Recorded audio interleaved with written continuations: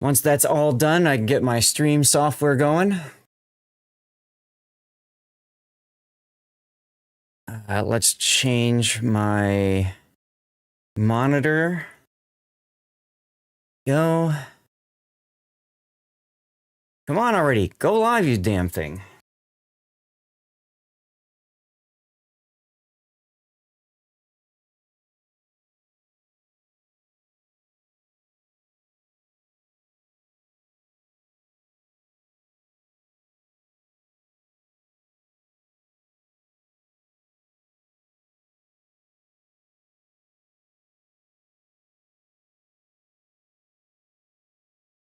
No, not that. Yeah, it did change. Oh, cool. Okay. So I need to change my link now to underscore for kick. That's cool. That's cool. Fix that.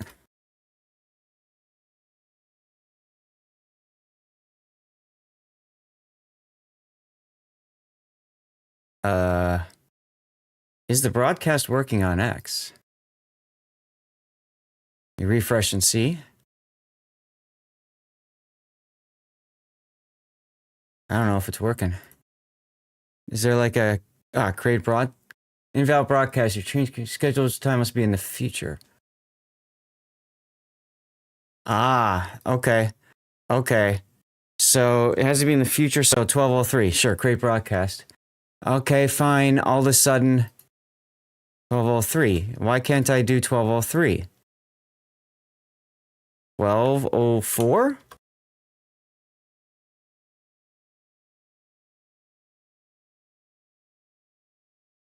Broadcast created. Okay.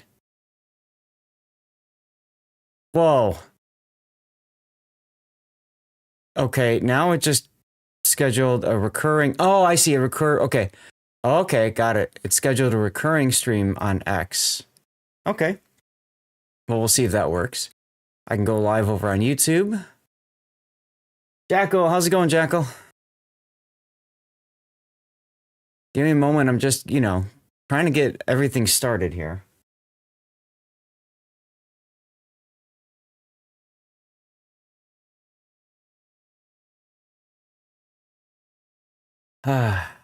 Okay. So that's good. So we should be able to get that going. Hit the restart.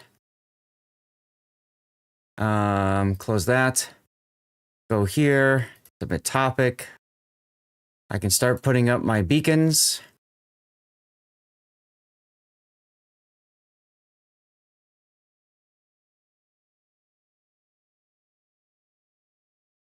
Okay, now the big question is where... Oh, okay, it's supposed to start at 1204. It's 1203 right now. Okay, so that's fine. That's fine. Twitch is working fine. I will send you to Jesus. Hey, Zath. Sending me to Jesus. Wait, are you streaming right now? Yup. Oh, okay. How you doing, Kramoa? I'm alright. How are you? Fine. Do you like how I recognized your voice and called you by name from that? Haha, I'm learning. Yeah. It's better than what the other soundboard I had. Yeah, there you go. Luis! I changed this one just so I don't say something stupid. Fair enough. Luis, what do you mean you didn't know Twitch streamers could ping users? I ping users on the Discords, of course. Speaking of which, I need to @Zath Nation. Bam! Come on, publish. Let's go. All right, got to go with some other ones. Guys, we're going to start with some Fabletics unboxing today, and then we'll get into some replay analysis. I believe there's only one stream left for replays, by the way. That would be Sunday. So if you've got replays and you want them covered, do the thing and either use your subscriber or Patreon or whatever benefits, or make sure that you use your channel points. All right, let's see. Here we go. Pop that over. You meant the Twitch notification. I thought so, Luis. So you mean the thing that said, Lord Zath just mentioned you. Guess what? That's just a regular notification. What I did, though, was I set it to Lord Zath just mentioned you because guess what that means? You ran over, right? You're like, oh, what happened? What happened? Luis, I gotcha.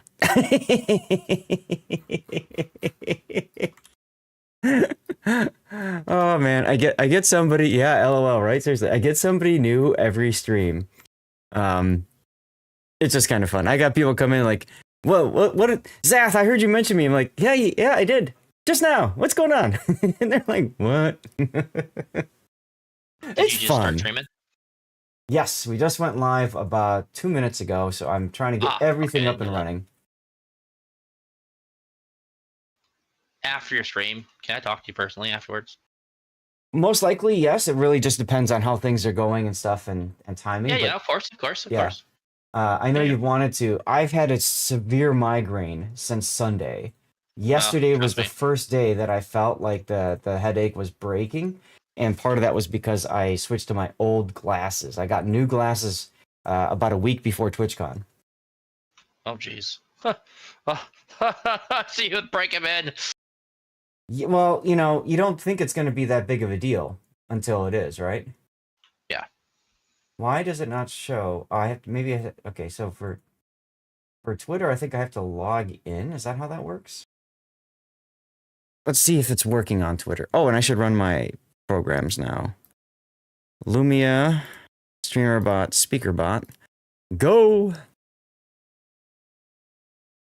you Multiple doing replay YouTube stuff today, or is it just regular stream? replays, yeah.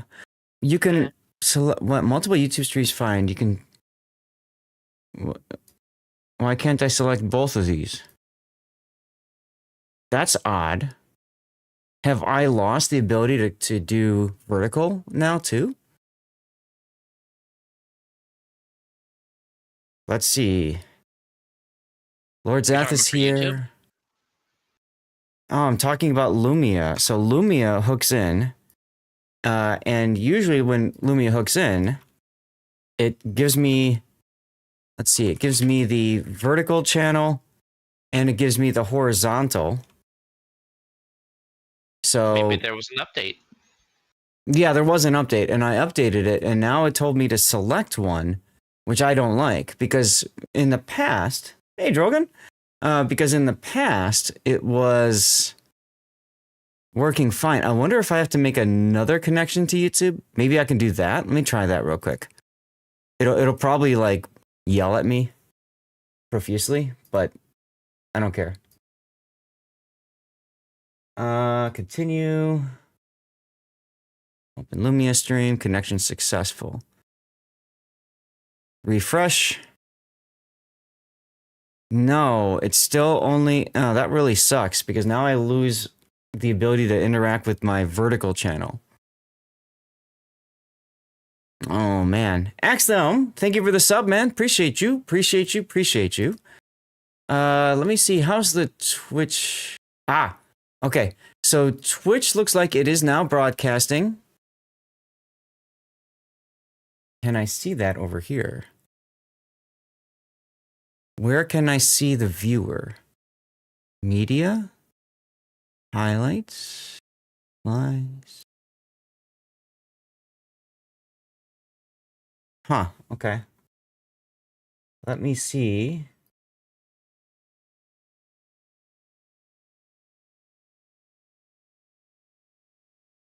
Okay, so I've got all of that together. Well, you can't see me, no, because I'm trying to get things all sorted out. I like to do that at the start because sometimes, say one arm bandit, because sometimes I'm like, yeah, kind of all messed up. It is what it is. Okay, cool. Sith Kitten can see. Okay. Huh. I have no idea where I can see it, but maybe it's because I'm logged in as me. That's I'm guessing that's what it is.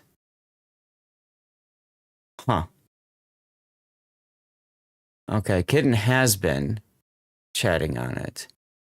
Where do I go?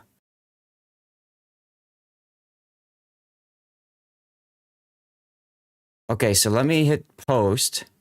Maybe I have to post that I'm streaming and then it shows up? Let's see.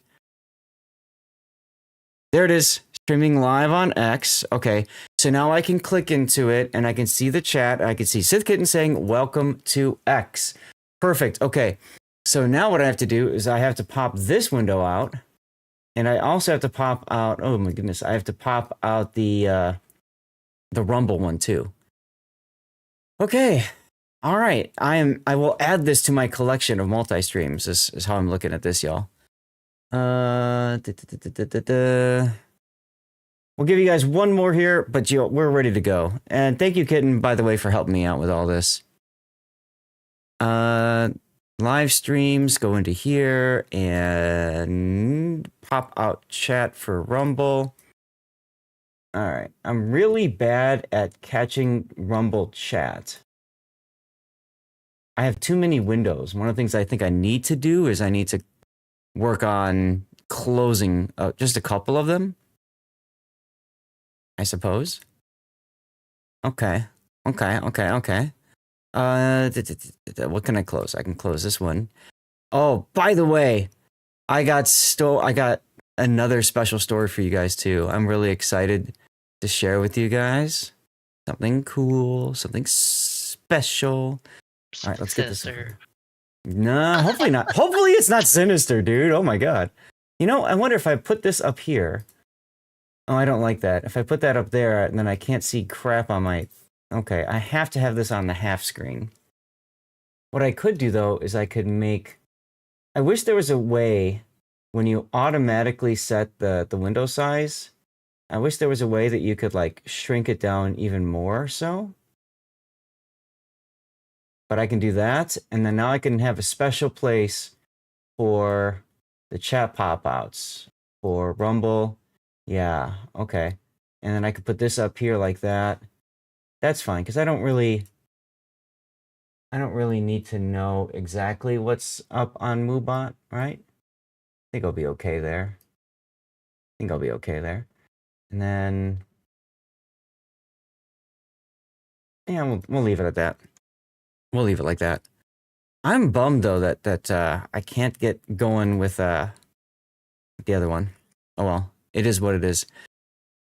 Oh, how's everybody doing today, by the way? I see Rogue Pope is here, Mr. Drogon. I'm glad that I was able to raid you the other day. And One-Armed Bandit, Ocean Vanguard, Louise Uppercase, Lord Jackal 1, Burnt Tuna Wad. Of course, we've got Cremoa hanging out in voice right now. Axdown with the sub saying hello. 6 months of subbing. Really appreciate you for doing that. Thank you so much. And am I missing anybody? I think that's covered everybody, just about. That was very kind of you. Yeah, more than welcome. Channel with us. Yeah, no, you're more than welcome. So I got rated on Wednesday. Let me go to the Focus on Me screen and say hello. And I need to authorize Stream Deck again for Discord. Yeah. I don't know why, but I do. I guess I updated the Stream Deck stuff. It is what it is. It is what it is. Hey! Shipness, what's going on? Hey, NBA. So, yeah, I got rated, and did I miss your stream streak? I saw you 235. 235 streams on Twitch. The Lector's been hanging out. That room is a lot more stuff. Yeah. Oh. You didn't see my crowning glory now. It's bigger than the Torpillo. Bigger than the Torpillo. Wait, are you getting shorter? Yeah. Or is that your desk? It's my stand desk, baby. Look at that. Oh my gosh. I thought you were shrinking. I was like, oh god. Look at that. I got my 2 posters back from the IRL meetup for the Vault Hunters group. Is that cool or what, huh? That's a cool table. Yes. What's the Yeats code for? Does that table also have your PC and stuff all on it? No, the PCs are on the floor because it's a lot of weight on top of the monitors and stuff. I get that. So, would you be able to send me a link for that in your off time? Yeah, sure. Cool. To the desk, sure. Yeah. So this is the Yeet thing. Is when I get enough channel points, when the challenge is done, I automatically lead out a code. It's a way for you guys to contribute channel points so that I get more stuff out to you guys. Looking forward to COTS this year. Awesome. What team are you playing for, Shipness? I will not be doing COTS on the first day, on Saturday, November 1st, because I will be flown out to Los Angeles to participate, 3XA, okay, to participate in Call to Arms Live, which is a big live donation thing for that. Basically, you get money. No, I'm doing it. I'm doing that to raise money for Stack Up. If you're talking about the channel points thing, it's not necessarily a fund. It's just something fun for you to do with your channel points. Because I have a lot of people that hang out a lot and get channel points, and then Leave. Podkington with the Cover My Replay. I'm holding a slot for somebody, so if they don't redeem, I'll give it to you. If not, I'll hold you for Sunday, okay? Stack Up in DD. Yep, I put the link up there so you can see what Stack Up is all about over there. Guys, a couple big updates. One, for the first time ever, I am streaming on X, Twitter, which is kind of cool. I decided I'd pay for the check mark and see what it would do for me. So if you guys are on Twitter or whatever, or if you wouldn't mind just taking a check to see if it works, maybe type something in the chat there just so I know. I know Kitten's there, and I know it's working for her, which is great. But if you don't have Twitter, don't worry about it, Luis. One of the things that I think is the new meta for content creators in 2025 is you gotta multi-stream. You gotta get your name out there and people to see you and stuff like that, right? So, as many of you guys know, I stream to YouTube, I stream to Rumble, I stream to Kick. I actually technically stream to YouTube twice because I do vertical as well as horizontal, right? And now I added X on top of it. And one other big thing, guys, I just made Kick partner as well. They reached out to me during TwitchCon and they're like, hey, yo, we want you over on the Kick side of things too. So I'm excited about that. Another platform. Yes, Kick is almost a direct competitor to Twitch. They're currently third place, I believe, in terms of streaming and stuff. C1, thank you. I just signed up for Kick because I said, well, what the hell? Let's see what's out there. And to be quite honest, there aren't that many people going on out there. I stream in the horizontal. Is that even allowed? Yes, vertical and horizontal. You deserve your love. Thank you, Luis. I am a hard worker. Get on your dirty water scheme. Yeah. So I was telling you guys about my glasses. Nobody noticed, by the way, that I got new glasses last week when I streamed. So shame on all of you. But these glasses are my old glasses, okay? Just like mine. And they're actually kids' glasses. If you notice, the frames kind of go out like this, okay? So I said, I want to get some new glasses. So, because my prescription changed and stuff like that. So I got these, okay? And they are better for vision.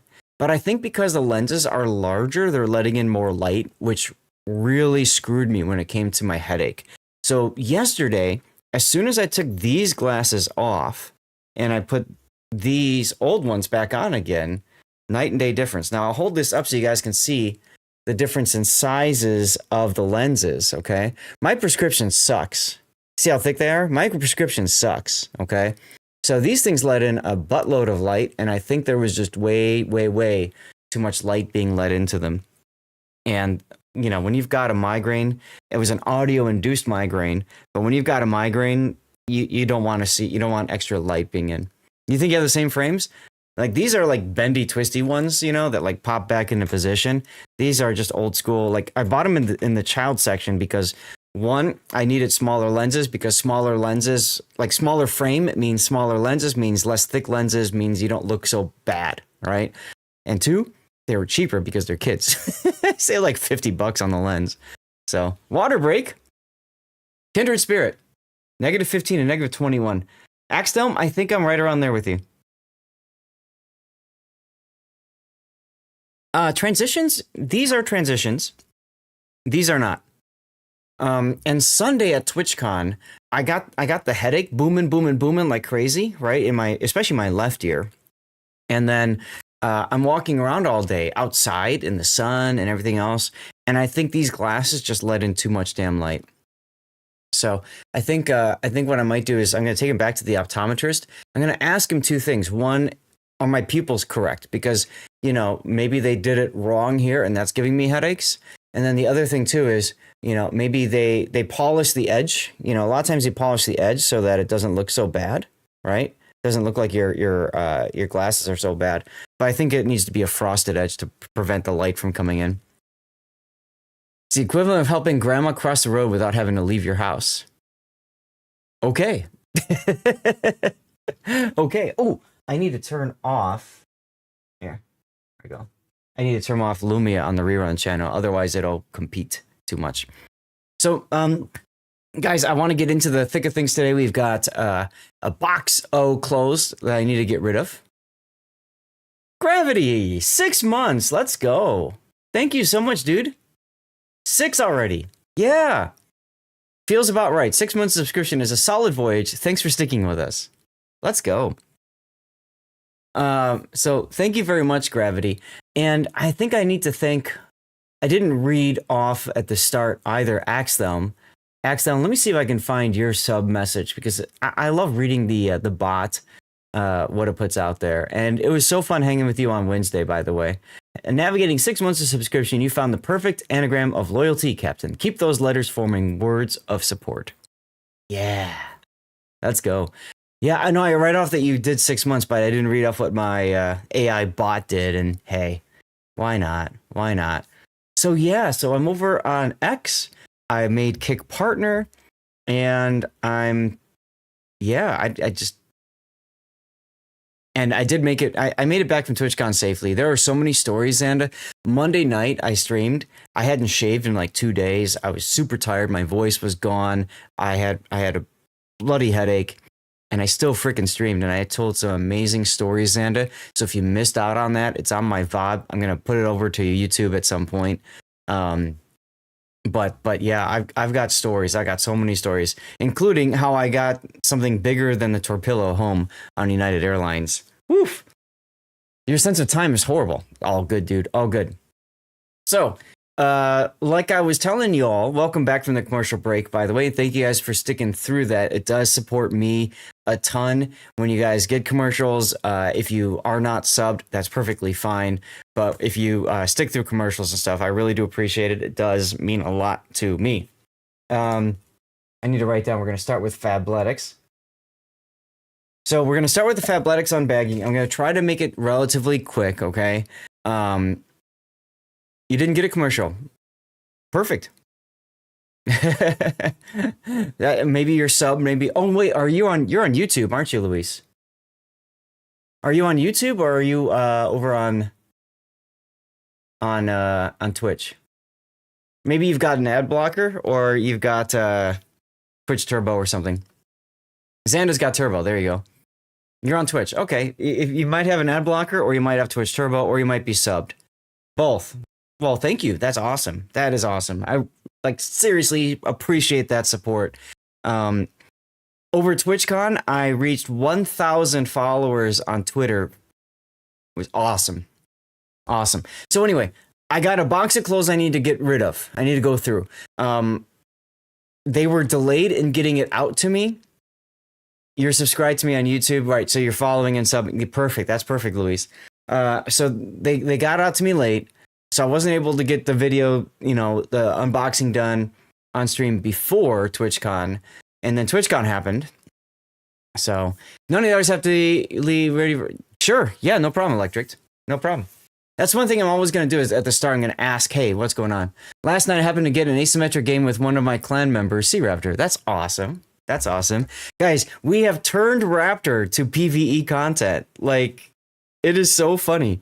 He used to like turn his nose up to PvE content, right? And now he's like, oh, this is actually much better. I can be more relaxed. I can just have fun and screw around. Amazing what that does to you.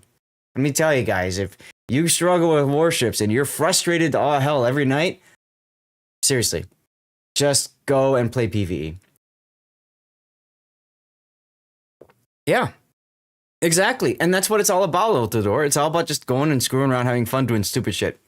And hey, y'all still lose from time to time, but it's not like a blood boiling. Like, I've watched him get angry before. Actually, my wife and I were watching him one night, and we were like, How is he still streaming this? He's so angry. Or drink a lot. Whiskey helps. Hashtag whiskey helps. That would be Happa Fodder's thing. Right, exactly, Electric. That's exactly it. Exactly. I prefer working with people too, and the co-op part of it is fun. And Asymmetrics is fun, and the Liberty Harbor is fun. And there's just so many fun things to the game, and people forget it because they're just so pent up about the random battles thing. Now, I will play PvP. I will play brawls. I will play ranked. Whatever. Streaming has Drogon. There you go. There you go. That's what it's all about, my friend. I gotta shout you out too, by the way, or I don't know. Putting somebody shout out Drogon, please. If only Asymmetrics wouldn't be so tough on CVs. The bots do cluster hard. This is very true. This is very true. You can make it work, but you have to kind of sort things out. Hey, David. David, if you're planning on using Cover My Replay, please do so soon so that we can just get that in the queue, okay? Okay. Thank you. Thank you, Xanda. I promise you guys, I'm going to do this I'm going to try to get through this quickly, but I am sponsored by Fabletics. I have to do my shtick, okay? I got to do my thing. That it's a business kind of contractual thing. Thank you, David. So just keep that in mind. I am leaving the category as World of Warships, 1, because I'm lazy, and 2, because I know some of you guys might be trying to work on your drops. So I always leave the category that. I probably should go to Just Chatting or something like that, but whatever. I don't know. All right, so I'm going to go to Fabletics now. We're going to take a look at our box of clothes. Now, this is from last month. Like I had said, unfortunately, they were a little delayed in getting the clothes to me, and then TwitchCon happened, so I'm behind. I actually have another bag or a box of clothes coming next week, so on Monday, I think. So Friday stream, I should probably be doing another. So a week from now, I'll probably be doing another Fabletics one. What's up, Stan? Yes, can you unbox the box? Unbox party, indeed. So, guys, what I like to do is just talk about the clothes as I unbag them, unbox them, whatever, and show them off to you guys, and you guys can tell me what you think about them, all that good stuff. I'm gonna try putting the lights on brightest here. We'll see if that I think that's gonna bother my headache a little bit here, my migraine. So I'm gonna set it to 50% instead of 100, and we'll see if that works. What's up, Morfork? So bear with me. We're gonna talk about the clothes. If you guys have questions about the clothes, please ask. This will go on to YouTube later. So of course, YouTube, when you're watching, please ask away as well. So do they fit any size? I'm sorry, what? Do they fit any size of person? Some things are one size, but when I request clothes, because I can go and request different outfits, because I can say, oh, this looks good, that looks, whatever. They'll ask me like, what size clothes do you wear? And of course that impacts what I get. Keep in mind that if you are considering ever shopping for clothing on Fabletics website, I'm going to put down the my link right there. You can of course support me by clicking that link. If you ever think about that, keep in mind that they have a limited supply every month. I believe it starts at the start of the month, and once they're out, they're out. So if you wear, like me, a size large, it's a lot like the popular stuff sells out right away. As far as yellow light, yes, it's healthy for my eyes, but I want to make sure that the clothes also show up properly. So that's why I have them set to white right now. Okay, so the first thing we've got is joggers, the go-to straight leg pant in black. So the go-to straight leg pant. One thing that they always do is they have plenty of stuff that they pack with the clothes to prevent like friction, shock, and all that kind of stuff. So that's nice. So these are like sweatpants. Nothing too special about them, I'd say. We've got a zipper pocket on the right, and inside is their famous cell phone pocket. So they've got a pocket within a pocket. Now this is really good for putting anything in your pocket that you want to keep secure. So if you're talking about a phone, hey, that comes in handy.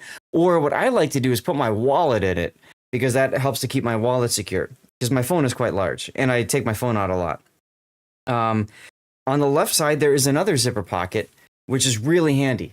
So these might become my traveling pants. like literally legit my traveling pants. Because when I'm flying, I want to be able to have both pockets secured. You know, like especially internationally, I want to have like my passport in a pocket and I want it zipped up. I flew home one year and I looked down and my passport had fallen out of my pocket. And if I hadn't looked down or that passport had just moved a little bit farther along, it would be in the crack in between the seat and the plane itself, and that would be no bueno. Now it looks like it's kind of the legs are tapered down, which is nice. And yeah, and it's a very soft and soft material inside. Oh, yeah. This is what I sleep to. I have some of their sweatshirts, and they've got like this really soft fleece inside. Oh, in the wintertime, it's perfect for sleeping. So this is a win. This is a W. Yeah, Puddin's been my friend for a long time, a good and dear friend for a long time. And he also streams, so you can go check him out. Next item, I'm just grabbing from the box at random. These are the one short 7-inch Brutalist Khaki Winter Branch. Interesting. So these are the one short 7-inch Brutalist Khaki Winter Branch. Look at this. This is a pattern, guys. This is a pattern. Nebulord, what's going on? Zath the Fit. That's right. So these are the one shorts. These are my favorite shorts. If you guys are looking to get pants, shorts from Fabletics, this is what you covet, the one short, okay? If you don't like the pattern, don't worry, they got other colors. You've got a loop in the back for a towel, another object of clothing, or hanging a carabiner. You've got a zipper pocket in the left here, okay? A nice cavernous deep zipper pocket. And then you also have a zipper pocket on the right. And inside of that is, you guessed it, a cell phone pocket too. These come in lined and unlined. They've got a drawstring on the front here, so they're perfect for going around. And they are, look at this. It's very stretchy material. So you can absolutely take this out for desert combat. There you go. These are good for travel too. The liner ones, I actually use the one shorts with liners as swimsuits because it works well for travel. I could walk around during the day with it. I could jump in a pool if I needed to or something. Winter camo for those negative 30 degrees in shorts. Yes. Now there's something I think that goes along with this, and I could be wrong, but we'll find out. Because it's been a while since I filled out the form. All right, let's move on to the next thing. The next thing is the 24/7 tee in Brutalist Khaki Heather. I don't mind getting their t-shirts, but I will mention to you guys, if you're buying Fabletics clothes for the first time, I wouldn't start with t-shirts. I would start with their shorts or pants because they feel good, they make your butt look good, and they just do it right, if you ask me. Their shirts are good too, like 24/7 tee, nice, soft, stretchy. These are really good for sleeping. These are good for loungewear, like you're going to hang out at the hotel or something. You just put something nice on like this, and there you go. It's a decent color. So yeah, that's a win too. So far, nothing but W's over here. What's next? We've got a Training Day quarter zip in mid-gray heather. I love quarter zips. So this is going to be awesome too.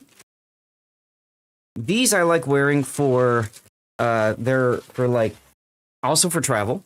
You know, I'll pack this in my backpack or something like that, and I'll wear that, you know, like on a flight, because you know when you're on a plane, sometimes it's nice and warm at the start, and then they take off and they get up at 30,000 feet, and all of a sudden it gets really freaking cold.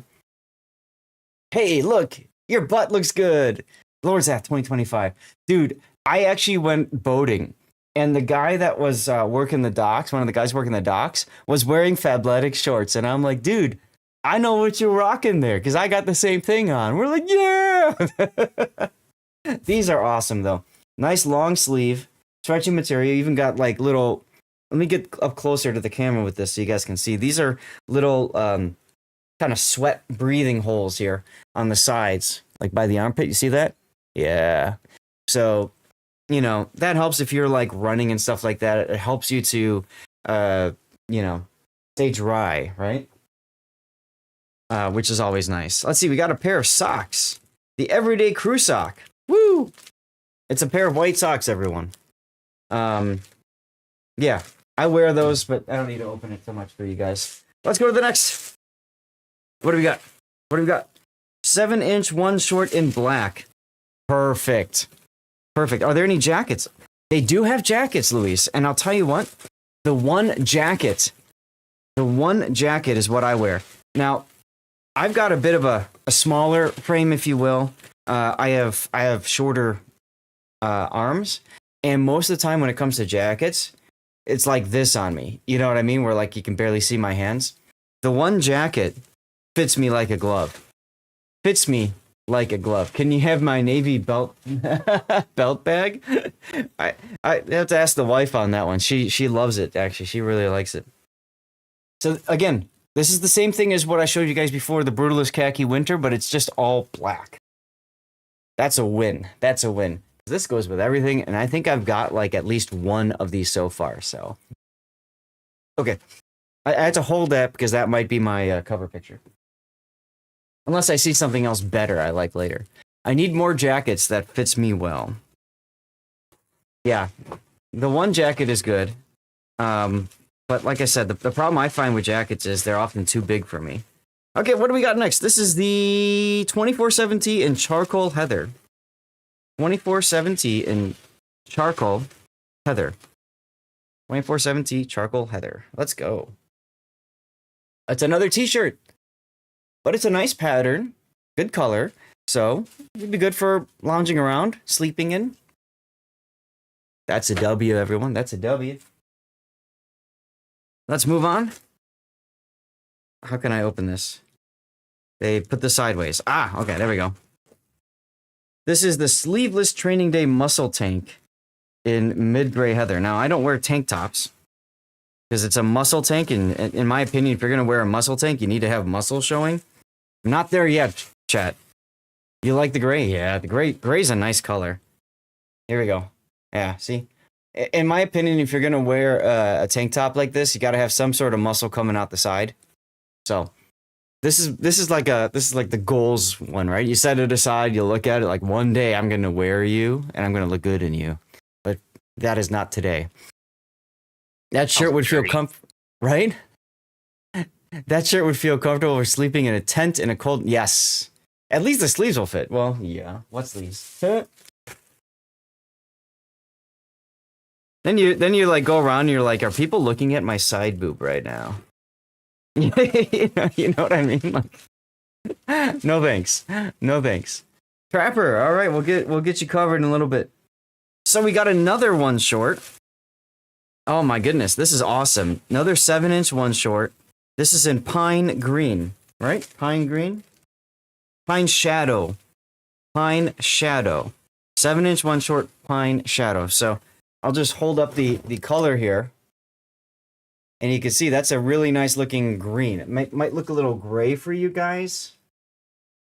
But it's definitely green. Look at that. Look at that. I love the one short, so I'm really excited. Anytime I get a one short, I'm all over it. What the hell is this? This is the 24/7 Polo in Brutalist Khaki Winter Blanche. So this goes with the one short I started with, the Brutalist Khaki Winter. So this is the top that goes with it.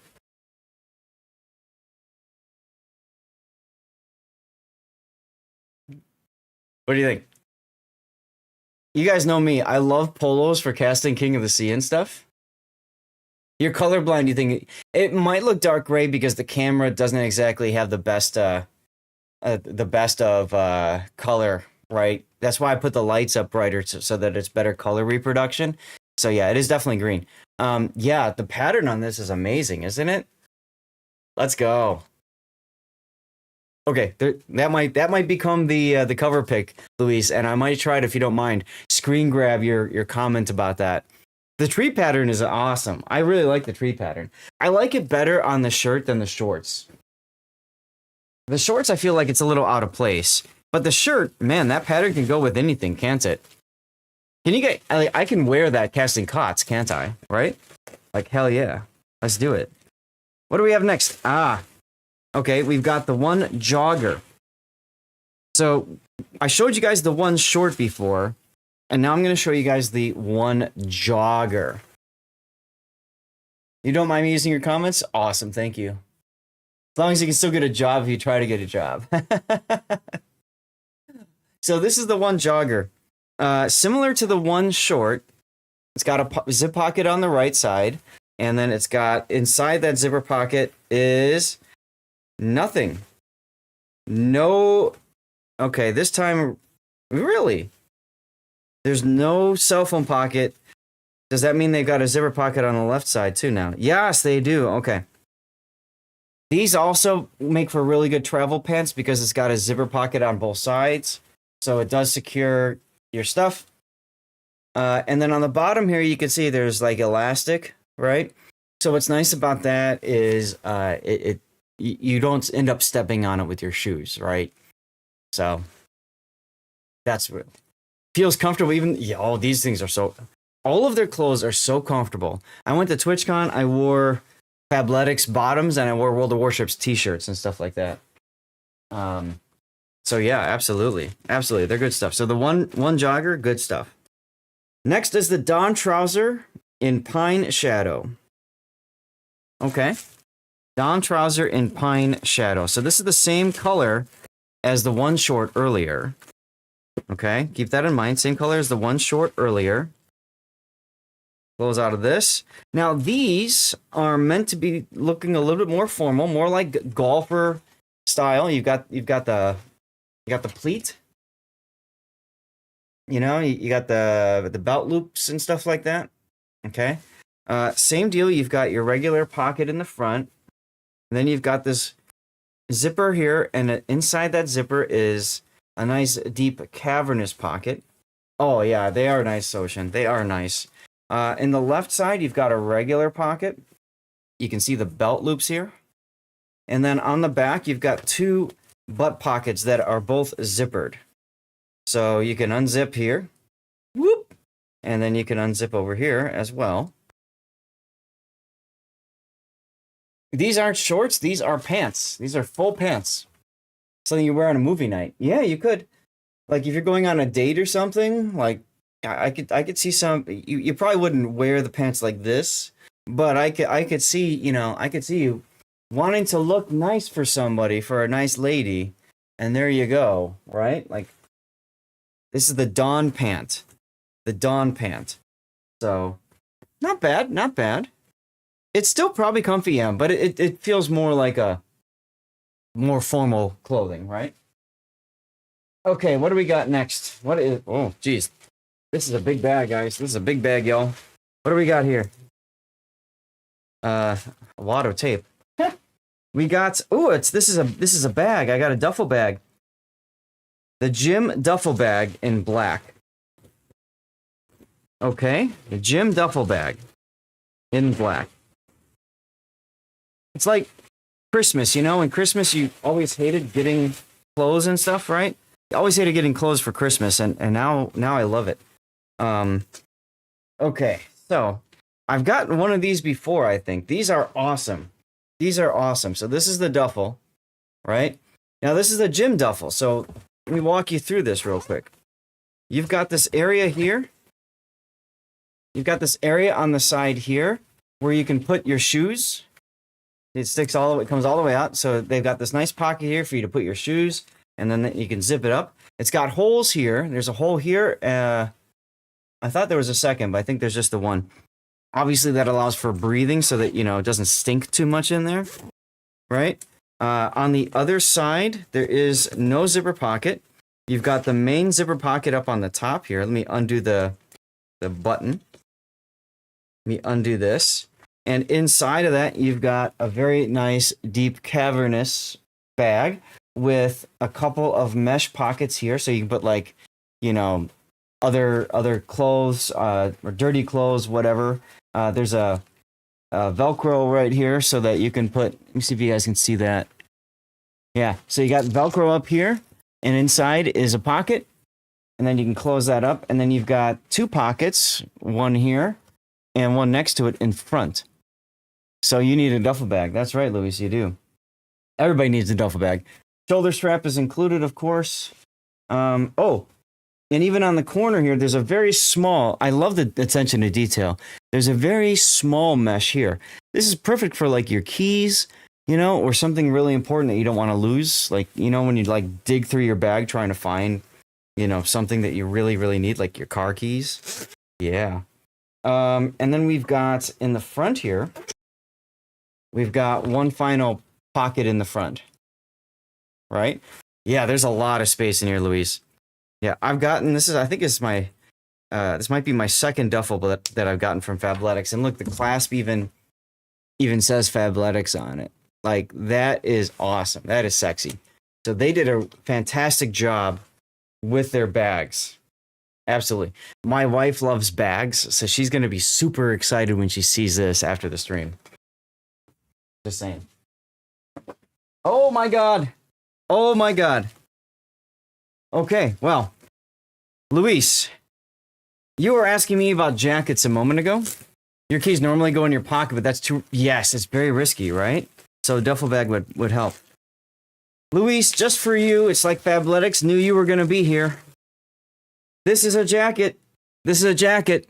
This is the Essential Puffer in Brutalist Khaki Winter Branch. So the same pattern as that polo shirt I wore earlier. I pulled out earlier, but it's a puffer jacket. Look at this thing. Look at this thing. Like, okay. This is the puffer jacket. I've gotten one of these before. Let me undo it, and I'll put it on for you guys. Make sure I don't hit stuff.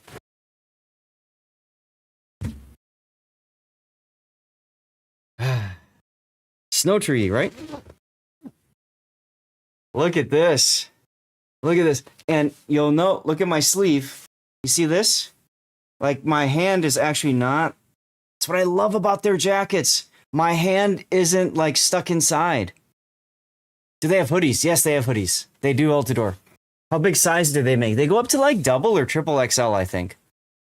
Take a look on their page though, Altador. Here, I'll put the link there again. Look around and stuff like that. I will give you a quick warning. It's going to ask you for an email. Make one up before you, like, if you're not serious. If you do want to buy, fine. But they do have a habit of like getting out there with emails and stuff. It's the right size. It is a perfect size for me, and I love the pattern. This is great for outdoors, huh? What do we got? We got a pocket here on the right. Oh, look, a cell phone pocket inside. We've got a pocket with a cell phone pocket. And then on the left here, we've got a regular pocket. Okay. Oh, it feels so smooth. The polo with the same pattern. What about the polo with the same pattern, Electric? Want to look weird? Put the polo underneath the jacket. Oh, yeah. And then wear the shorts too, right? So it's like everything's the same pattern. Let's see. Inside, there is also a pocket in here. There's a pocket right in here. Now, it doesn't securely close, but this is where I'd put my, put your wallet or something, right, that you want to keep out of prying hands. Nothing on the right, but it's super smooth. You're obsessed with repeating biological patterns. I mean, this feels good.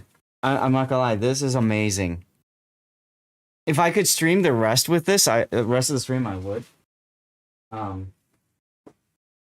right, we just have 2 more items of clothing left to share with you guys. Really, one, and the other one's an accessory. So I'm gonna open the next one with this. So this is a T-shirt, the 24/7 tee in black. The 24/7 tee in black. So just another T-shirt. But again, it's good for loungy, stretchy. It is so comfortable. It is so comfortable. And like I said, you can see how much it stretches there. It's very good for loungewear, sleepwear, all that good stuff. Does it have the shirt? No, the T-shirts don't usually have pockets. Some of them have like one pocket on the front, I'm not a big fan of those. I don't like. I'm not a big fan of like just the t-shirts. You know, it's very comfortable, Puddin'. It's very comfortable. Like I said, I like to sleep in those shirts. I'm slowly but surely replacing like my nighttime t-shirts with like from like old crap to like stuff like that. And then finally, the last item for the day is a fundamental hat. These my wife loves. I went to see my dad. I brought a bunch of these hats because I have a bunch of them to give to him. And she wore one like this. I'll put this on and I'll explain why these are so nice. Okay. First of all, they're very smooth. They fit. The bag was very handy. It is handy. DJ, you're absolutely correct. The Fabletics logo here and the rim here, that's reflective material. So if you're out jogging at nighttime or on the bike or just going for a walk or something like that, this is highly reflective. It makes it easier to know, to be seen, which is important for safety, right? Now, on the backside, you've got I would say a more expensive quality style adjuster, instead of like the cheap plastic clasps. And then each one of these little blocks is reflective as well. Each one of those little blocks is reflective. So you're reflective from the front, you're reflective from the side because of the side of the brim, and you're reflective from the back too. So it's really good. Exactly, Charamosh. Exactly. So it's really good for being out at nighttime. Backstrap. Thank you. I don't know all the lingo. I just know it works and fits good. Your wife is gonna love it when she comes home and you're wearing all that stuff. I mean, I'm trying to get rid of jackets, and I just got myself a keeper. I just got myself a real keeper. You know what I'm saying? So I'm excited about that. The fundamental hat, like I said, these are great. They come in all sorts of different colors. I'm not a hat guy, but they also have ones that have holes like right up here, so your hair can breathe more and stuff like that. If you're like a jogger and that sort of thing. That's everything, guys. That's everything. You like the colors? Yeah. So that's everything. Normally I do what's called Zat Does Laundry, and we put it over on the side here. But as you can see, I still have stuff from TwitchCon over here. So we won't be doing any of that kind of stuff. But it is what it is. But this will go out to YouTube as well. Yeah, that's all of it. Hey, I mean, Luis, you have to understand, Fabletics has sponsored me for almost over 2 years now. You're just getting excited. Well, I do have all of my unboxing on my YouTube, so you can always go through all of that and check it out. I'm not a hat guy. Where's captain's hat? Where's Chinese peasant hat? Yes. You look like Let me be real with you guys. Men in the chat, you'll understand. I started becoming a hat guy when I started noticing that my hair is starting to thin. That's when I started becoming a hat guy. And so I'll be real with you guys for a moment and just say that. And for me, the captain's hat really helps me stay visible and recognizable and stuff. So anyway, Fabletics, thank you so much for sponsoring me and for supporting me for so long. Hats will make it worse, really. I appreciate all the support, all the love from Fabletics, guys. Great company, fantastic people, and really good clothes. So just a reminder, you can go and click on that link if you want to support. And of course, YouTube later. Let me know what you guys thought about the clothes. If there's anything special that you like, please let me know. Until then, till next time, actually next week, probably for the next set of clothes, let's get out of Fabletics, and we're going to move into Warships in a moment. So let me do that. There we go. So the hat makes you thin faster. How? Really? Luckily, really you're does. 6'4". It really does. Huh? Why? How? How does that work? Explain. Oh, it makes you lose your hair. I don't know. Well, it has to deal with a greenhouse effect, like Oh. the heat on top of your head and stuff like that, and trapped heat. Huh. Okay. Interesting. Especially if Interesting. people don't wear a hat all the time. Like I wear a hat all the time. Yeah. My Kitten, hello. grandfather wore a hat all the time, and then he got skin cancer on his head, and he's like, they told him it was because of all the years he wore hats. Well, Huh. maybe just different things. Interesting. Well, I don't. I only wear the hat in public, and I don't go in public that much, as you can imagine. So I think I'll be okay with that. We'll see. Just go into boats content rather than fashion. All right, I need a moment to like clean up everything and put things to the side. Oh, we lost Kitten. So just give me 1 second. We're gonna go to the Be Right Back. And then Electric, you said you wanted me to start with your replay first, right? Friction to the hair follicles. Oh, okay. Okay. Yes, I'm going to do that, Forrester. Absolutely. I was just going to mention that. So I'm going to go to my Be Right Back screen for a second. I'm going to run a 3-minute commercial break, and then we're going to get Electric's replay up and running. And yeah, so stay tuned, guys. And thank you guys for being here. Again, thank you so much. Let's go to the Be Right Back screen. Subs get a peek at share content. Right. Absolutely. And also me, like, moving things around. Okay, so you guys can control words by typing things like continue, start, or restart. I think if you type ! Continue, you should be good for that. Hydration, yes, I will. And I'm going to do a commercial break right now. But the bow turrets can't quite keep up. Also, you can click that link there if you want to see words outside of things. Here, let me just hit it for you guys. Yeah, he didn't. Woof! I'm getting warm in that jacket. Love it. Peyton is absolutely 100% a dead man here. There it is. Wow. And the two Delnies survive the experience. That is a clip moment, if you ask me. This 18 ships, 2 teams, 1 victor. It's time to ban Loop. Raiden Shogun P, RPR in the Holland with the torpedo build. We've got Unforgivable Wee in a Venezia with my little eye, a fellow Twitch streamer that I met in 2022. Ladies and gentlemen, I'm live streaming now. Can I show your face? Yeah, that's fine. Amaranth!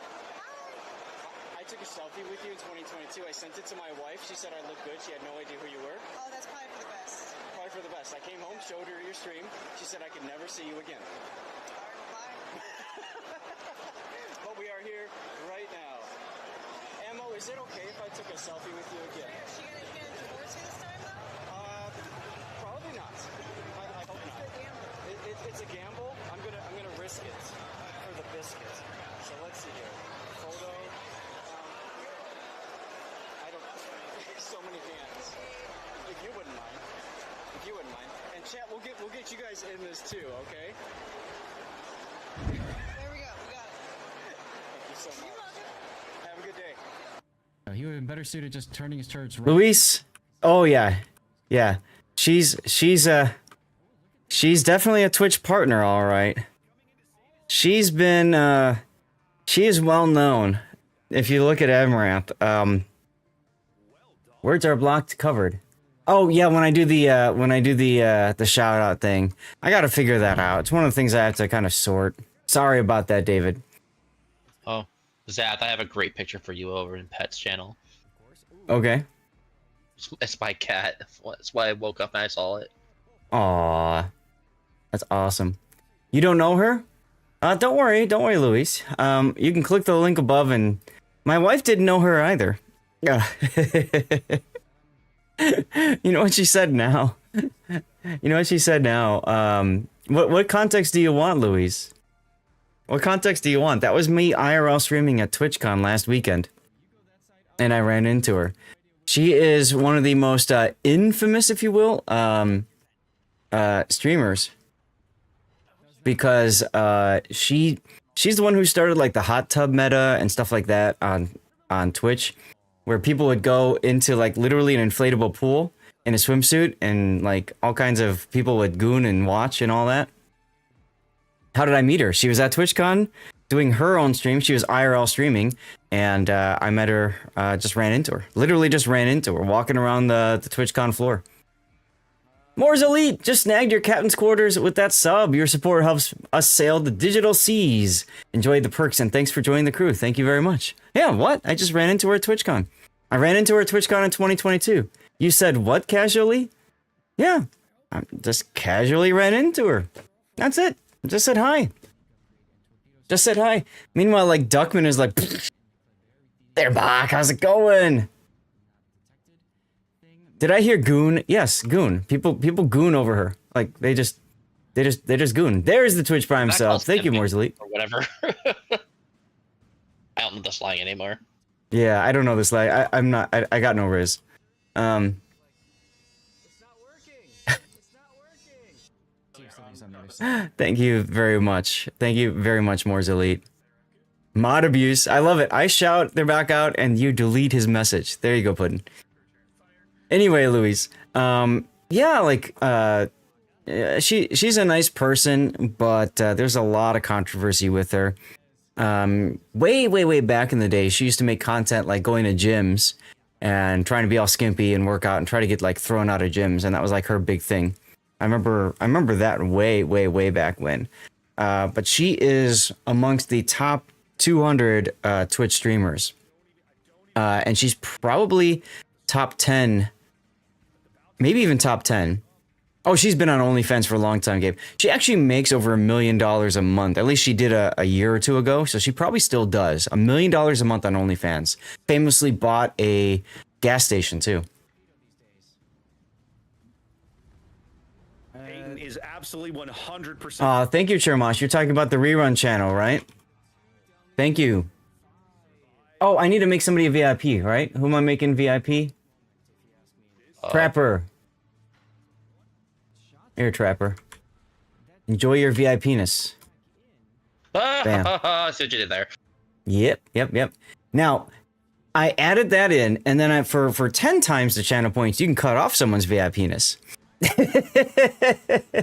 Oh, hell no. I hope I didn't follow her. She was on Caleb Hammer's... Oh, okay. Thank you, Chermosh. I appreciate you. I really do appreciate you. Imagine making $1 million a month because, you know, yeah, I mean, sure, she's got a body gravity. There's no doubt about it. But she also has a personality and a wit that goes with it. You kind of saw that a little bit in the clip, and that's what makes her really fun. I think a lot of people come for the boobs and they stay for the brain, if that makes any sense. But, hey, that's Amaranth. We're not here for Amaranth. We're here for replay analysis. See what I did there? How's that for a transition? This is a Kitakaze, right? Now, let's make sure. Okay, sure. Yeah, I didn't know who she was until you showed a picture of her. Yeah, neither did my wife. I came home from TwitchCon that year, and I pulled up her stream, and she looked at me like, "You saw crazy. her?" Yeah. Yes, I did. Where is it? What's it called? Ships, right? Could be like ship stats or something. Where is it? I gotta reconnect. Here we go. I have to reconnect the build viewer. There we go. Yeah. It's a business model that works for her. Absolutely. You gotta respect the hustle. Because I'll tell you what, if I could find a way to make $1 million a month, I would do it. I'm sure the rest of you guys would do, right? I treated her appropriately, Luisa, and that was something very important to me. If you watch the clip, I did several things. I asked her if I could cover her on camera. I was very cautious around her. She actually had a security guard with her in plain clothes, and she had somebody that was streaming, and so I was able to catch. I went back on her stream. I posted it on my Discord in the Clips channel, but I managed to catch her stream and clip her stream too. Yeah, exactly, Gabe. Exactly. Yeah. So, I wanted to, it's important for me. I like to model appropriate behavior in real life as well as on stream. And to me, that was really important. The guy before you was a bit meh, but when she met you, she was really nice, reacting to your energy. Thanks, Electric. Good matters memory. Yep. You try to reverse OnlyFans, sending pics to people until they pay you to stop.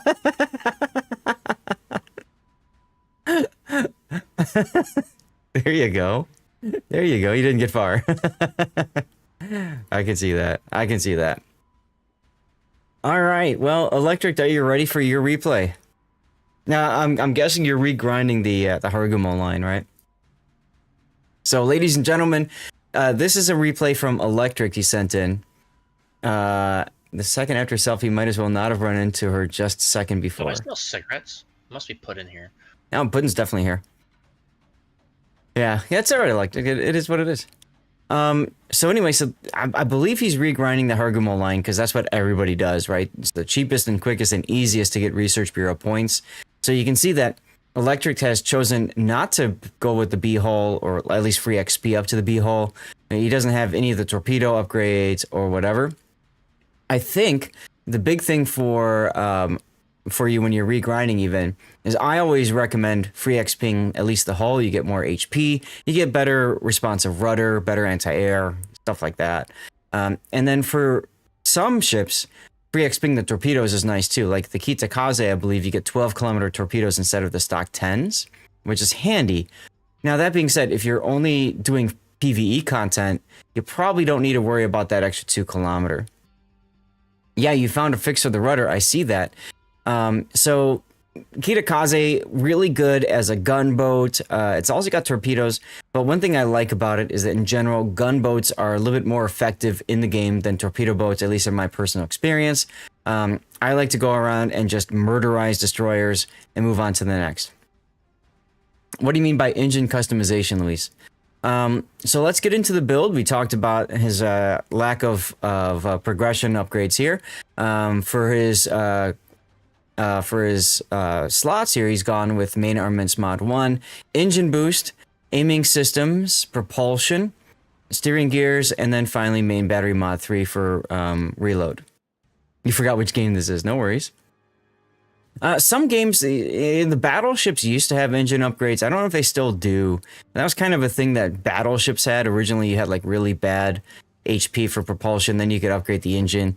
Usually you don't see that in cruisers or destroyers or carriers. So yeah, I think they've gone to simplifying things over the years as opposed to making them more complex. But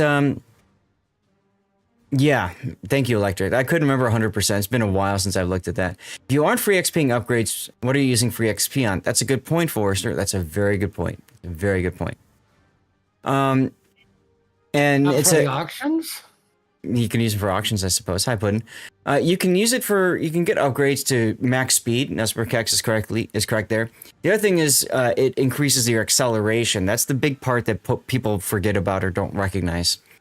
So in your build, Electric, the only suggestion I'd make for you is maybe consider going with Torpedo 2's modification here, so that you protect your one and only torpedo tube. But you know, aiming is fine.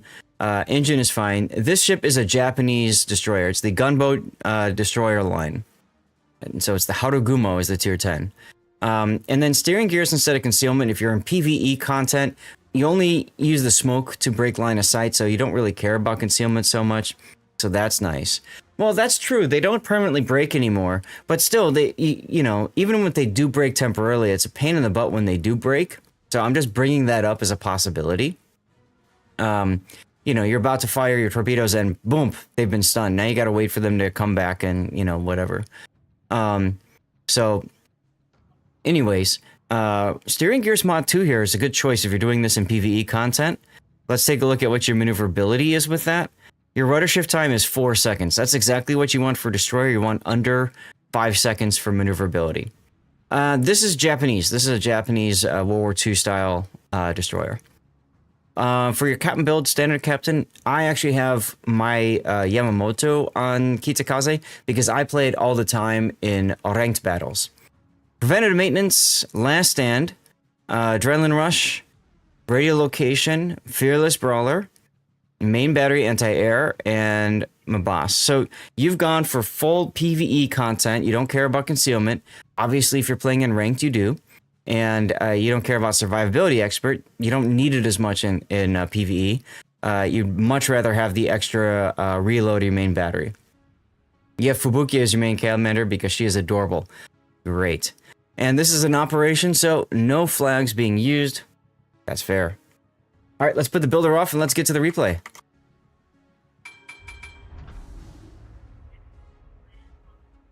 So this is an operation. This is which one? Defensive Naval Station Newport. Okay. Yeah, you went max DPM.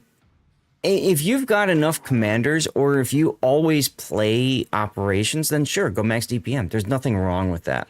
Hitakaze gives you the tools to disengage if you need to. So as you can see, this is, Luis, this is a World War II style destroyer. This is built on from the Akizuki at tier 8. So the Akizuki, when it came out in World War II, had 100mm main battery guns, but they're high angle guns. You can see how high the barrels can go. So it was designed so it could shoot, anti-air shells as well. What's the horsepower? 5,200? 52,000, I mean. According to the ship tool site. I agree with you, Forrester. I like the Kitakaze better than the Harugumo. Now, the thing about it, Luis, is that during testing, Wargaming found that the 100mm guns didn't really do much. It's not long. It's the caliber, okay? So 100mm is the caliber, the size of the barrel. Okay? Most guns, like Japanese, like mainline or American destroyers, are going to be 127s. That's 5 inches wide, 5 inches. These are 100mm, so they're much smaller. And what Wargaming found was that they didn't penetrate enough because of the 1/6 pen rule.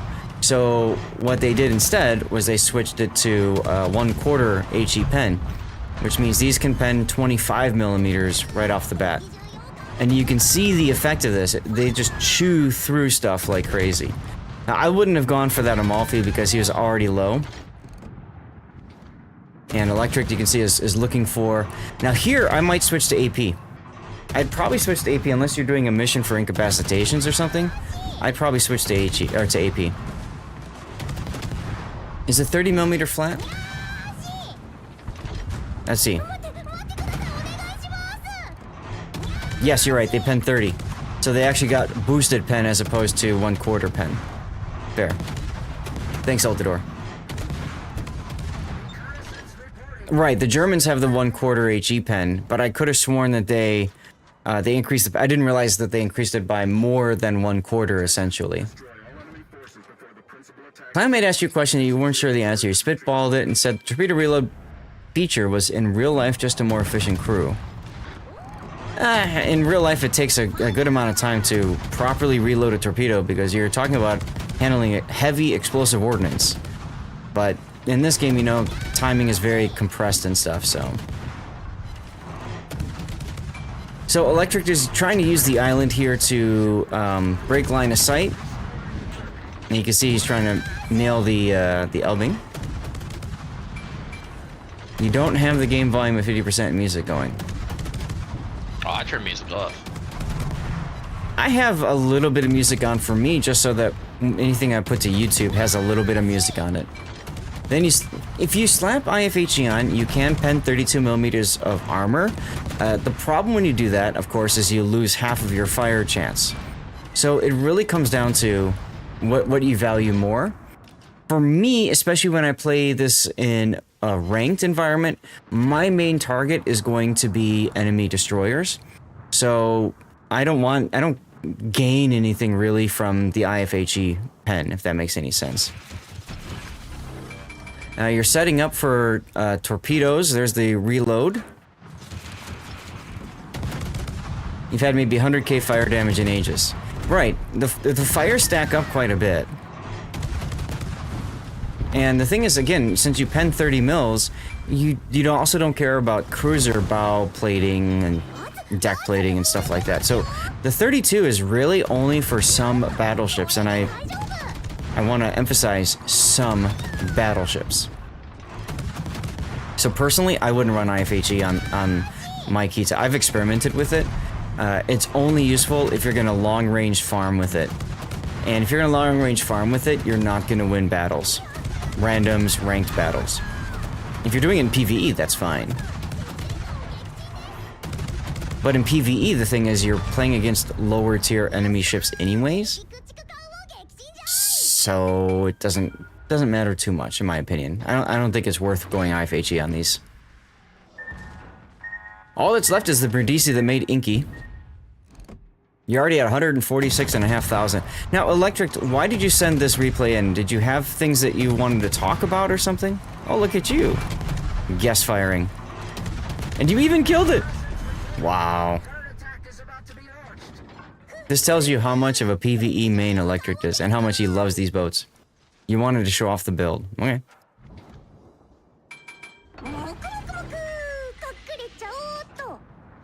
Here comes the smoke because Electric is towards the front of the pack. So he's gonna smoke to prevent himself from being shot at. It's a good use.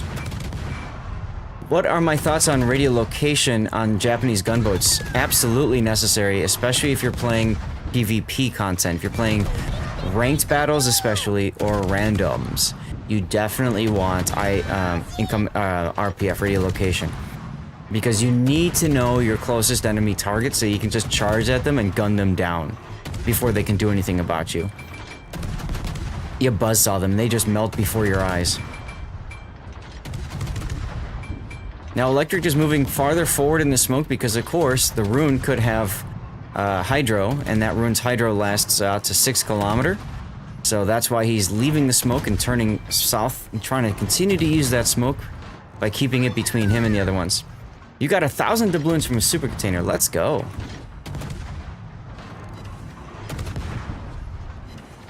Let's go.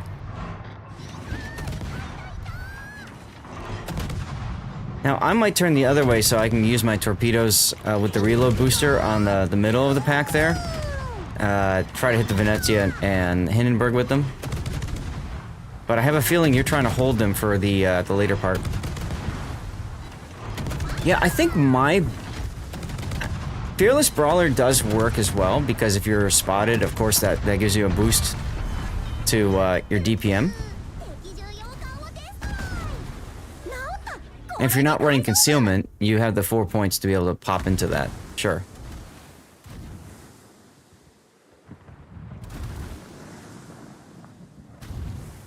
Jermosh, what are you going to spend those 1,000 dubs on? Or are you going to save them for later? It would be nice if planes existed in this game, maybe half player, half neural networks. Come in and attack ships, bomb them, kind of like Midway or something. There used to be a lot more planes in operations, and then the CV rework happened. Bots react to rudder shift input. Yes, they do. Would you use Fearless Brawler on German destroyers like Z-39? XM, you could. It really comes down to what's left in the build. Like, I feel like radiolocation is far more important. And obviously concealment is important too in the Germans. And then, you know, generally you want a utility build, right? Because you want to get that hydro out more rapidly. So consumable specialist is good. Superintendent is good because, you know, because you've got that, you kind of want to spam the hydro.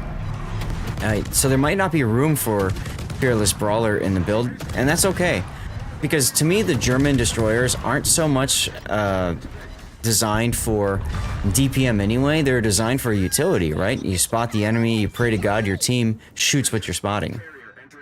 Nothing planned. My birthday is next month, so you plan on buying dubs to get the free dubs. Okay, gotcha. And then Santa containers. Perfect. It's a great question, though, Axel. You might be able to make it work in the 128 armed ones, but yeah. Torp save for what spawns to the north. Right. What I'm getting at is if you had fired your torps before, they might be ready again for when the Musashi or whatever spawns in.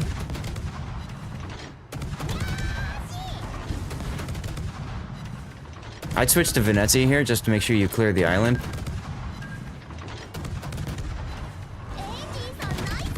There you go.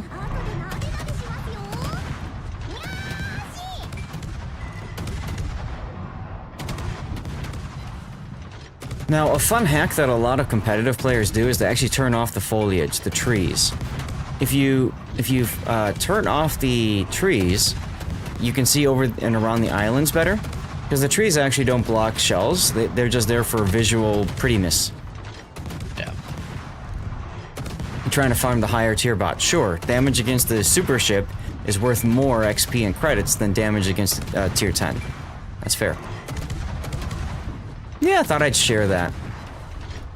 Also, it helps with your frame rate too. So if you're struggling, you know, render-wise. You never thought to turn them off? I used to do that. I'm a bit of a eye candy graphics whore, so for me, I wanted to still have that available. Now the next wave, the last wave, should be spawning in pretty soon. So smoke, yep, perfect timing. Smoke is up. I have a feeling you're gonna try rushing, but you're quite low on hit points right now. I think the foliage makes the game realistic. Yeah, exactly. If you're failing for a reason. Fair enough. No rush needed, they come to you. Yes, that's very true. But what I mean is you're gonna slingshot out of your smoke right into them. I could already see it happening. Oh yeah, there's so much extra eye candy stuff, right? Now, in my opinion, this is a little bit too early. I would wait. I would get farther back in your smoke and only charge forward once they're like within 3 kilometers. You take advantage of your acceleration, or like right now you get caught on the Poison Hydro. Then I'd be going full speed. There's the reload boost. Now what you're hoping to do, of course, is whack the Piemonte and then torpedo the Preußen. Nice kill. Preußen took a torpedo and is flooding right now. I wouldn't torpedo him in face on. Doesn't look like you are. I'd be shooting him with guns, maybe getting him on fire. Now keep in mind, his secondaries don't have an arc on you if you're staying bow onto him. So I would have stayed bow onto him, gotten closer, and then torpedoed him. Gotta head to bed, Luis? No problem. Buy those clothing things tomorrow if you can. Find some safe casual you want. Nah, no worries, man, no worries. Take care, Luis. Thanks for tuning in, man. Good to see you as always.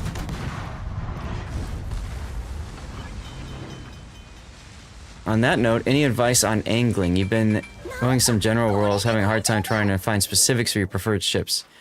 Admiral Latarque. That's the French cruiser one, right? Get ready for the death pick? Alright. Are you gonna get Satsuma'd? Nope. Torpedoed. Boink. Of course I remember you. I remember you from a while back when you found me on YouTube and then we were vibing. I think that was a Manor Lord stream even. Look at that right there. Oh, look at that. Okay. Right underneath the torpedo tubes. Right underneath the torpedo tubes. Like a ship split in half, yeah? Yeah, you broke her back, baby. Totally Average Gamer, welcome in, everybody. Thank you for the raid. Welcome, everybody. Let's go. Was it before Manor Lords? Okay. Twitch.tv/Lord_ZADH. Follow and write something in chat. You brought some friends. Yeah, welcome, everybody. Welcome. Yes, so I'm Lord Zath. I'm a North American community contributor for World of Warships. You guys just got welcomed in by Stevie and Prue. Those are my former furballs. They have since passed, but they still live on with us in spirit and in stream. Blame Tag is his fault. Fair enough. Guys, welcome on in again. We have a giveaway going right now. Perfect timing. To enter the giveaway, all you have to do is be a follower of the channel and type anything you would like in chat. All right, Tag, you're it. You're the next to take care of these viewers. Let's go. Thank you, Mike. Appreciate it. Appreciate it.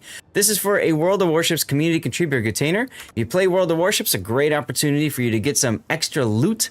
This is the good stuff. And we are doing replay analysis. So we're watching players, totally average. I think I talked with you about this at TwitchCon. This is a player submitted replay. This is from Electric 670.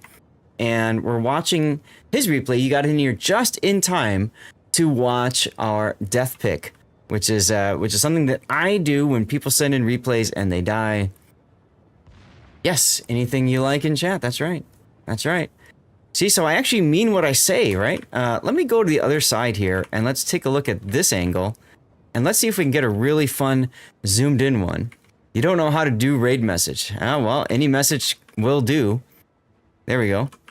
Look at that. Look at that.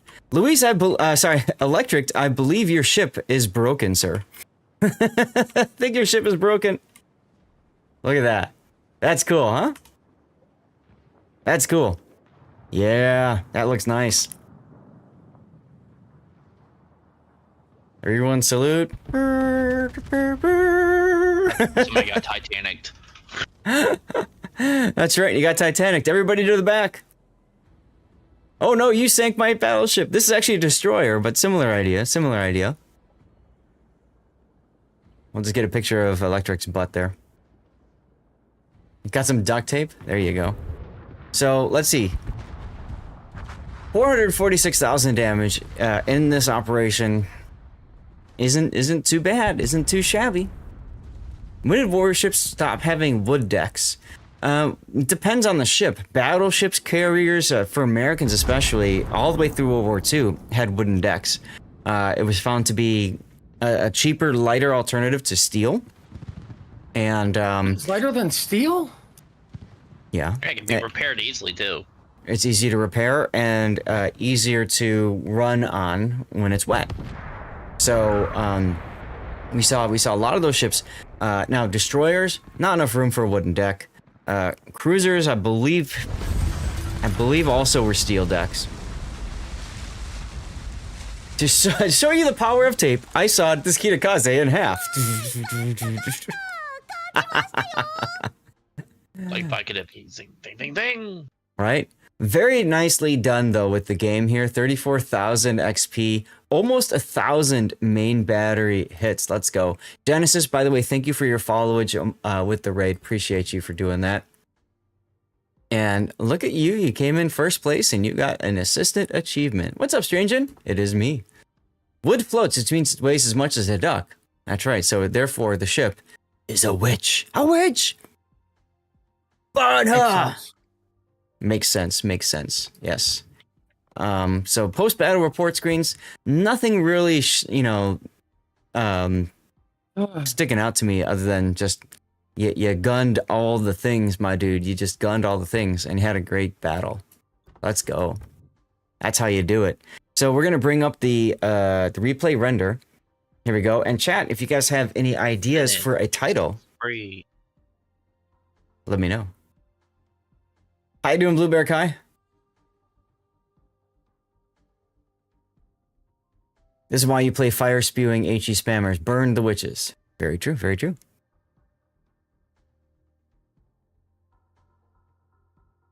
Fantastic game. Unfortunately, just derped into that torpedo. Flex tape?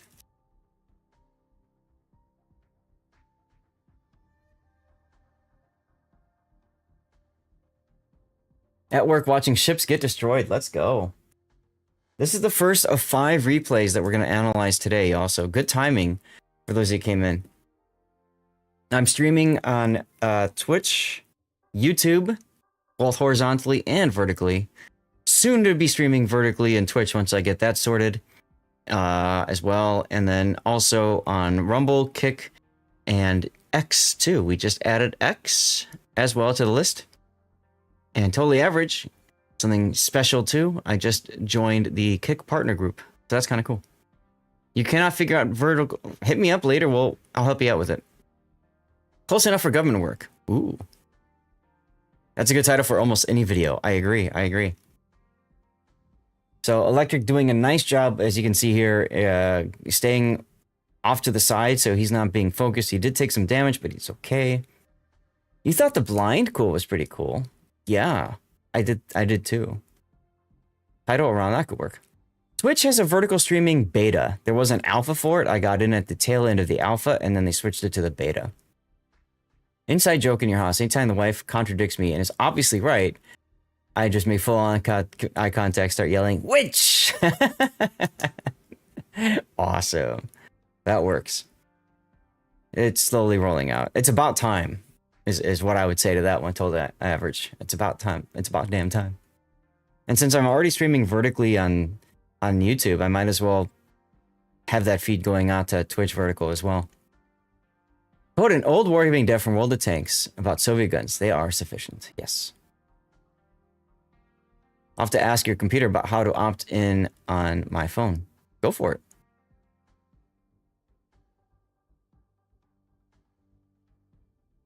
For the beta, I thought you did, but maybe I'm wrong. Anyway, we missed your death. Oh well, it is what it is. Yeah, if you're watching on your phone, what it does, I think, is it gives you the option. Like, hey, you're on the phone. Do you want the vertical feed or do you want the horizontal? So. Alrighty. Well, that was a fun way to start things off with our replay analysis stream. So, Electric, thank you for sending the replay in, your support, and your, what is it, 250, 350 some odd stream streak, dude? Fantastico, fantastic. So what we're going to do now, guys, is we're going to go to the back screen. And we're going to see some fun clips. We're going to play words on stream. For those of you guys who don't know how words work, this is over on Twitch. We got the we got different letters up there on the top left screen. You can also click the link up there to open words in a separate tab if you would like. You want that 2K streaming for Ultra Sexy? Sure. Oh, that's right, Electric. You sent in 2, didn't you? Yeah, we could do your Shimakaze replay next. So I'm going to get that set up. I need to eat something. I need to hit the bathroom, and we're going to set up our next replay. So I'm going to start up by commercial break, guys. You're not going to miss any of the action if you stick around. And don't forget, the giveaway is still live. You've probably got about 2 or 3 minutes to enter the giveaway. Again, be a follower and active. This is on Twitch only. If you're on one of the other streams, you're going to have to head to Twitch to get into the giveaway. Sorry, it's just the only way I can get the bot sorted out to make that work, okay? So be right back. 3-minute commercial break starts now. He's using a cell phone hotspot to play the game. Okay. Apparently he crashed at least once already. So that's interesting. Just pour yourself some more. Which place did you say that was? Just so we can keep an eye on it. Deadeye Abuser, you know, the battleship, the guy that doesn't really matter if he disconnects for 3 minutes, right? Okay. Yeah, that's right. Fine. And then, jeez, and then we've got Des Moines, Moskva, Nevsky, and cruisers. Looks like they're doing the standard. We've got SF in the Salem, which is very interesting. It's got that little T-Rex style radar, so that rar.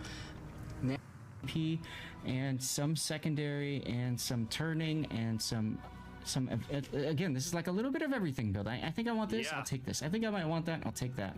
Even close quarters expert, he's got to get in range of his secondaries to proc that. The Vermont build's gonna blow your mind. The other Vermont, Grade White. Which Vermont? Yeah, Grade White's Vermont. Did you mute yourself?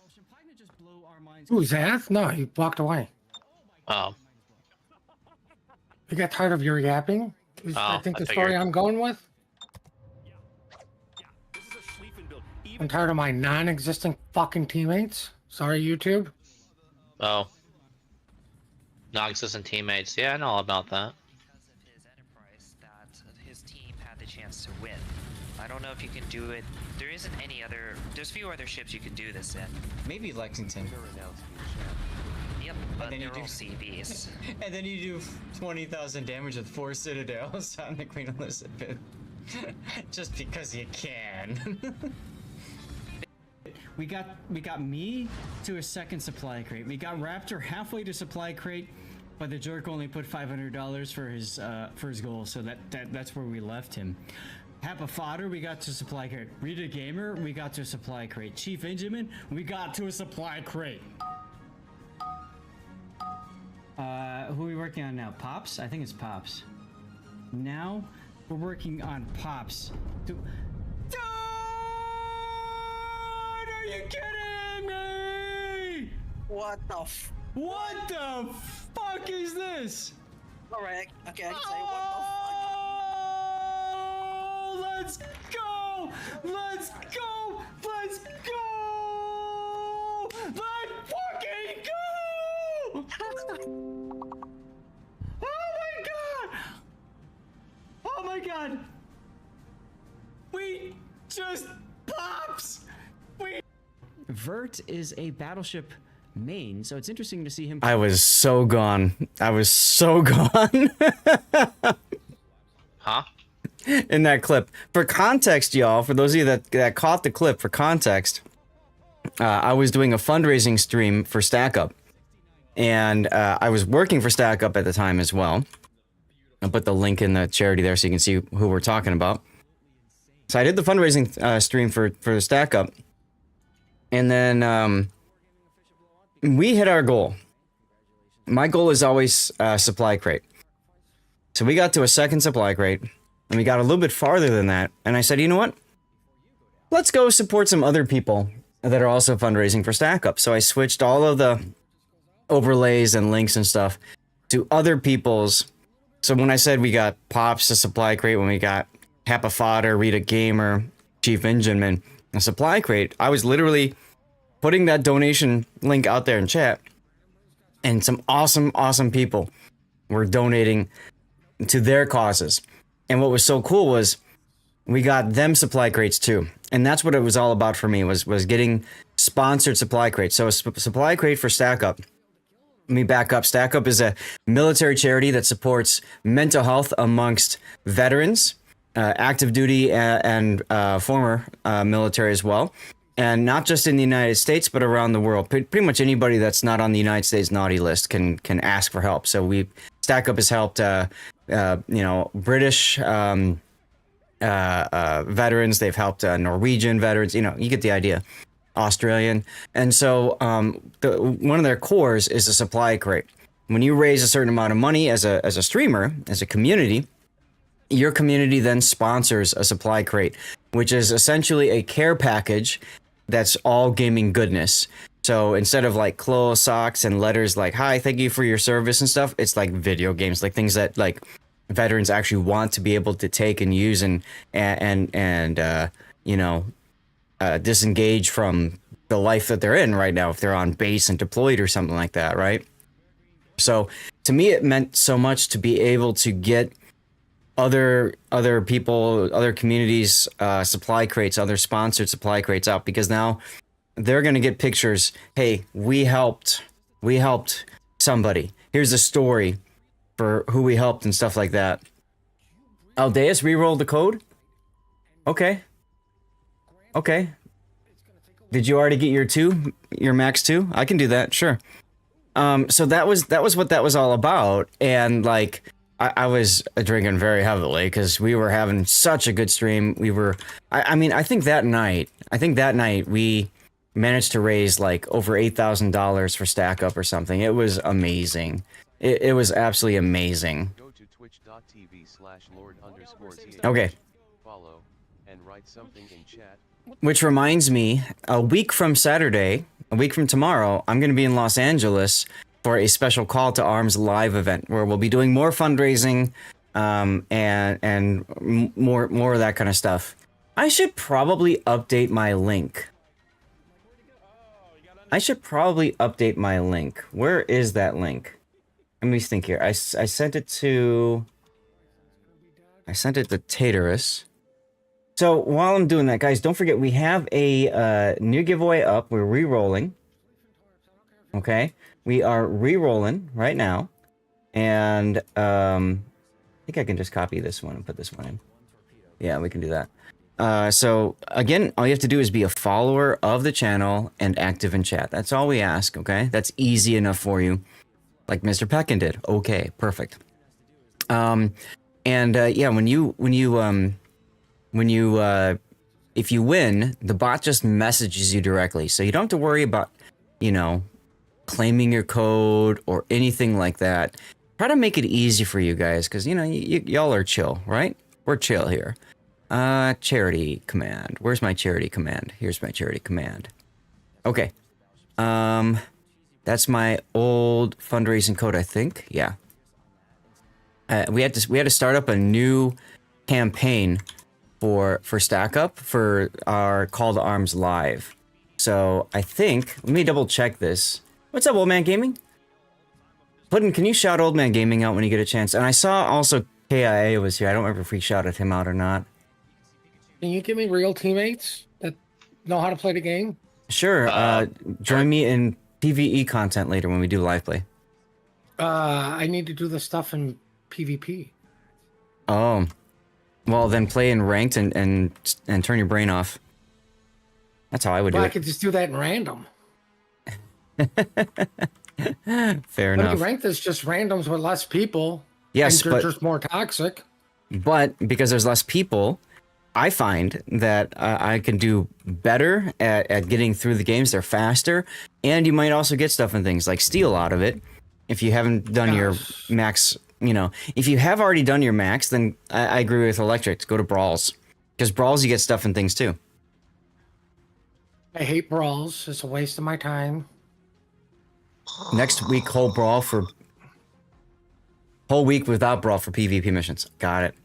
Yeah. Brawls is pick a German battleship, hit W, walk away, go cook some food, do some laundry, come back, hit the battle button, hit W 4 times, and go do something else again. Yep. All right, let's see. I got the Shimakaze ready to go. Build viewers on. And yes, I had it muted while I was eating because I don't want you guys hearing me chomp, chomp, chomp, and nom nom. So, okay. Shimakaze. Now this is a clan battle, so this is going to be a different perspective. So we saw Electric a moment ago in PvE content, right? He was doing an operation in the Kitakaze. Now we're going to see him in a true tryhard format, this being clan battles. Okay? Now for those of you guys who are new to the channel, clan battles is kind of like the more competitive PvP element, the most competitive inside of World of Warships. There are player and wargaming run tournaments, but you know, that's a different story. Spot the Streamers is the title, huh? Okay. So let's go and talk about the ship that Electric has, and then we'll kind of pan out. When I do clan battles, I try to pan out and look more at the whole. So Electric is running a Shimakaze, which of course is well known as a very stealthy boat, fast. It's got decent to good torpedoes. The guns are no slouch either. But the big thing is its stealth and speed, right? It can cap places easy. It can spot things easier. The smoke is helpful for disengaging, but not as good for like smoke death snails. Jeez, I can't talk. Like you get with the gearing in other boats.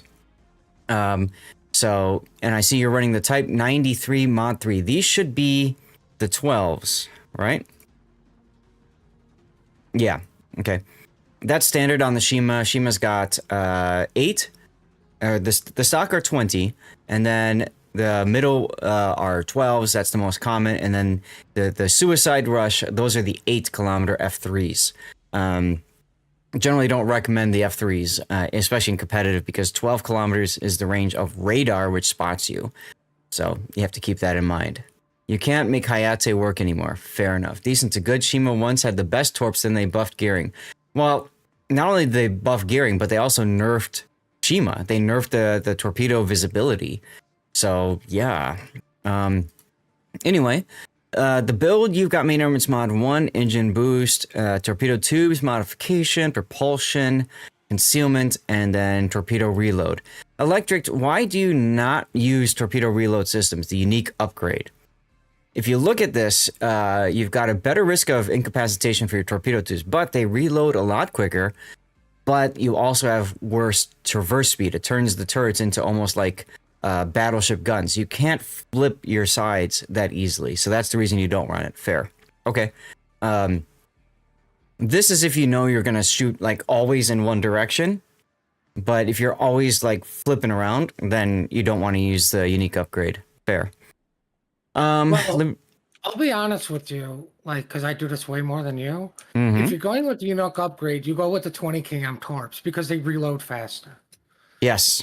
Right? The difference between randoms and clan battles is once you start actually moving up, and like Storm, you know where everybody's going to be. You kind of already know. So your torpedoes aren't used as a, oh, I'm gonna torp and kill this guy. They're used to, no, you're not going to move forward. We're going to keep you pinned in that position. Yes. You deny the enemy movement. Right, exactly. Use them for area denial to prevent them from being able to go into certain places. So, oh yeah, this is one of my favorite tunes. Okay, perfect. But you got the 12s, you got the regular torps, fine. For captain skills, you've got Yamamoto. Now, Yamamoto, only the buffed skills work. The talents don't work in clan battles. Sag. So you got buff grease the gears, buff preventative maintenance. You've got last stand, consumable specialist, swift fish, fill the tubes, adrenaline rush, radiolocation, and finally concealment expert. Okay, now interesting that you've run these. There are some common skills that I'm not seeing here for clan battles. One is swift and silence. This is a 4-point skill, so it's expensive. But if you're not detected, you're faster. This comes in very handy if you are trying to get to an offside cap quickly or something like that, or just get to a position the enemy doesn't expect you to be in, so that your torpedoes hit before they expect them to. If unlatching towards the spots where people are going to camp. Yeah, sure, that's fair. So that's a skill I just want to highlight for a sec that's useful in clan battles. Another one that's very useful in clan battles is survivability expert. Why wouldn't you want the extra hit points so that, like, if you get spotted, you die less? That's kind of a nice skill too. The problem is, in order to do those, you pretty much have to give up fill the tubes, swift fish, grease the gears, and probably even consumable specialists. So, you know, you are going to miss out on some of these other skills that maybe you need to use a lot in clan battles. So that's fine. So I just want to highlight that. Yes, Puddin'? You really need survivability expert because it allows you to survive that one crap. I got bumped. I got radared. I accidentally hit a torpedo. Bingo. And I will say this, if you are playing tryhard in clan battles, you need one of these special captains. Okay, Suzuki, Ito, Aruga, whatever, because they have buffed survivability expert. So you get an extra 500 hit points on top of, you know, the 4,000. So my suggestion is if you're going to do that, pick one of these other ones. One of them is Cole, one of them is doubloons, and then these were added in other times. I think Ito was a event pass. I don't know about Aruga. You had Suzuki on Hayate. Fair, and that's a premium boat, so it's easier to slot Suzuki in for that. For signals, you've got ship HP, ramming, fire flood chance, fire reduction, flood chance, smoke boost, speed boost, and consumable boost. All good skills you'd want to have in a clan battle environment. So I don't see a problem here. Puddin', I think we're good, right? Yeah, you're not missing anything. Okay. Nah. Build viewer off. Let's get to the game. Now, like I said, because this is a clan battle, what I typically do is I pull the video back, the replay back. Because of the fact that we're watching his ship, you'll never see his ship shown on the screen. And you'll only see on the minimap the big arrow over there. Okay? Axel, congratulations. Excuse me. I've just accomplished the greatest thing in ships ever. Oh, victory? No, I got accused of cheating for getting a dev strike because my first set of torps missed them, but the second set that reloaded killed them. Nice. Nice. Let us know what you got, Axel. So you are playing for TSOF, TSIOF, which is this ship is on fire. And we've got a Kleber CLR, Hindenburg, a Moskva, Venezia, Stalingrad, and Vermont. And then on the other side, you're noticing it in chat, triple streamer, because what do we have on the other side? I see BFK for life in the Vermont, and he is murking along with Obnoxious Potato. Is Obnoxious a streamer as well? Yes. Okay. And then we've got Credo, which is Sin Deacon. We got Des Moines, Moskva, Marseille, Venezia, and Kleber. Okay. Obnoxious in Smallland, and BFK's in Vermont. Who's the other streamer? You said triple streamer. Let me look at the list. I don't know who the other streamer is. Obnoxious Potato. Sin Deacon? I don't see any other streamer. I know Mr. Deacon is a streamer. I know Mr. Deacon too, but I don't see him here. Yeah, that's not Mr. Deacon, right? So it's probably just double streamer, not triple. But anyway. Wrong Deacon. Doo-doo. So you've gone into the C-cap area. The enemy's got a Kleber. You've got a Kleber. So you know that the Kleber is going to charge one of the caps. This is Trident. It's a smaller map. So you do have to play a little bit more cautious. You've got a Moskva with the radar you have to be concerned about. The Smallland is a real problem. Because the Smalland, if you detect the Smalland, he pops his radar and he can stealth detect. In other words, as soon as he gets detected, he presses his button and finds you. So that's a scary thing. If ship on fire, press R to stop. That's Isoffert's. That's the arch nemesis Glenn. There you go. Axdom, congratulations. You got a Roma. Nice. Yeah. Remind me after the stream, Axdom. I don't remember if you're in my Discord or not, but remind me, I need to add that to my list. I've got a list of like ships given out and stuff, so that's cool to see. Anyway, you're continuing to detect the Kleber. People all whacking it. Good. Now, the Moskva and Des Moines going to A gives you the flexibility to maneuver, so that's good. But we haven't seen the Smalland yet. Marseille going up the side. I would expect the Smalland to be over at A, since Kleber was at C. That would be my guess.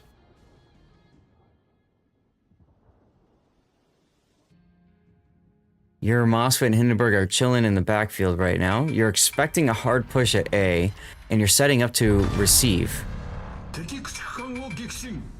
Nice torp on the Kleber. Not in Discord, sorry, I have to get the ship back now, right? Seriously.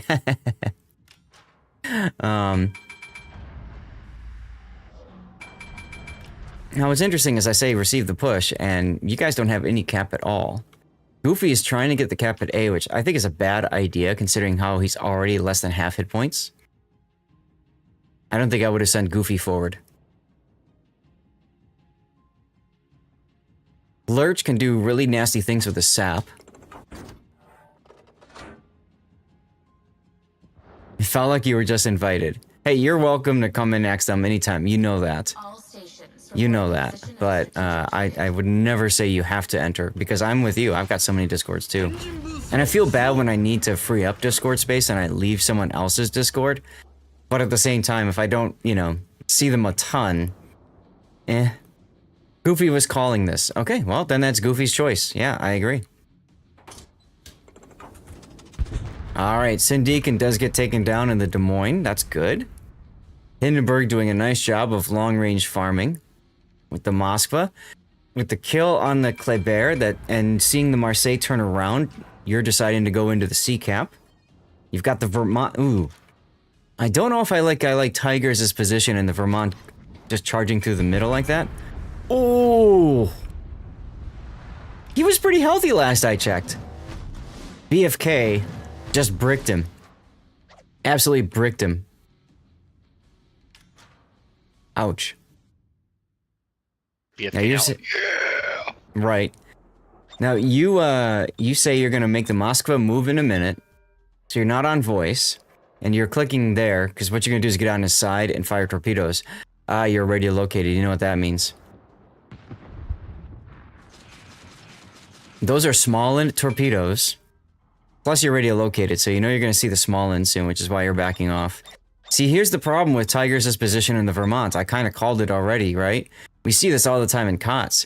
You don't put your battleship in the very middle of the map until, like, frankly, the game's already lost, or you're making a hard push. But your team's not making a hard push, right? If it was a hard push, there'd be Venezia working there and stuff like that. Now, you're smoking up. Why are you smoking up? There's the Smalland. You're trying to gun the Moskva too, it looks like.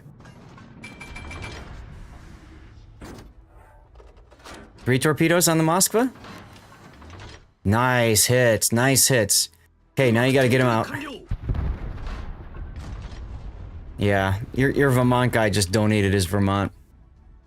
Gunning Smalland? I wouldn't gun Smalland. I would gun the Moskva. Did you see how low the Moskva was, Electric? If you gunned the Moskva, you might have gotten a fire on him, you might have gotten that kill. Whereas Obnoxious, he's not gonna die anytime soon. So I wouldn't worry about him right now. I'd worry, see? Achilles has already started healing back up again. So your opportunity to get the kill is gone.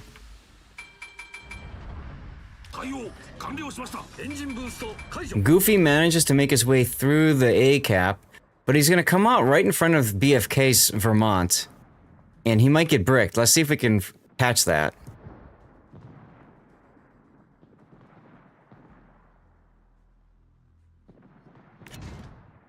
The problem with Goofy now is Goofy is overextending. He's going to be forced to show a broadside to either Lurch 2's Venezia or BFK's Vermont. He's chosen the Venezia. Venezia can switch to AP and just kill. So you absolutely need Doc Heisch's AP, Mosfet AP to come in. Look at that, just tearing into Goofy's side. Actually, that's less damage than I thought. Goofy's got one chance left, and that's just to ram. If he can use the final torpedo here, that'd be huge against BFK. He just barely misses it. Just barely misses the ram. Killed by the very Mosfet you didn't kill. BFK lost a lot of hit points, but he's still pretty strong. He's still swinging. Now, fortunately for you, the Marseille is pushing now, so you can be in a position to torpedo him and work with your Venezia. So that's okay. Where's Electric at? Electric is north of Seacap.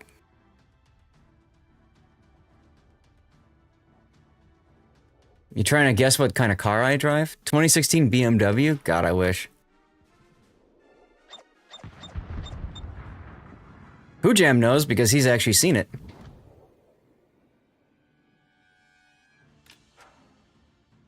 Obviously, Smallland is in the Seacap. You knew that he's going to move in. You knew you're going to have to give up that ground.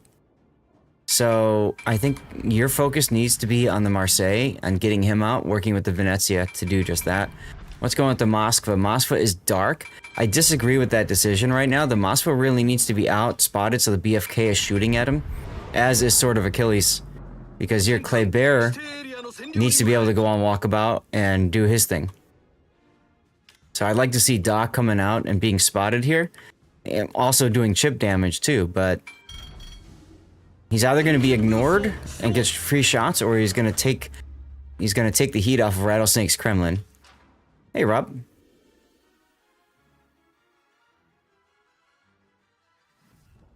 Prius or minivan? No and no. I'm gonna go with the Schwinn. A Schwinn bike? Yeah. Hey, for the longest time, that's what I took to work. I used to bike into school every day. Loved it. And it wasn't a Schwinn, though. Mod Squad needs to come out and keep BFK spotted by face checking him, so the club can either farm from behind an island or just YOLO yeet him at this point. 100,000%. And now the Marseille has a broadside shot on him. Honda Civic, nope. But, actually, my wife drove a Honda Civic before we met. Nice torps on the Marseille. I have no clue what Electric's doing. Electric you guys are leaving too many low health ships on the board. Electric just trying to work down the Marseille right now. Right. Ironically, you should be calling everybody to shoot the Marseille. Yeah, I agree. Right? Move the Moskva back so BFK can't hit them, and get rid of the Marseille. Mm-hmm. Yeah, I think that's what you guys are trying to do with your torps and everything. Unfortunately, the Venezia has lost a lot of hit points. What your Venezia really needs to do is make Inky and dodge. By the way, BFK just fired at... this smoke. Yep. Oh, did he? Okay. Venezia, BFK just fired at Venezia, and I want to comment on this because in clan battles, Brick Smash, in clan battles, when somebody dies, the person who's dead always goes and spectates the enemy battleship. And when they fire, they call it out. And that needed to happen there, right? Right? Okay. Vermont just fired. I think it's north, okay? It's at the Venezia. Tell the Venezia so he starts to dodge and move. Listen, I'll say this much. If you're paying attention and you call out the battleship just shot, I don't care who you are, I don't care where you're at on the map, assume he's shooting you. Yep, exactly. Just assume he's shooting you. Yep. Take the proper precautions, do a look around. Yep. Now, nice use of guns there, because you absolutely needed to secure the kill. So I'm glad to see that you opened up. You traded some hit points for it, but it was very, very, needed. Okay, so now it's just 2 destroyers versus a destroyer and a cruiser. And that Moskva that didn't die suddenly becomes so much more relevant, doesn't he? Yeah, Jam knows what I drive. And it is not a US brand. It's not a Hyundai. Cadillac. 1972 Cadillac. Yep. pink Cadillac. Too spacious for you, or too much steel? I used to drive a Cadillac when I was a kid. It's my first car. Toyota Land Cruiser. I'm not that rich, Aldeus. Mini Cooper? Same response to that one, Gravity. 80s Volkswagen? No. That's something my sister would drive. Do I drive Steven to Jeep? No. I don't drive a V-dub. That's my sister's car. Torpedo hit. A very lucky torpedo hit on the small end, by the way. You figured he might try to come and fight you now. Look at the score. Okay, the score is accurate. So you need to get in the cap to stop the cap. You do just that. Pre-torping. Here comes the part where your guns are going to be so important. Because you're going to bump the small end, and you have to be ready. You have to be ready for using your guns. We're going to try to zoom in down here. There's a detect. He's on the other side of the island. So he's in the cap, and he's on the other side of the island. He's right over here. And yes, it's a Subaru. Oof. Decent hit there. Problem is your DCP is down now. Don't matter. If they don't get this kill, they lose. Well, now... They're on the verge of a one cap loss anyways. Well, yes, but Rattlesnake just got into the B cap. He's going to go YOLO the Moskva. It's not a Supra. Supra would be fun. So Rattlesnake going for it. If I were you, I would open up with your guns on the Moskva too. Just get a couple little bits of chip damage in. You might as well. This has to be a trade here. He gets the torps off just in time. Okay, it's on you now. We're gonna get to your view. Here's the funny thing. If we would have shot, the Moskva would be dead, the club be alive. Yes, exactly.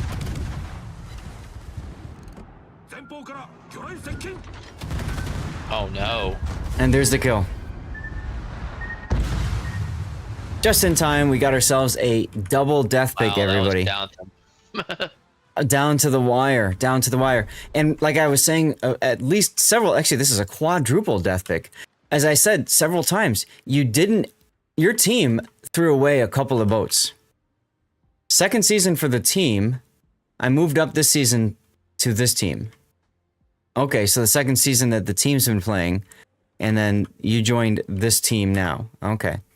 Look at that, we got a dead Moskva, dead Smolin, dead you in the Shima, and dead Kleber CLR. That's pretty awesome. That's pretty awesome. That's a good death pick right there. Dead, cadaverific. Yeah, exactly. I almost want to get lower, but I want to keep that other Kleber in the frame, right? So that's kind of the problem here. The other problem is because it's the end of the battle, we're not going to have much opportunity for the screen here as you continue to sink. It's going to end in just a moment. Now, did you go on BFK stream and say hi? Did you go on Obnoxious Potato stream and say hi? Yeah.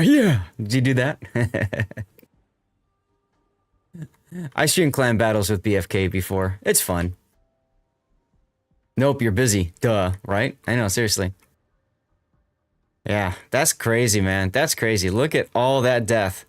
Let's hope the smoke dissipates in time so we can... Yes, there we go. Now we can properly get all four of y'all sinking. See if I can fill up the frame. Yeah, just in time. If I got into a game against like BFK or Potato or them, you know they stream it, I wouldn't bother going GG even if you lost or if you won. Yeah, they get salty pretty fast. Yep. They will instantly accuse you of stream sniping. Yep.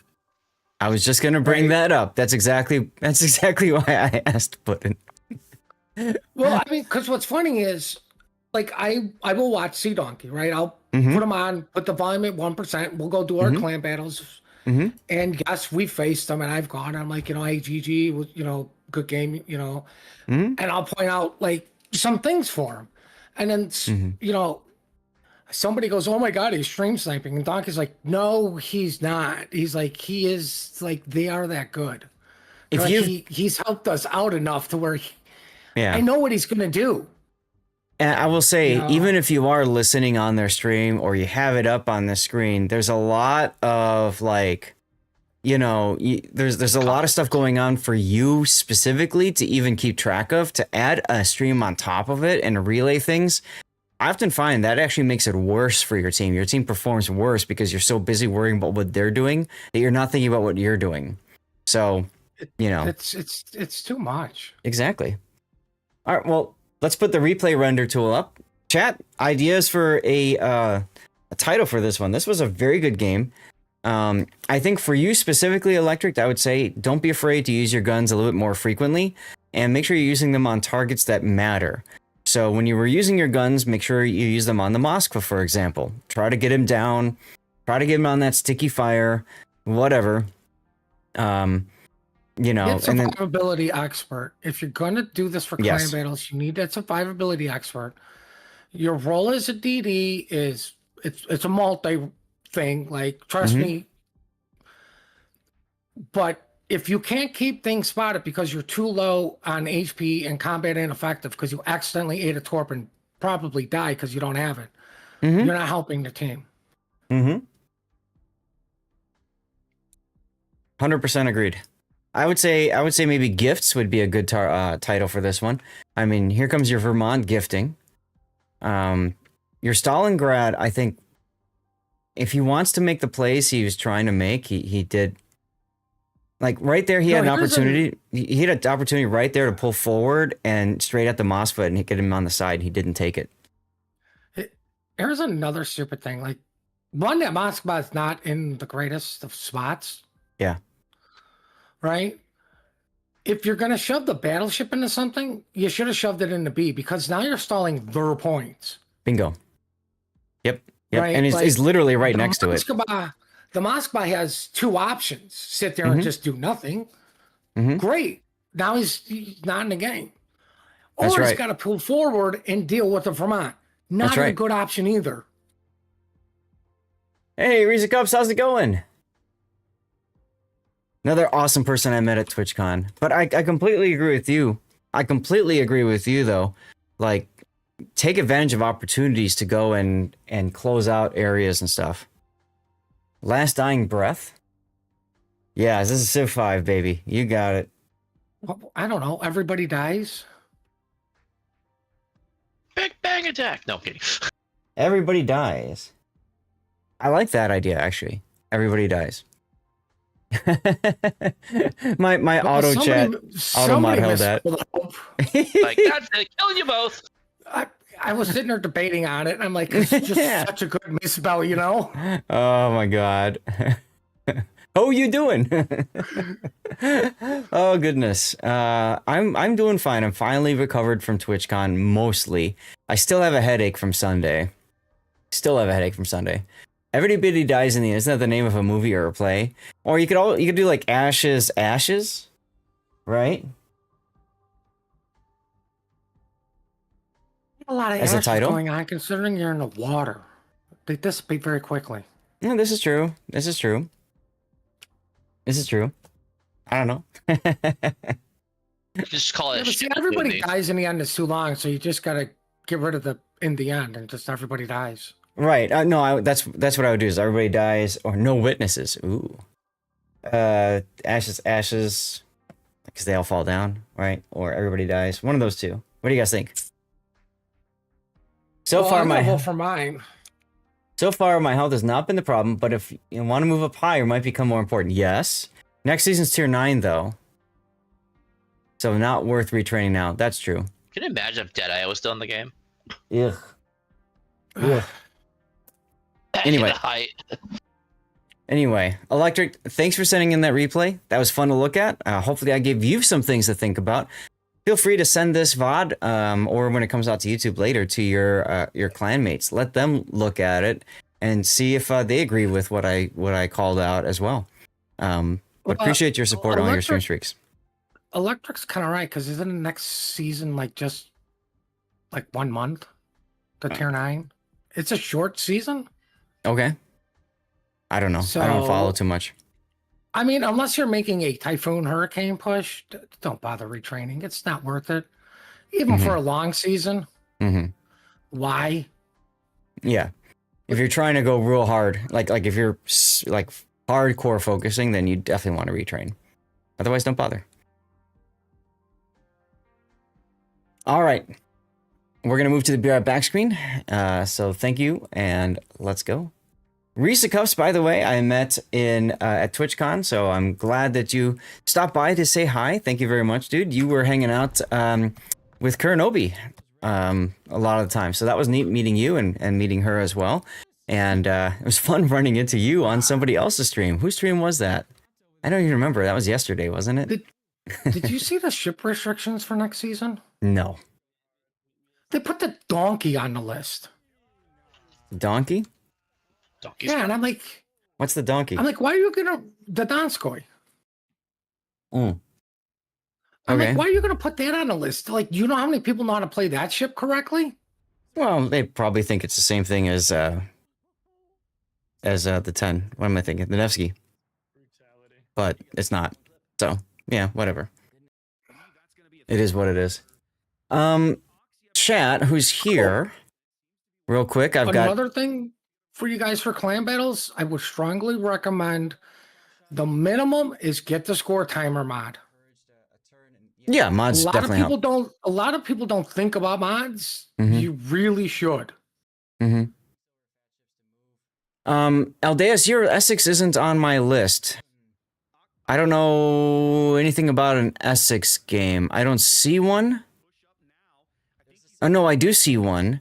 Do I owe you that as a sub benefit or something, Aldeus? Because if that's the case, you got to make sure you say that in the replay analysis folder. Otherwise, I have no idea that that's what you're looking for. Yes, he called it the donkey. No, so I've got on the list for today, I've got M Notes Des Moines, A David's Mine Kaze, and Tannis's Cleveland. So David is here, so we'll get David's game up next. That's going to be the Mine Kaze. All right. And recently, guys, remember I said I do replay analysis, right? I help players grow and stuff. You came in at the tier at the end of that replay, so you kind of get an idea of what I do there. Glad to meet you, by the way. That was awesome hanging out with you. I appreciated you guys being so welcoming and stuff, and letting me hang with you. Especially that one day that I just randomly popped out. I guess you guys had just gotten to the con. I just decided I'd walk outside to get some fresh air, and then there you guys are, just sitting at the table. That was pretty funny. I wonder why I won't go to TwitchCon, because I'd probably spend 80 to 100% of it outside smoking. I mean, you could. You could. All right, chat, we're going to do a commercial break while I get set up for the Minakaze. I also need to go get some more water. So just give me a couple minutes to do that. I have not been to Gamescom in Germany. Oh, and by the way, you guys were asking, I did see the correct answer was posted in chat. I do drive a Subaru Outback. All right, so let me go with the commercial break. Let's get words going. Remember, you guys can control words, and you can actually open up the link that'll pop up in chat in another window if you want to play during commercial breaks and stuff like that. You saw a thumbs up, so let it hang till another day. I'm off on Sunday and Monday. Thumbs up, Aldeus, means that I got the replay. So, like I said, you know, if it's for a sub, just tell me in there. And if you want this replay covered, you got to put on it sub replay, Aldeus. And if you want to go back and reply to it, just say this is sub replay. If you really want it covered, fine. If you want to hold your sub replay for later, that's fine too, for a different game. The reason I'm saying that's so important is because I think the patch is this coming week. If it is this coming week, sometime, because if the it is, patch is already on the right. launcher right now. Right, which means that Sunday is the final day for replays. Sunday. I have 5 slots only on Sunday. 5. Every time I do replay analysis, there's 5, okay? And I already have Pockington's Aquila to do on Sunday, so I only have 4 slots left. So if you absolutely want to get that in, just tell me, okay? Just tell me. I want to make sure that you guys are getting your sub benefits and stuff too. But I know some people just sub to support the channel. So it's hard for me to know unless you just come out and say that. You know what I'm saying? And that goes with people on my Patreon. That goes with people that are supporting me on YouTube and stuff like that too. You just got to come out and tell me, because I can't keep track of everything that easily. Okay? So we're gonna do a commercial break, and I will be back in a moment. Got it? You're off Sunday, so you update it to market. Perfect. Yeah, and even if you're not here, that's perfectly fine. I can still cover your replay and give you feedback. I don't mind that at all. Don't feel the need to be here. If you want it covered, hey, there you can always go back into the VOD later. Not a problem. All right, let me get a commercial break going, and I will be our Bizzle. What did he say? I think he said Arbizzle. How is that? I don't know. Jesus. I think it means be right back in a different way. No problem, homie G Money. A word to your mother. Thank you, Axthumb. No, that matters too, and I really appreciate that. Just some people sub and they expect something, so I want to make sure if you're expecting something, you just say something so I get you what you're expecting. That's all. That's all. I want to be real with you. That's it. Word. Okay. Well, Rudy is going down. There's no way he survives this. Right? Right? Right? As he just Homer Simpson's behind the island and heals, yes. GG right there. Whoop, next shot. Oh. How did he survive this? Like, seriously. How is he surviving this? Where is my team? For steel ships, I don't know about L'Arctique. I haven't played it yet. No. Fine if you like Yamato. Better Yamato. It's okay. Loria's okay. Mecklenburg is okay. Incomparable can be fun. Barbarino, Shinano, yes, get that one. Archerfish is alright. Or good, depending if you're a good sub. Svea is great. Get that. Commissar, nah. Burgon, fun if you like battleships. Austin, okay. Gato, unless you're playing it in operation. Stalingrad, fun, worth getting at some point. 42, not bad. Ragnar, hell yes. Plymouth, no. Vallejo, nah. He's just stalking his prey. His hydro is on now to detect the Vermont, so he knows exactly where the Vermont is, and more importantly, because the Vermont is spotted, he can see the Vermont's guns. He knows the Vermont is looking directly at him.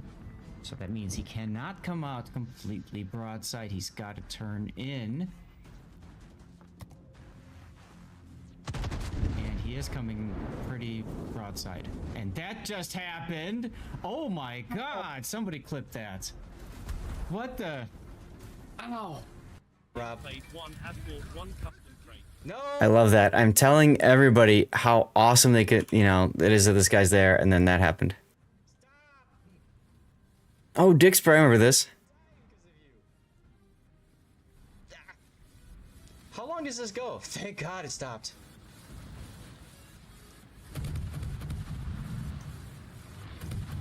Oh my god. Oh, average, go cut the grass. Do human things, man. Touch the grass while you're cutting it if you want. Whoa, that's dangerous. But dude, thanks again for the raid, and thanks so much for hanging out with me, and keeping the con going, right? Keeping the con going. Let's go. And another Marseille. Pisha brought 29 centimeter in a Vermont. And Toji Fushiguro in a defense. So there's your 3 tier 9. You kind of want to get in this game. Hey, if you do, I happen to have an affiliate link. You can click the link to create an account if you want. Some moolah comes back my way. And you get things too. But anyway, either way, whatever. Hell yeah. Just, hey, if you decide later you want to just ask me ahead of time if you don't mind, I would obviously do the same thing for you if there was something to go into. You'll make one to support anyway. Aw, thank you, dude. Thank you. That's huge.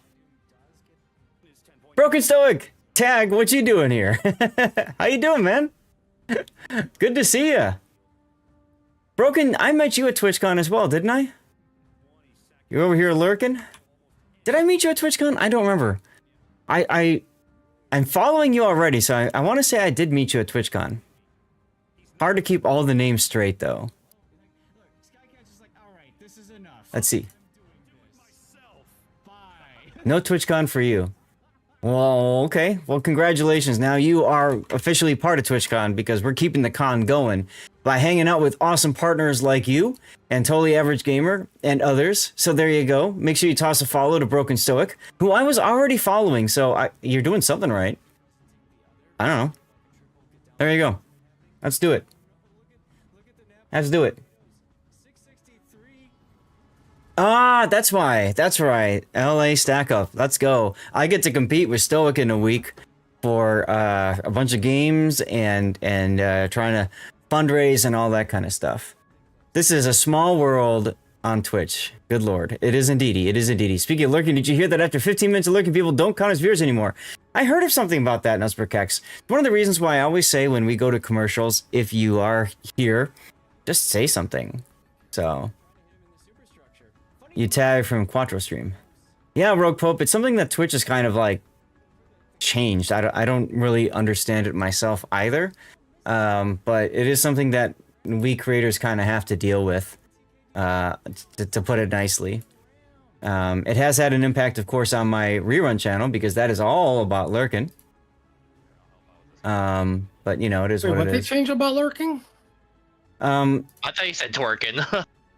If you're lurking for a long period of time, after a while, then you don't count as a lurker. So, one of the things that I always recommend to people is you just type something in chat every now and then. If you've been watching my rerun channel, I even do that myself. Check out my OnlyFans. I don't have one, although maybe I should. Also, no more than 2 streams open at any time. That's correct, Average. That's correct. Yep. EverQuest is not WoW. Feet Finder. Oh God, no. Is it 5? I thought it was 2. OnlyFans for all the custards. Probably do wearing a gimp suit. There you go. There you go. And a voice changer. Yeah. Now I am also streaming on YouTube twice, vertically and horizontally. Rumble, Kick. And I just added Twitter. I just added Twitter streams, so that's kind of fun. And I also just got partnered over on Kick. So Dan at TwitchCon hinted at otherwise. Okay, got it. So, Twitch community manager said it was 5. Interesting. There's actually there's a lurker extension that I installed just to check it out for Chrome. And you could put, access streams now. Yeah, you could. They've had it for a while. You have to pay into it. You have to be part of their premium. So anyways, there's a lurker extension for Chrome that you can put in there. You can enter in Twitch streamers that you like to follow, and basically it'll automatically open that streamer once it detects that streamer goes live. So if there's core streamers that or like Electric, you want to make sure you're always getting your stream streak. That's something to look into. I've been messing around with it, and I've been meaning to put that on my Discord just so people knew it existed. I don't feel like you have to do it, but for some people that might be something they want to do, you know? You don't know anything, you plead the 5th. Please Twitch, don't get mad at me. Lol. You just never you never know what's gonna happen, right? You never know what's gonna happen. All right, so this is David's game, which is not a Des Moines. It is a Minakaze. Just wanted to come watch Seth and listen to the boats and hoes. There you go. Let's allow that. Boats in the water, of course. You have near 400 stream streak on Zone Stream without that. Well, that's dedication, Pox. That's called dedication. Yeah, and I have 700,000 bits to Zone. So that's dedication too. How many bits? 700,000. Holy shnikes, dude. Yeah, I went nuts one year. Sounds like it. Sounds like it. That's awesome. The tricks we come up with. My wife uses a 1 gram weight to mash her run button in Minecraft because they don't have an auto run. I think it's 700, maybe 600. I forget. It's one of the two. Eh. In a while. Hey, either way, you're just sitting there like, I'm a big supporter. Let's go. Right? So, that's awesome. All right, well, let's get into the next replay then. So this is going to be a David's Minekaze replay. So I'm sensing a theme all set around the word kaze, right? We've done Kitakaze, Shimakaze, and now Minekaze. Minekaze being the tier 5 Japanese destroyer. I was right. 710,000 bits. Damn. Minekaze, once upon a time, was broken OP. And then Wargaming nerf batted her hard. If you've seen the Kamikaze, Kamikaze R, or Fujin, those were direct copies of the original Minekaze set out as premium form so Wargaming could, you know, milk the player base and make some money. And then they deemed it was OP as all F, so they stopped selling the boat. And then they nerfed the tech tree ship when the line split occurred and they introduced the Harugumo line. Once upon a time, she had a choice between 10-kilometer torps and 7-kilometer torps. And way back in the early days of warships, a lot of people, especially battleship players, cried salty tears because the 10-kilometer torps just tore into them because they decided to sail in a straight line for like 3 minutes straight. Oops. Excuse me, it was 4 minutes? Yeah. So, as a result, Wargaming removed the 10-kilometer torpedo option from the Minekazes and from and those what ended up becoming the Minekaze, Kamikaze R, and Fujin, the premium ships, the Kamikaze, Kamikaze R, and Fujin, they only had the 7-kilometer torp option, and then the Minekaze tech tree lost the 10-kilometer torp option as well. And what Wargaming found was that the combination of really good concealment, fast reloading, and fast in the water torpedoes with low detection at 7 kilometers made these ships even deadlier than the 10-kilometer variant because it allowed these destroyers to just assassinate people left and right. So it's a wonderful example of where the community thinks this needs to happen. Wargaming does what the community wants and unleashes a bigger monster, bigger problem than it was to begin with. Crash Zeppelin. So, you know, it is... Point-and-click bombers. It is what it is. What's up, Spider? So, now, Minekaze, like I said, now is a mere shadow of where it used to be. As a matter of fact, when I reset the line, I always free XP to the Hatsuharu, so I can start with that, because that one I actually enjoy playing. And then Shiratsuyu, Akizuki, Kitakaze, all that kind of stuff. Exactly, Aldeus. Close range assassin torps are always fun. Are Type 93 torps in the game? Yes. Yes. Higher tier.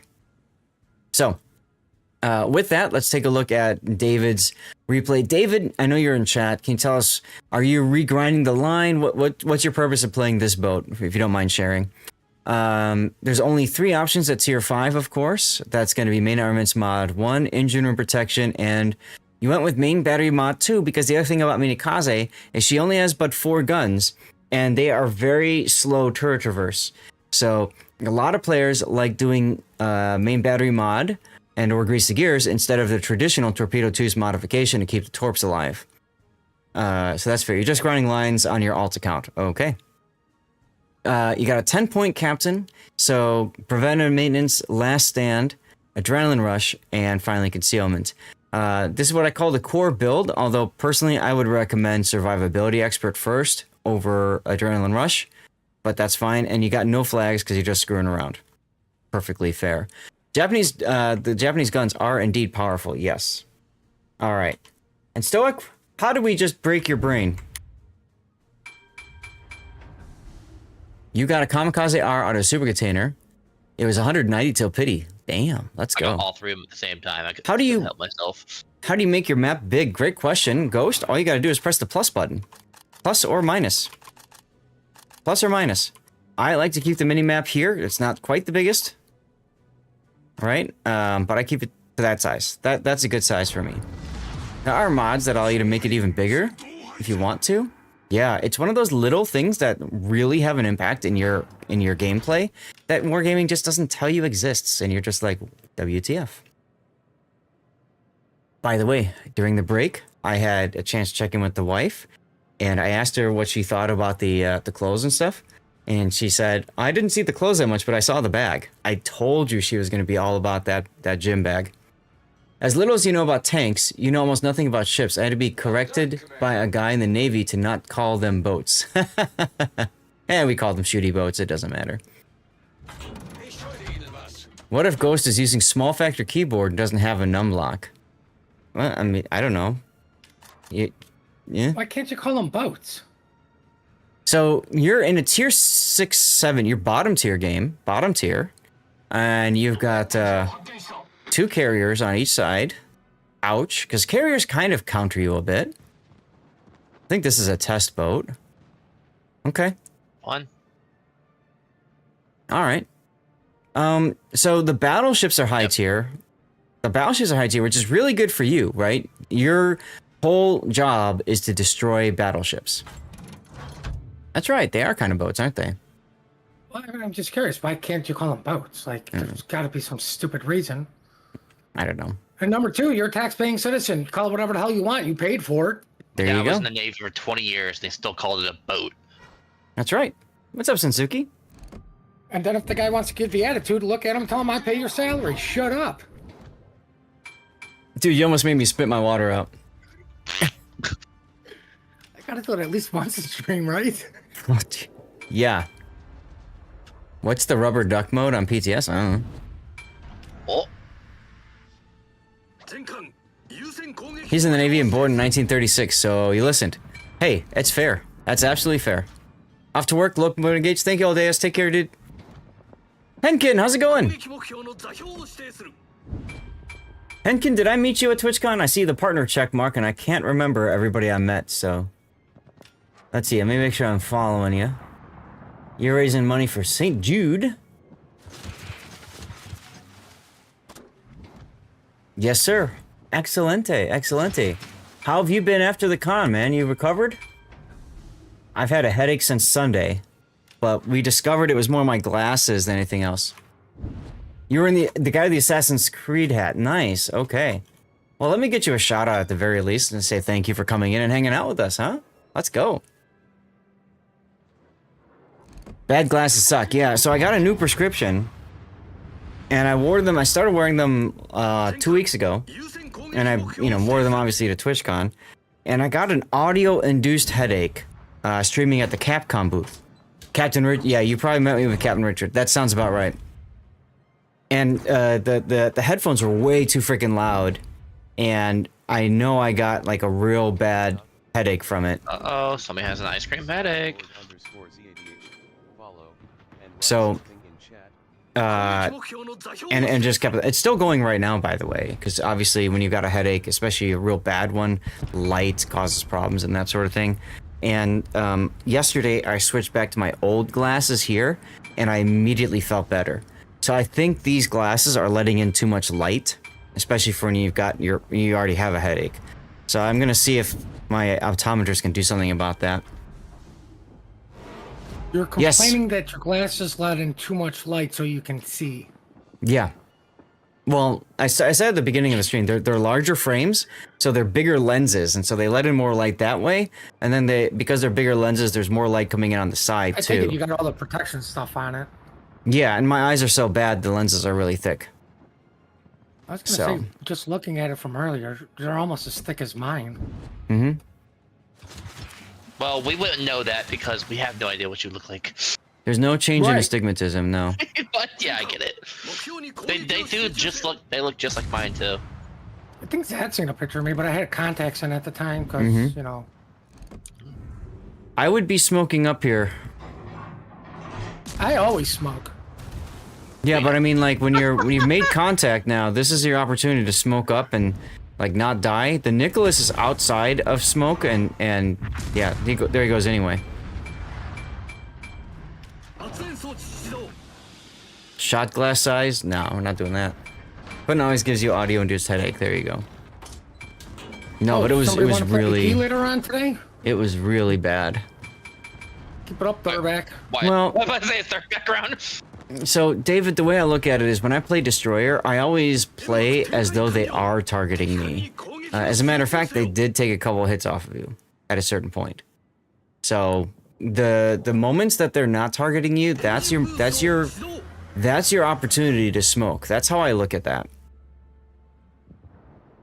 Yeah, you're I don't gonna disagree with them shooting. It like I forgot if he's running priority target. Like if He's he's not. got that and it's just the He's not. Nicholas. Sure, shoot the Nicholas. Yeah, that's fine. I don't have a problem with that. I just think he should have been thinking defensively, since there's a Murmansk there as well. Thinking defensively and, you know, smoking up as well while he's shooting and spotted in the open. That's all. I think it's a good habit to get used to. I mean, if he smokes up, you lose sight of the Nicholas, right? No, Unless because he you know was something else is he spotting was it. he was open water shooting, and you've got the Nagata, Omaha, West Virginia that had different view angles. So I'm pretty sure he would have kept the view on. Okay, I got your setup good.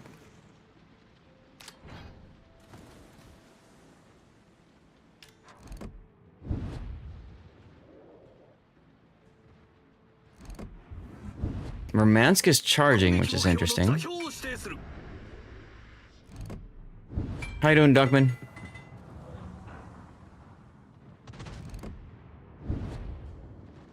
At some point, one of these battleships is just going to punch this guy in the face. Hasn't happened yet, though.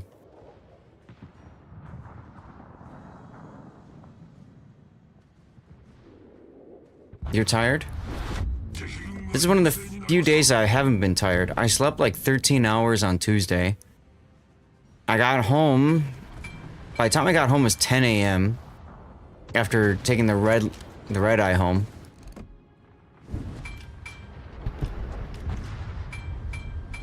Yeah, I just collapsed into the bed.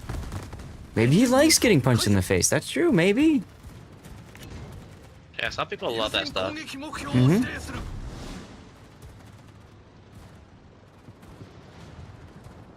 Turn your anti-air on, you might as well.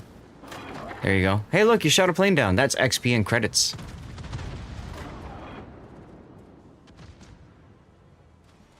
In my opinion, you turned that off a little bit too early, but whatever. It's good to turn it. Actually, David, your anti-air, you don't need to turn it off and on. Your anti-air is 2.5 kilometer range, so your guns will not fire when you're not spotted.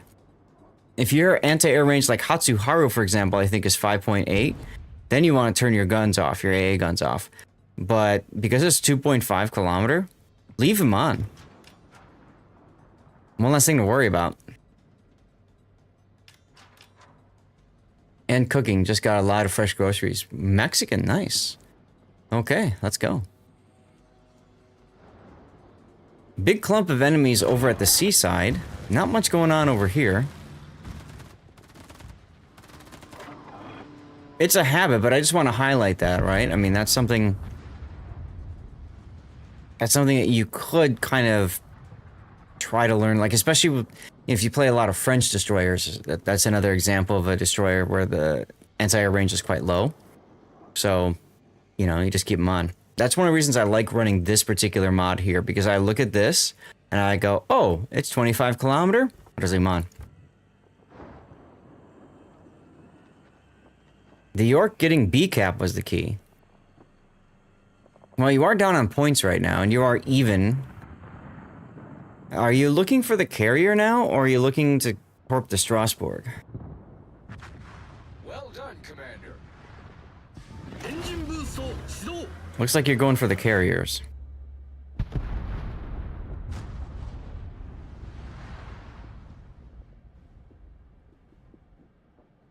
Yeah, okay. The problem I have with doing that on this particular map is, I mean, you know they're probably going to be over here. Independence was last spotted over here, though. So if the Serov is over here, and he's pointed in this direction, it's going to be very difficult to kill him. Also, you're waiting to see what the Strasbourg's going to do? To me, personally, David, I would have stayed and killed the Strasbourg first, especially now that the Nagato is dead. I would have killed him first. And then I probably would have forgotten about the Serov and just gone straight to C-Cap. That's probably what I would have done differently. Playing Benham has been teaching you to stay undetected. Yeah, very important. Brawls in the Napoli are great. Of course they are. It's a great boat for brawling. Now he's facing away from you, so if he's paying attention and realizes he just got spotted, he's just gonna hit W 4 times. Exactly my thinking, Forrester. That's why I'm thinking, help get the kill on the Strasbourg, secure this flank, and then get the heck over here like ASA Pizzle. Like, you gotta go. You gotta go. Now, fortunately for you, it looks like the Seraph has completely ignored the fact that he's detected. He's playing floating airfield.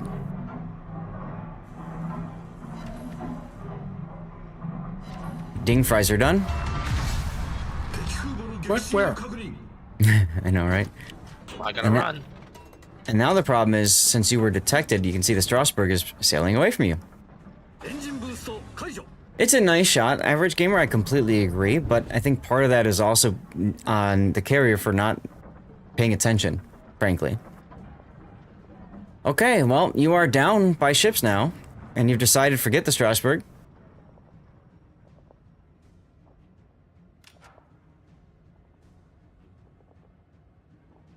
Gotta shake with those fries? Oh god. That'd be nice, wouldn't it?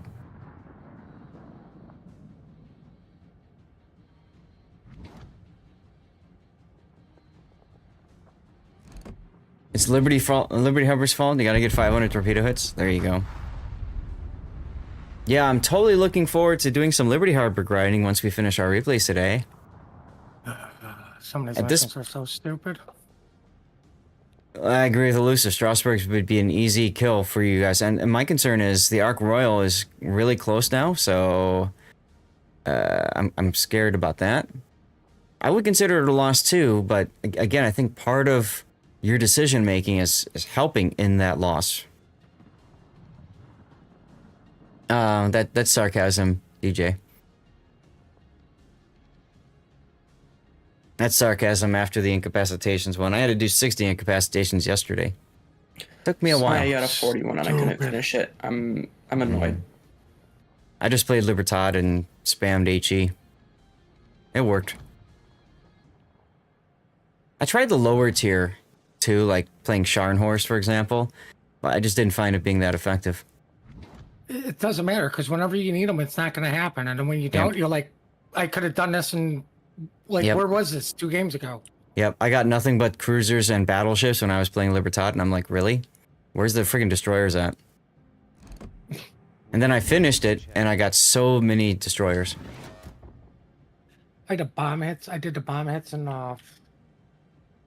rockets. Mm-hmm. And even in random battles, it's like nothing but AADDs on the other side, and there's 6 of them. It's like, yep. Whoop.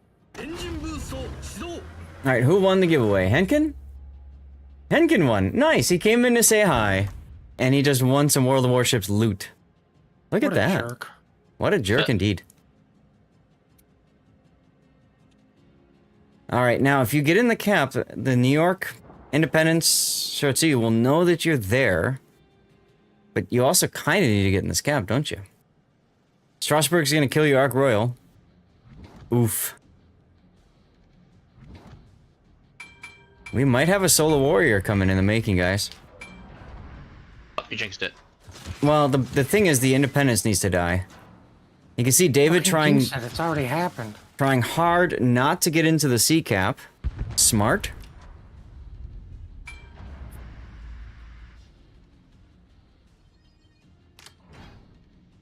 And some gamer words in chat. You love to see them.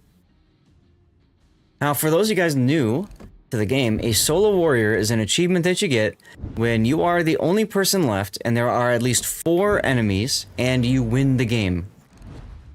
It's one of the most rare and difficult achievements to obtain. For some odd reason, New York is looking south. Like he's expecting you to show up there.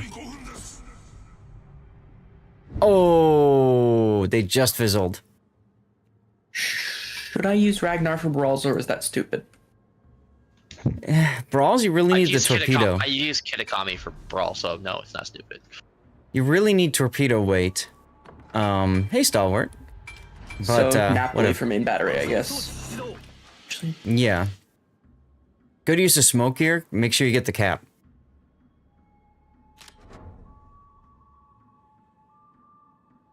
Yeah, a clay bear would be good. If you're forced to play destroyer. Yeah, there goes the independence. So once you get the cap, the only way to win, frankly, is going to be to play keep away. Keep away from the independence, and yo, bad enemies, you keep away from my cap. I would not keep moving forward and backward here, because if the independence launches torpedoes, it's harder for you to dodge. Q quick and die quick. Absolutely, yes. Alright, Solo Warrior opportunity. They went so hard chasing down. It is hard to keep away from the carrier. That's kind of what I'm getting at, right? He's got to keep away from the independence. And he also has to make sure that the New York doesn't get into a cap, frankly. New York and independence. If I'm the independence, I'm driving straight into B or C. Same thing with the New York. Also, turn your anti-air on, dude. Like, you know this guy's gonna spot you for days. Yep, New York's going into B, like I thought. So we have just started the dodging minigame. Live fast, die young. Leave a graveyard of ships. Well, only if he turns the anti-air on can he get AA expert. And see, that's why I like to just leave him on, because of moments like this. Lots of opportunities to get some damage on aircraft.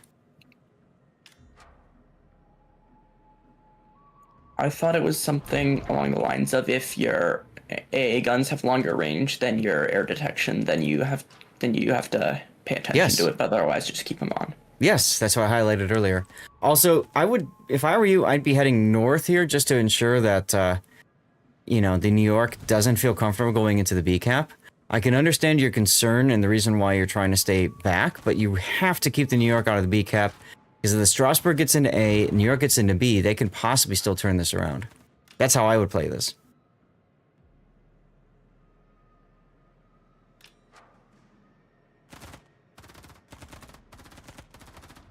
Okay, New York got into the B cap.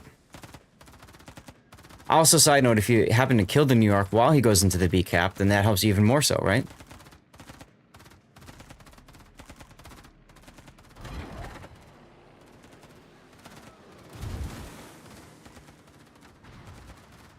Okay, so New York is going to get B.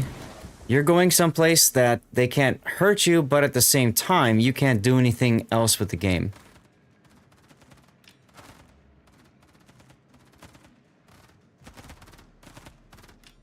Did I miss it? Are you taunting them now?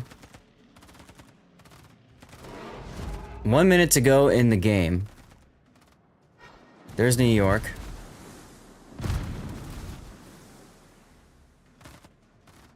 Strasbourg got into the cap. 1 minute to go. You taunted that you shot up. Okay. Alright.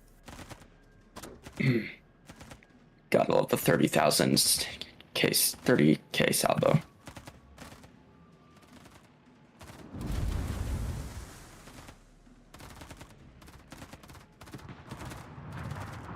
$40 to go. I think the Strasbourg is a little bit too late to get the cap. So these guys need to get a kill on you. The Independence, you're very fortunate, is wasting his time shooting you.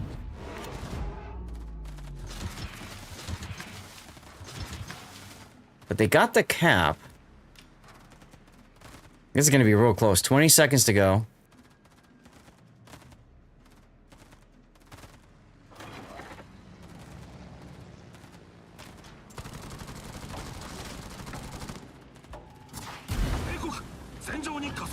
Also, don't be afraid to use your smoke. You got one last smoke. You might as well just use it and ensure that there's no way they could hit you. Either way, congrats on the Solar Warrior. Independence is upset because his team couldn't shoot what he was spotting because his team's all the way on the other side of the map. So there you go. Stand alone against at least 4 enemy ships and win the battle. 4 hours of fireworks. I saw that, Electric. I saw that. You came in second. You still came in second, even though you got a Solar Warrior. Which I think is really funny. Really freaking funny. It's your first solo warrior on NA. Nice. Like I said, though, I think your choices, if they had been reversed, you might not have gotten a solo warrior, but you would have gotten the win. So really, and possibly more XP out of it too. But then you wouldn't be able to tell the tale of when you got a solo warrior, right? Let's put the render on. And chat, what do you guys think for a title? 50 stream streak for Rob. Congrats, Rob.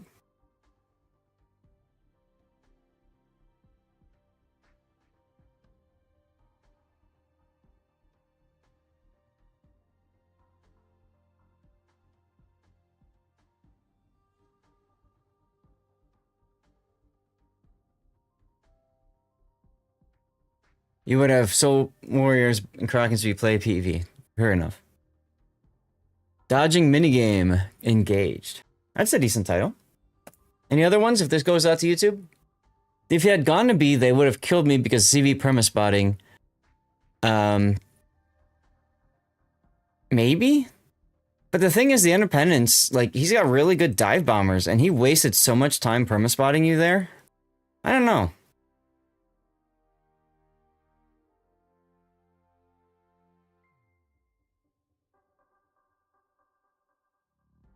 But the thing is, if you had killed the Strasbourg earlier, like, we'll see it come up here in a little bit.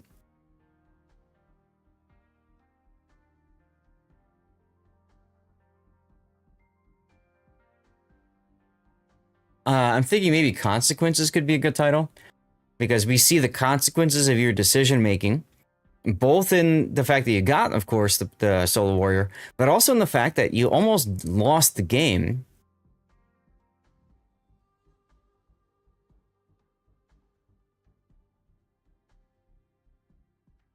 Here. So here, this part here, I'd be going after the Strasbourg. 100%. Get him out, then worry about the other carrier. Or go straight to C, one of the two. Woo! 9 citadels in one game is a lot. That depends on what you're playing.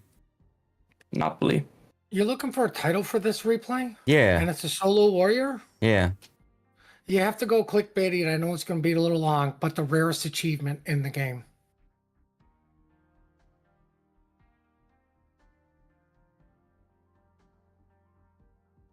Rarest achievement works. Yeah, I mean, you got to go full clickbaity on that. All right, fair enough.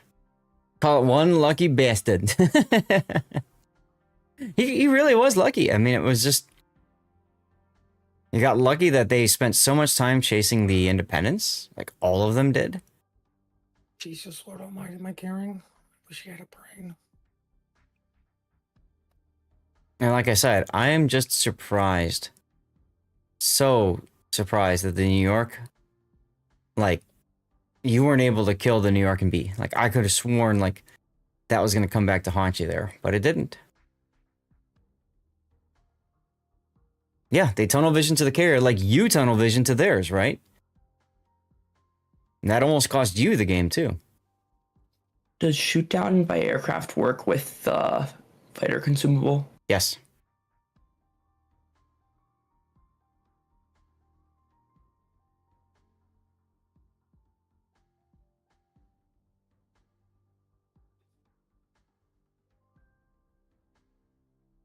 One thing about these renders, it's fun to kind of watch how these play out and everything. Tanis, you're in chat, or you're in voice, so do you want to do your Cleveland game next? Sure. Okay, so M-Note, we'll do yours last then, assuming M-Note is here. Oh, he's here lurking somewhere.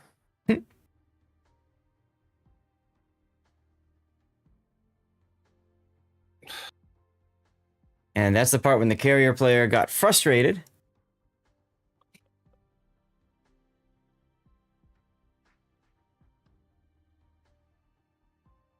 What's the code, sir? The code is a community contributor container. It's for World of Warships. So if you play it, it's useful for you. If you don't, it's not. Is it still exclamation mark ticket? No, you just type anything. Anyway, David, thanks for the support, man, and appreciate you. Let's go. You have tier 5. Let's go. All right. Give me a second. Let me go to the BR back. Henkin, I don't know if you've played for a while or not. If you haven't,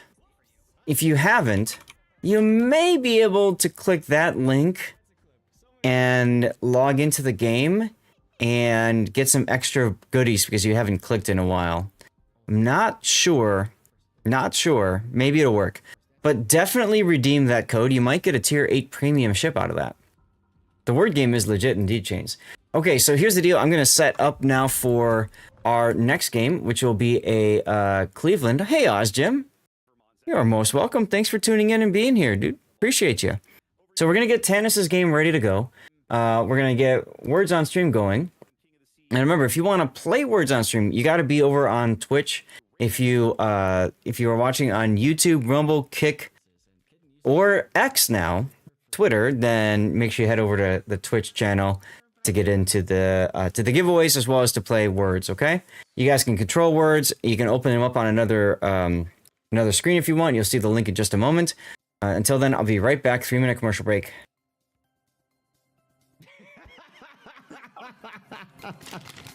Is this NSFW? I mean, I don't know. I am kind of hungry. Nutrition information. This is dicksbymail.com. Somebody please clip that. And I mean it this time. 76 calories per dick. Oh my god! 19 grams of carbohydrates. 14 grams of sugars. Wow. Sadly, there's no protein in this bag. Sure, he's low health. You can kill the mines.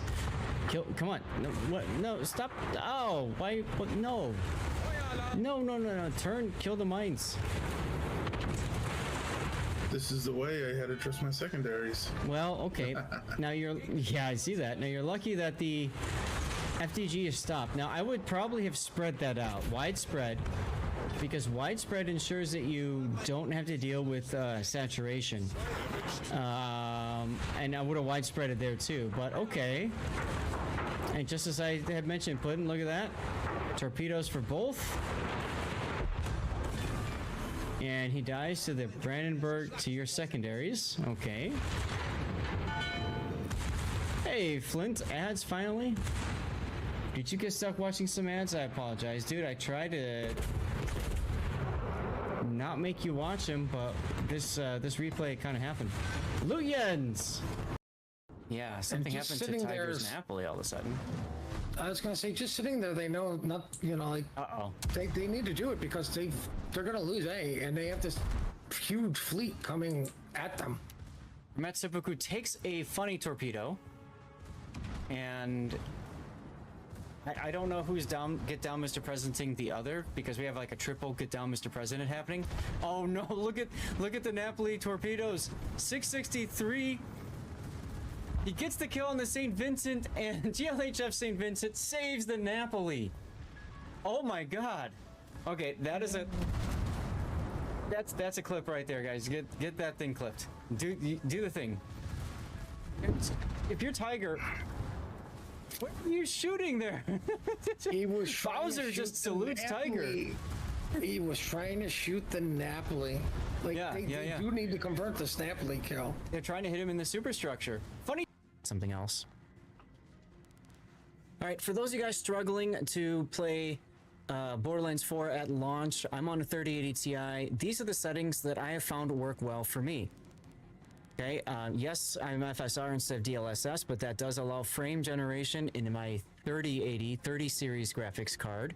So that allows me to lock in 30 frames per second limit so that I can go up to 60 frames per second. So that's the idea there.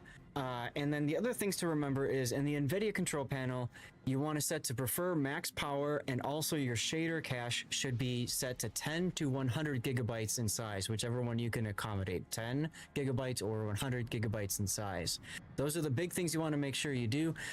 In Windows 11 settings, also for graphics, you want to make sure hardware accelerated, something scheduling, GPU scheduling is enabled, HAGs. There you go. Score. They need 2 kills, or they need more than that. Oh, the daring torpedoes on the Shikishima. Yep. Oh, what a salvo. All right, y'all back from the commercial break. Chains, are you here? Can you hear me okay? What a heroic torpedo salvo from ZPA. Well done. Does that feeling when you accidentally use a reload booster when trying to activate the speed boost? Oops. So, Chains, the word game is there for a couple of reasons. One, it just gives you something to do during the commercial break. As Duckman says, two, it's bragging rights. You know what I could do? I just thought of this. Oh man, is this next level? Give me a second here. Give me a second here. Let me go back to, where is it? Let me go back to my Vera back screen for a second. I wonder if, let me see here. Can I do this?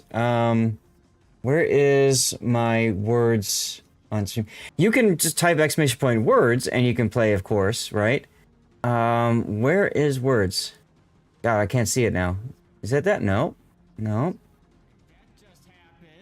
No, it's one of them. I've got a lot. You can imagine I've got a lot of windows. Here it is. Here's the browser source here. Okay. So if I were to add a browser source, I'll call it words 2, right? And we're going to add that there like that. Okay. And now we're going to, where is it? It's up at the top. Yeah. So we're going to add this. We're going to make this a 1920 by 1080 size. Okay.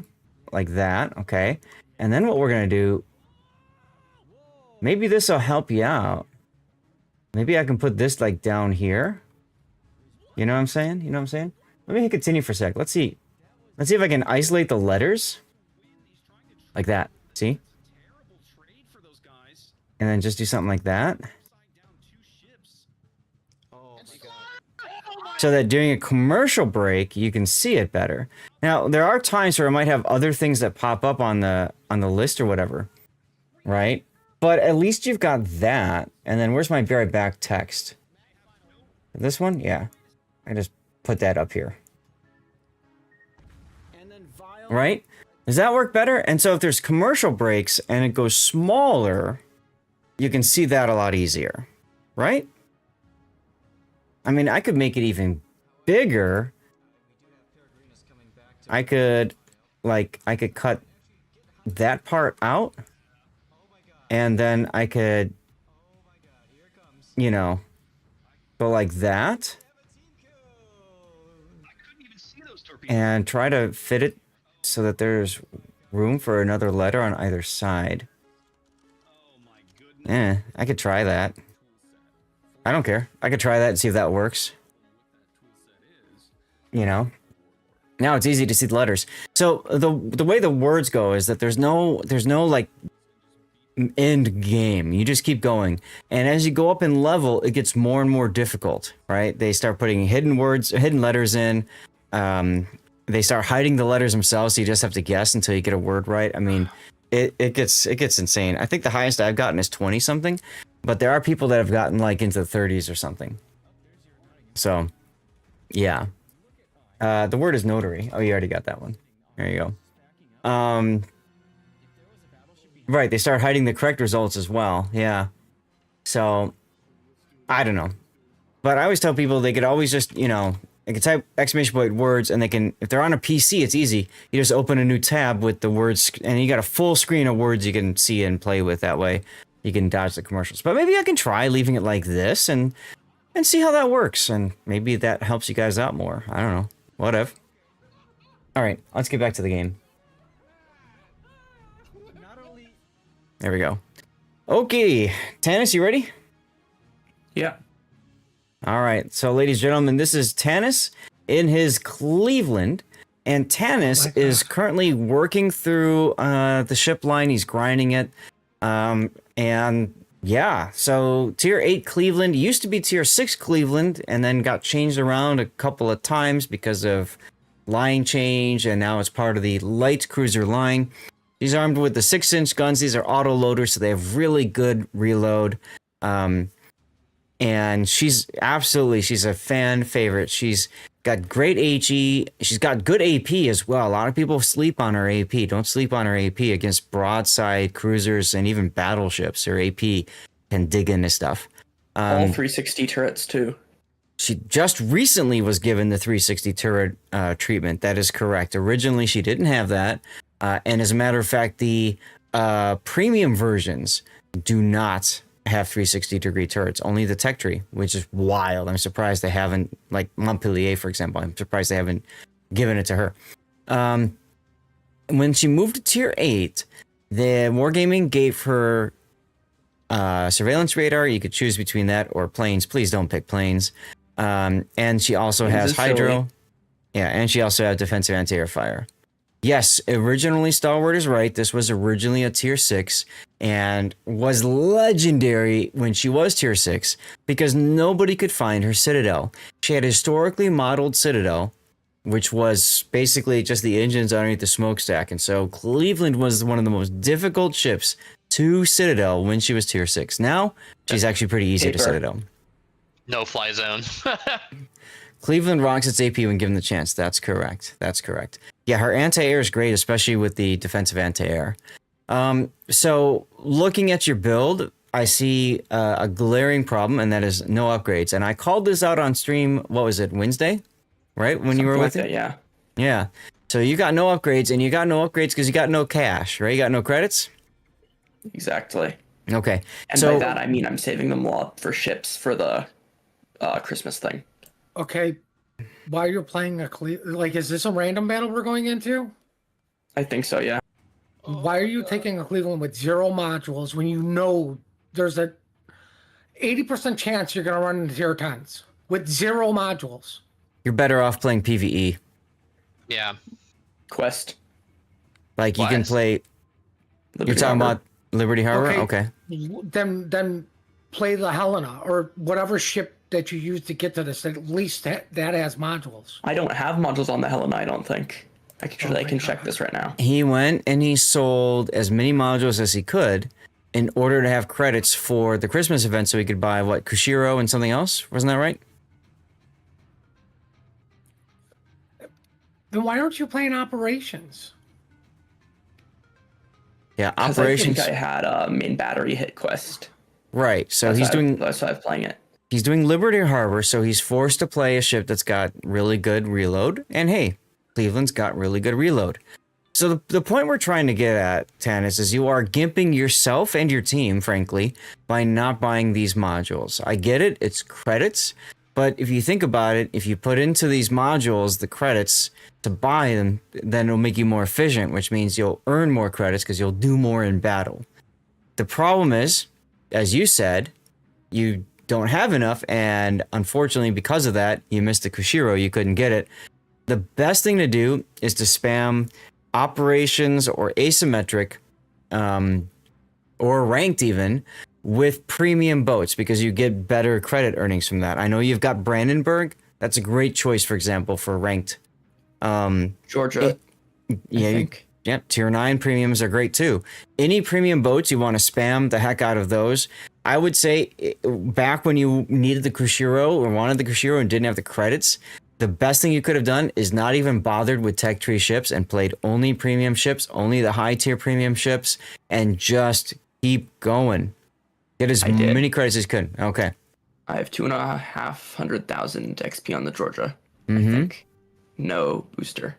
I-56 is a great credit printer. You're talking about an Operations Electric, because I would agree with you if that's so.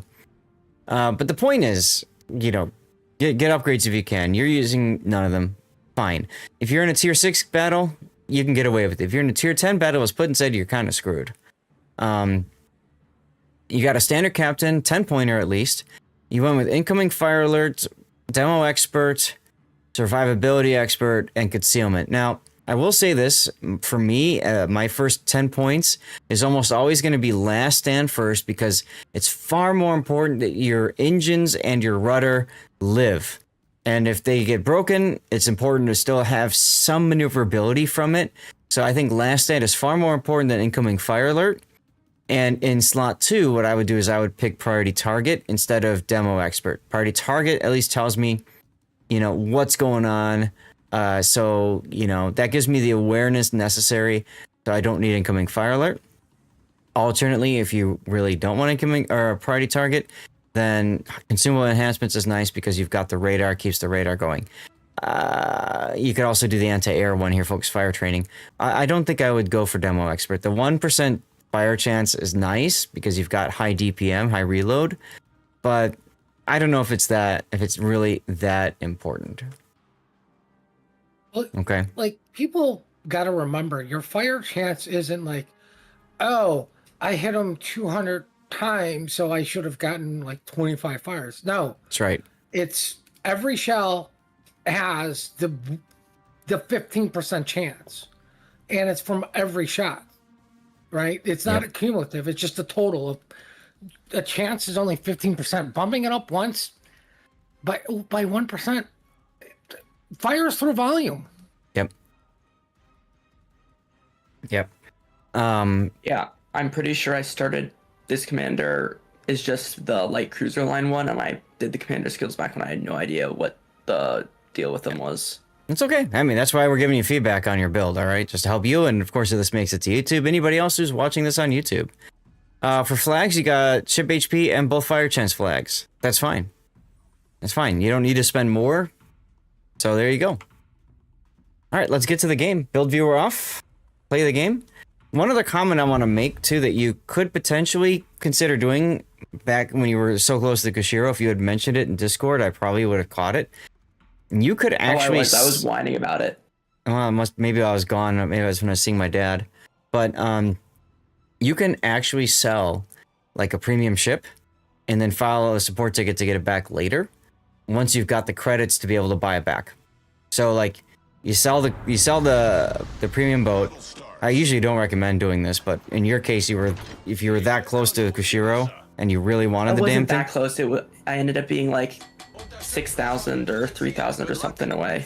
You mean million? So, yeah, wasn't really any way I was getting it. Okay.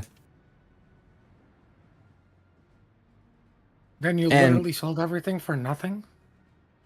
Yeah, basically. Yeah. Electric says you're low on credits while you signals. I mean, that's a good point. And I've made that mistake too of selling things. I've sold so many things so many times because I needed the credits short term. So I understand. But ouch, man. Anyway, let's look at this game. You are top tier, tier 6. There's a sub, there's a carrier. Lots of battleships to worry about. Not many destroyers. Okay.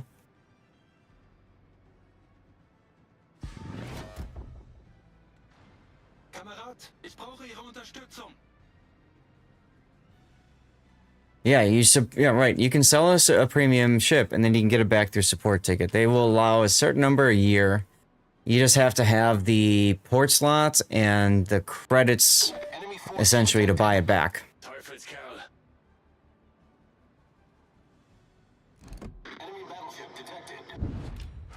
All right, so this is game plan, Tannis. Yeah, this is a smaller map. You got to think about where you're going to position yourself early.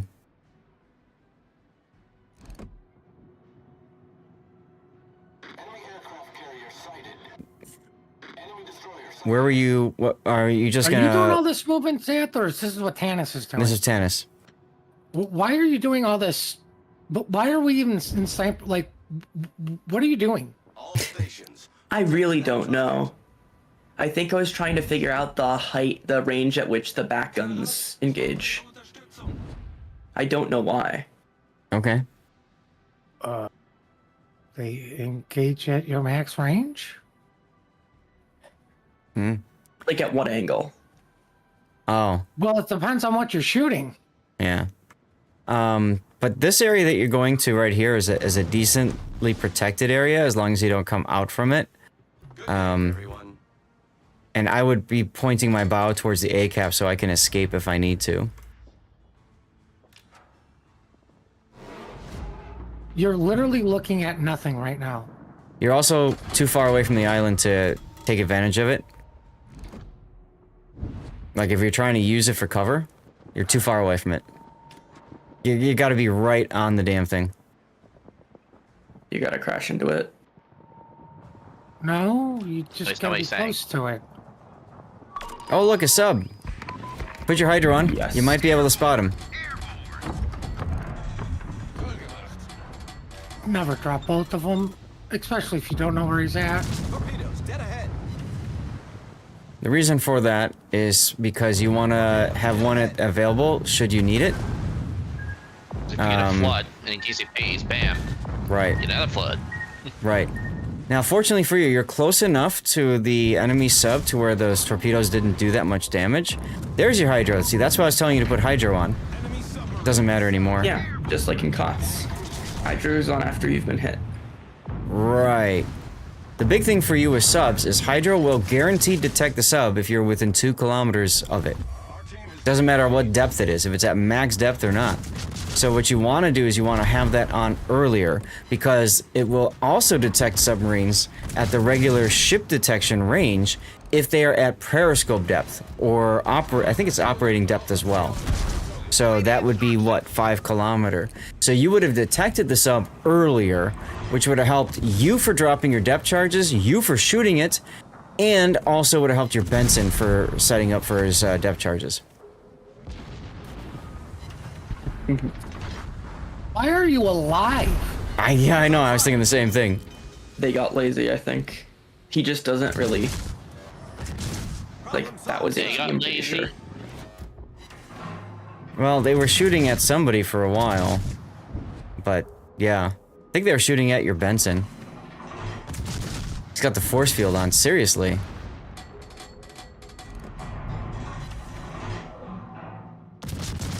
The music is perfect for this, by the way. There goes my hero. So you came out from the island here, and because of that, you're spotted. Let me take over your view for a second. If you want to use the island for cover, you need to be back over here.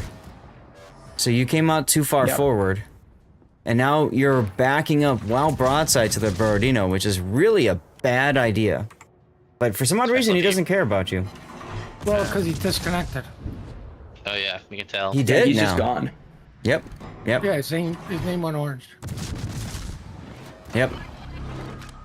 So now what you can do is you can try to set him on fires. Aim center, get the fire in the center, then worry about everywhere else. Right. So you want to try to hit here, you want to try to hit here, and you want to try to hit here. Okay, so he got the center. There you go. So you should keep shooting here. I don't know why... Dude, don't even type. Just keep shooting. Get the XP. Get the credits. This is why you don't have all the stuff in the game. I thought he said he plays COTS. No, he watches COTS. Okay, I was about to say, like... Now, we've got the mod that tells us that he's not in game. If Tannis isn't using it, the only way for him to know is if the turrets go forward and backward. In the Borodino's case, it's only forward, right? Then you know that he's disconnected or quit.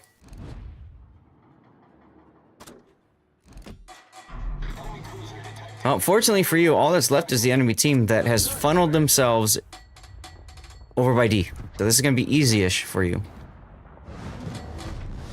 I'd be looking at the Tarigo, because you actually have a shot on him up here. Yeah, I don't think I noticed. If he's AFK Duckman, then the guns are pointed at the last thing. So if he's got forward and backward guns, they're all looking that way. Will you start Sunday stream at the same time as today? Yes, that's the plan, Pac.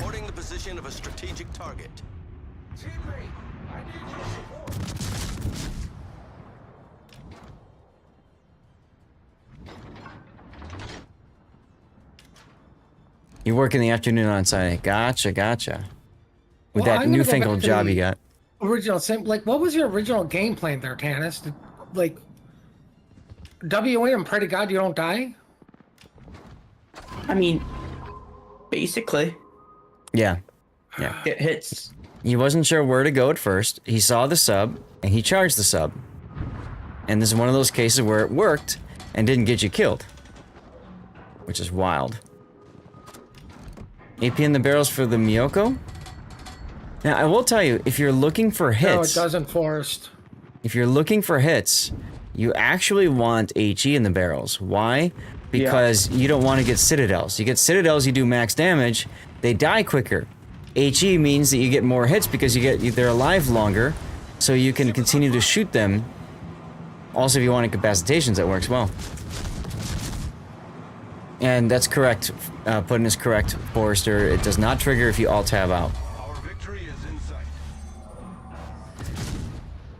We've destroyed an enemy cruiser. Problem solved. That guy played exactly like I do most of the time. Ah, that's how you were able to kill him so quick. Wait, plays like you or actually uses modules? Here's another trick for you, Tannis.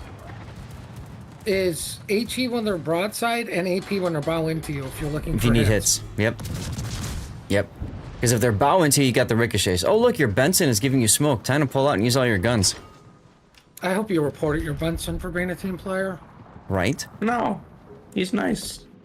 That's a joke. It's called sarcasm. I don't understand sarcasm. Night Rose, what's up? Did we meet last weekend at TwitchCon? Hell yeah, let's go.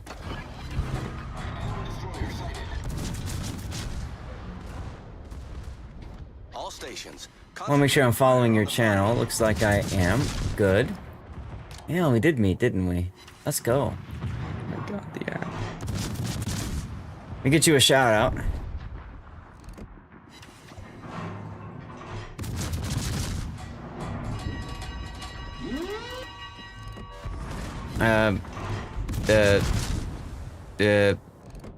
Okay. We have to pirate. Ah! Oh! Were Night Rose, were you the one that had that incident at the restaurant? Way to get security involved? Ah, you are. Okay. I know exactly who you are then. Go toss Night Rose a follow. Good person. Good person. And I was so proud of Night Rose. Stood up for themselves. Why is your bot telling us about Pearl Harbor? What the? Where? There was a commercial break. Dead ahead. Oh. Torpedoes to port. So I did a little trivia thing. Yeah. Yeah, no, it was really cool. It was really cool. And it's another thing is, if you ever get spotted by a sub like you did earlier, pop your hydro. Don't waste the radar because for whatever reason, their infinite wisdom radar only works when they're on the surface because fair and balanced. Yeah, I mentioned that earlier, but you're not running superintendent. Yeah, he ran out of radars. Ships either. Hey, Gary, salute. All right, let's take a look at your results screens here. Still 138,000 damage is pretty respectable. 226 main battery hits is probably enough to finish your mission. You came in first place with a Confederate. And the number one letter, and the number one too. Which we don't get to see because you have to be connected to the server, and this is a replay. So, but hey, I mean, it was a good game. As Putin says, it's kind of like you're just fumbling about and making things work. Let me put the replay render up, and if you guys have ideas for title, please feel free to share. But I mean, Tannis, are there any questions you got for me from other than what I've kind of mentioned?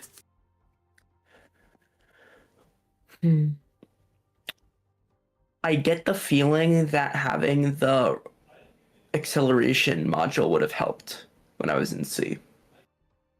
When you decided to go YOLO the sub, sure, it absolutely would have helped you get there quicker and might have thrown off some enemy shells. I still can't believe that you only took 46 artillery hits for 23,000 damage. But yeah, that acceleration mod in slot 4 would be very handy.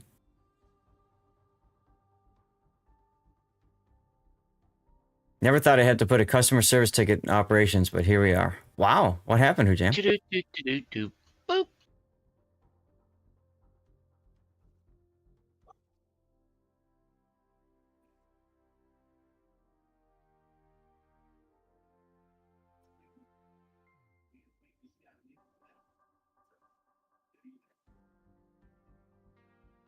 Title idea for Cleveland. What do you think?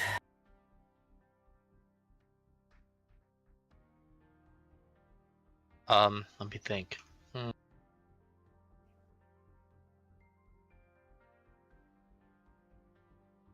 Cleveland steamer.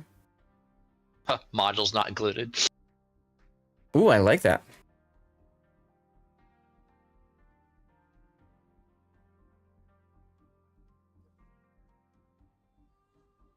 Modules not included.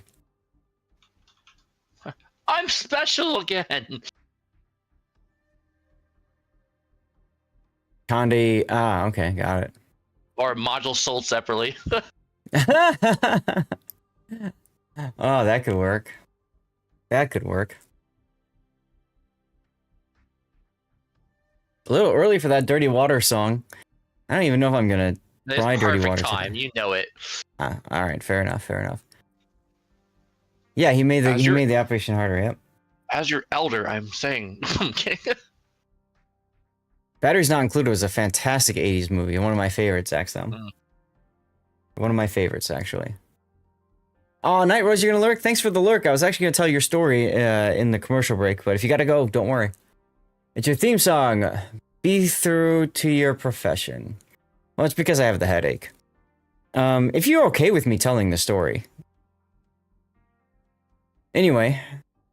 Yeah, dude, I'm just amazed you managed to pull it off, but Tannis, dude, hey, it's still a great game at the end of the day, so I'm hoping you're happy, with the result, yeah? I think it was something along the lines of my damage record, because it said the analyzation thing said it was like 140,000 in the Iparanga or something. Got it. Okay. It's my last record. Cool. Well, I mean, it was a good game. It's just I can't believe you got it. It's like you're tripping into an amazing game, but hey, take it for what it is. Hopefully some of the feedback I gave you with your use of hydro and positioning kind of helps, as you play more games. Mm-hmm. All right. So we're going to go to Be Right Back screen. So I can't remember, Night Rose, apologies for asking, but your pronouns are she, her. Is that correct? People suck. I had 5 clan members in an op. One of them got pissy and rage quit in Cherry Blossom after he yelled at a clanmate in voice chat. I kicked him. You can't screw with ops. This is true. So I'll tell the story real quick and then we'll go and hit the commercial break and get ready for M Notes replay, okay? But basically I ran into Night Rose at the amazing mixer at the NCS Soft, and that's where I ran into also Pirate Software, who was awesome. Absolutely awesome. Oh, you beat your damage record by 300. There you go. And so we were chatting, and Night Rose went up and said, I'm really upset about something. And both Pirate and I were just sitting there like, what's up? And she said that somebody had made a comment about her sexuality. I don't want to get into it too much, okay? But basically something about genitals and stuff like that. Basically a rather negative, unsupportive comment. Let's just put it that way, okay? This day and age, unfortunately, you have to be really sensitive about what you say when you're out in public to other people. And Night Rose took great offense to it. And, well, both Pirate and I said, you gotta say something about that. Oh, I did not realize that person tried touching your chest, too. That's not cool. That is also not cool. So both Pirate and I said to Night Rose, you got to do something about this. And what I think would really help, you see so many people after the con. Well, that's fine, Duckman. You might not, but other people do. And it's important if you're in real life meeting people, you have to respect their wishes and their beliefs. That's just all there is to it. That's all there is to it. So, we said, say something, speak up, do something about it. So, Night Rose did. Night Rose went to a security guard, and the security guard listened and said, okay, I'm going to go, got the management involved. Said you need to, you can go and confront the person, which Night Rose did. And the person apologized, and I don't remember the exact resolution, but the important thing is that Night Rose stuck up for herself, And exactly, Duckman. See, that's the problem. It's an unacceptable interaction regardless. Not even adding the pronouns part of it, okay? But the problem is you just can't you can't be a jerk like that in public, okay? And if you look at a lot of the negative responses on Twitter about TwitchCon and stuff, a lot of them have to do with people that have something like that. Oh, really? I did not realize that. I saw you had talked to him, and I had thought that he had apologized there. Apologies. Okay. And was about to get kicked out when he left. Got it. Okay. But the important thing is you stood up for yourself. You stood your ground. You said, this is not right. You went and sought help. And the other important part of security actually helped. If you are familiar with the Emeru stuff and all that, very different experience there. And so when you see a lot of people upset about, oh, my feelings were hurt and, something happened that I had no control over and, blah, blah, blah, and I haven't come to terms with it. I think one of the problems is that people aren't being told, hey, stick up for yourself, go seek out help. I even went up to the security guard afterwards and I said, dude, what you did there, fantastic. And I actually went and I told his manager that what he did was absolutely the right call. Because I think it's important, when people are doing the right thing, that you got to highlight it. You got to say, this is the right thing. So to me, I thought that was really cool. I've got a Twitter story, Night Rose, about that night, about the other affiliates that were with me. I didn't want to tell your story because that's your story to tell. But that was another one of those like feel good moments from that night. And so I'm kind of glad I was a part of it, although it kind of sucks that you had to go through it. But I think that you are coming off a stronger person because of that, which is fantastic. I'm great about schmoozing the staff. I know it can pay off. And you know what? Whether it pays off or not, sometimes you just have to do the right thing. Like when I saw Amaranth on the live stream and I was doing the right thing, asking, can I put you on camera and stuff like that. What's up, I Can't Swim? Saying thank you for letting me have the interaction and the picture, wishing her a good rest of her day. I mean, these are just appropriate things that you do because you're a decent person. And sadly, these days, how to be a decent person isn't taught in schools. It's not showcased on streams. It's not in the clips that you see. All the clips are all negative garbage. Mm-hmm. So, that's like at least 90% of my clips. No, it's not. No, it's not. And I call bullshit on that, dude. In real life, you know how to be a good person. I have one simple case to prove that. Zelda. Why? Oh, you didn't know? Long story short, Captain asked me to come help her when she was brand new to the game. Oh, okay. Right. Okay. So I came, I'm in voice and like I'm doing my best to explain things to her. Right. And some guy apparently DM'd her and said I'm the most toxic individual on the planet. And I wasn't going to argue with that. I'm like, yeah. Yep. Right. Like that I have no idea how to behave and that she should just ignore me and get rid of me. Right. Now, she asked me not to swear. And ironically, I'm the only person who's never sworn on her stream. Right. And I basically just behaved. And the guy who called me toxic was the toxic a-hole that's no longer allowed in her stream and got banned. That's just because happens. Literally, like, how do you not have common courtesy? If somebody asks you to do something, I'm there as a guest. Right? Like the last thing I want to do is scare them away from the game.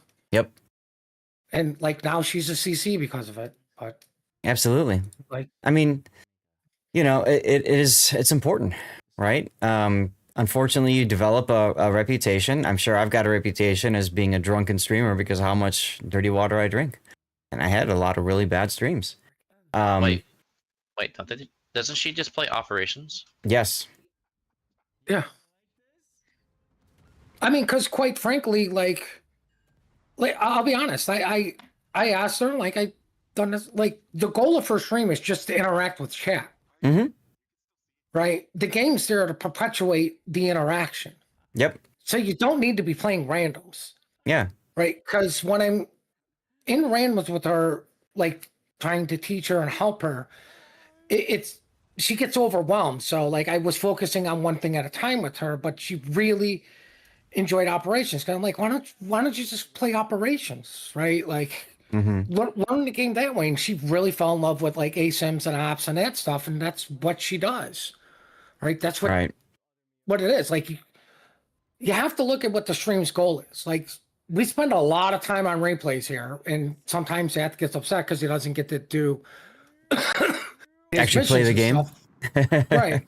But like the whole thing with the stream is to help people get better through analyzing replays and then taking that information and going into randoms and showing you that this is why we say to do this or take these skills or do that or position here, because you can see it in through randoms. Yep. Right. Now, unfortunately, the days of a 3-man div doing everything right and literally carrying the other idiots are over. It really is. So you just go in and get your missions done. If you win, great. If you lose, whatever. All right. Real quick, I want to say thanks to I Can't Swim for the sub. I need to do a commercial break as well, and then we can continue our conversation. So I'm gonna restart the Words on Stream. Remember, Words is over on Twitch. If you're watching on Twitch, feel free to say hi during the commercial break, so Twitch knows that you're not a bot. You won't miss anything during the commercial break except for some gabbing as we get ready for our 5th and final replay, which is going to be M Note's game in the Des Moines. Once we finish that, you all will have the ability to vote for which replay or replays should make its way to YouTube. Okay? And then we're going to go to live play. And yes, as Puddin said, I'm going to start grinding up some of my stuff. All right. So, Puddin, was there anything else that you wanted to say, or?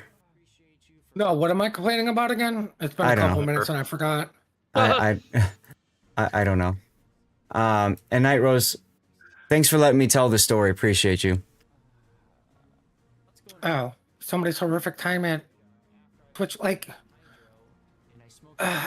sadly, I've not heard a lot of good things about actually being at the event. It's like, that's because most of the people that have a good time don't constantly tweet out, guys, I had a great time. It doesn't get views, doesn't get clicks, doesn't get responses, doesn't get likes. Oh my God, what happened to you? That gets the clicks. That gets the likes. It's the same thing as negative it's videos. Like the news. Yeah.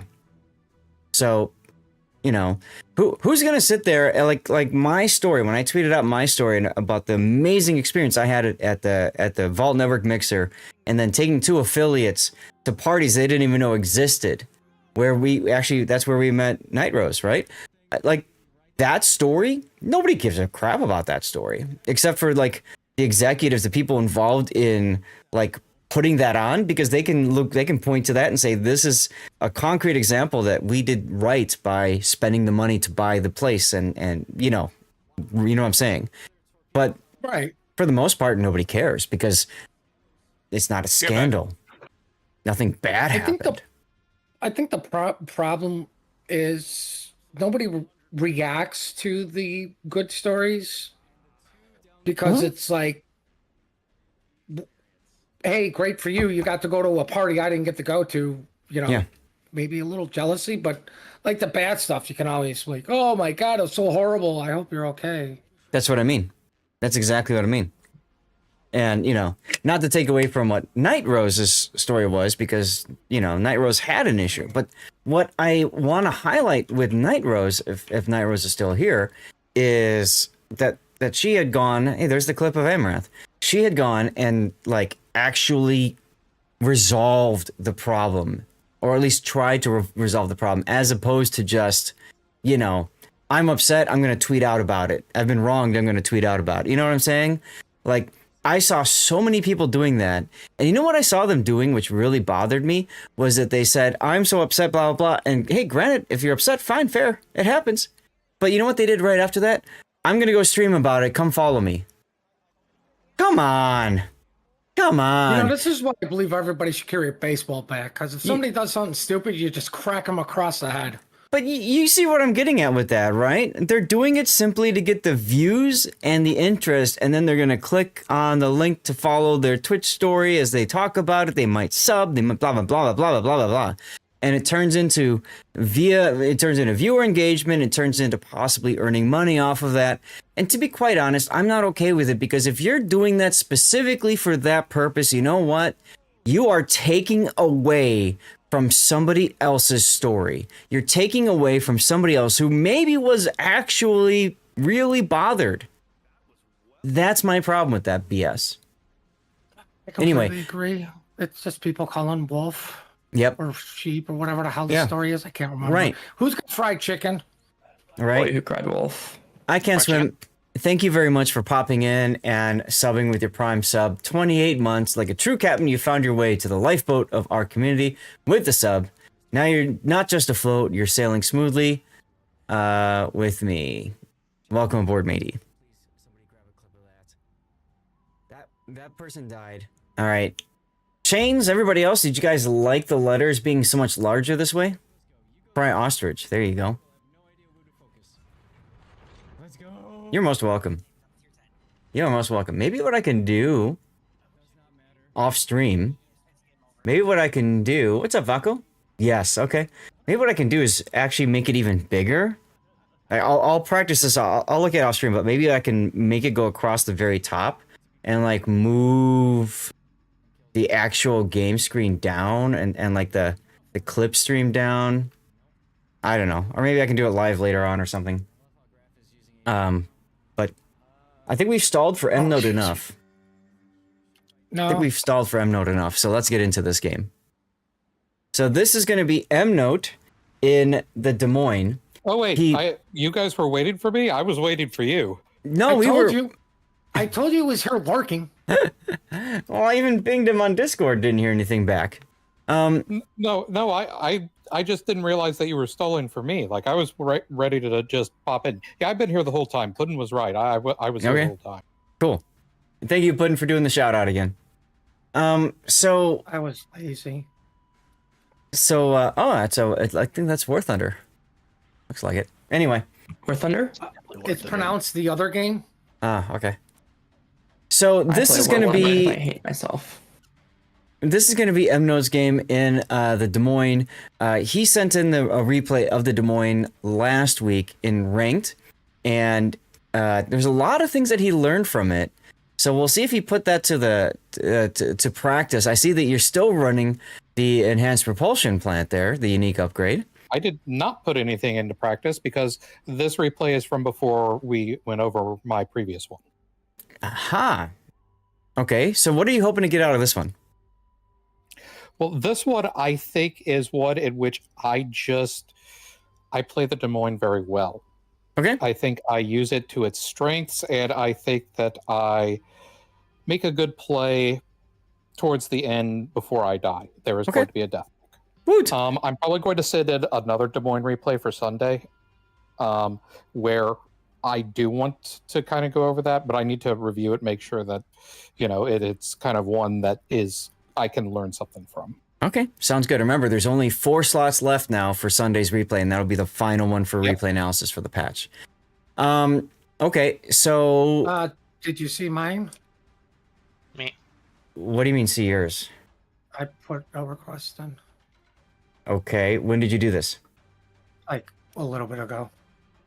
Okay, like while I'm streaming. So, why do you expect me to look at a random channel on Discord while I'm streaming? No, I didn't see yours. Now I see it. Keep going back, yeah. All right, anyway. Yeah. So, there are now 3 slots open on Sunday. Anyway, of course, Des Moines, fast reloading guns, great AP, decent HE and stuff like that, and decent maneuverability. Are you sure about the AP? Yeah, I'm very sure about the AP. The AP is amazing on this ship. Yeah, absolutely. Absolutely. Dennis, you're not allowed to talk about it, Des Moines, ever. So let's take a look at the build, because most people know what a Des Moines is, but if you don't, she's a fantastic boat. If you are looking for a tech tree line to grind up, nothing wrong with going up this first, or one of the first ones. I believe she was amongst my first tier 10s.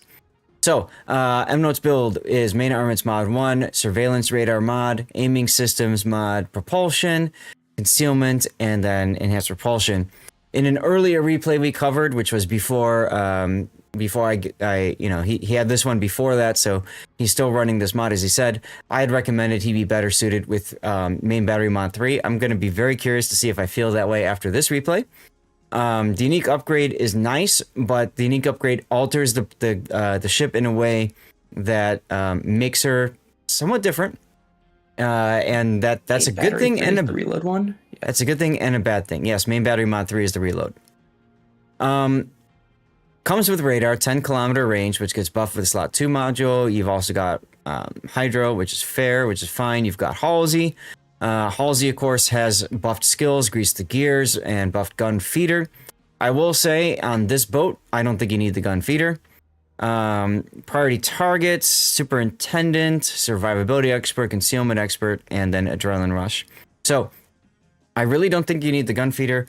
I don't know if you need the grease the gears. Grease the gears is nice, but most of the time you're pointing your bow at the enemy and you're looking towards your target anyways. In my opinion, radio location is great. I know you said you're going to go top grade gunner. If you drop these 2 1-point skills, maybe consumable specialist so you can spam the radar more frequently is good. Or I have to take at least one 1-point skill. Exactly. That's why I'm trying to highlight. Hey, either these two are good too.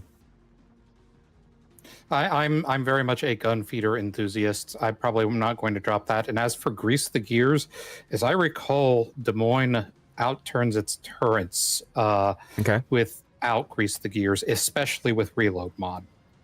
This is true. If you're going to go reload mod, that can be a problem. With reload mod, it goes up to 28.7 seconds. Sure. Most of the time, in my experience, I typically don't find myself over open watering where I'm like running around like crazy.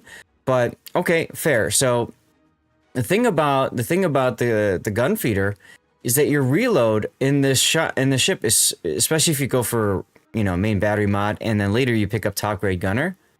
I mean, your reload is pretty darn quick anyways, to the point where I don't know that gun feeder is really going to matter. Priority alert, are you talking here? Priority target? I like priority target, so I don't have a problem with that myself. I know some people like to go focus fire training if it's randoms, or maybe consumables enhancements, or hell, even demo expert in like ranked. But personal opinion, I want to know how many people are targeting me. Why is gun feeder pointless on Des Moines? It's not pointless. It does help. It's just, in my opinion, the reload on Des Moines is so fast that I don't know how many times you're gonna sit there and say, "Thank God I brought gun feeder." Like it's only for it's happened to me a few times. It's only for that one occasion that a cruiser or battleship decides to turn broadside in front of you. Like that's the only time I could see that happening. Yep. So.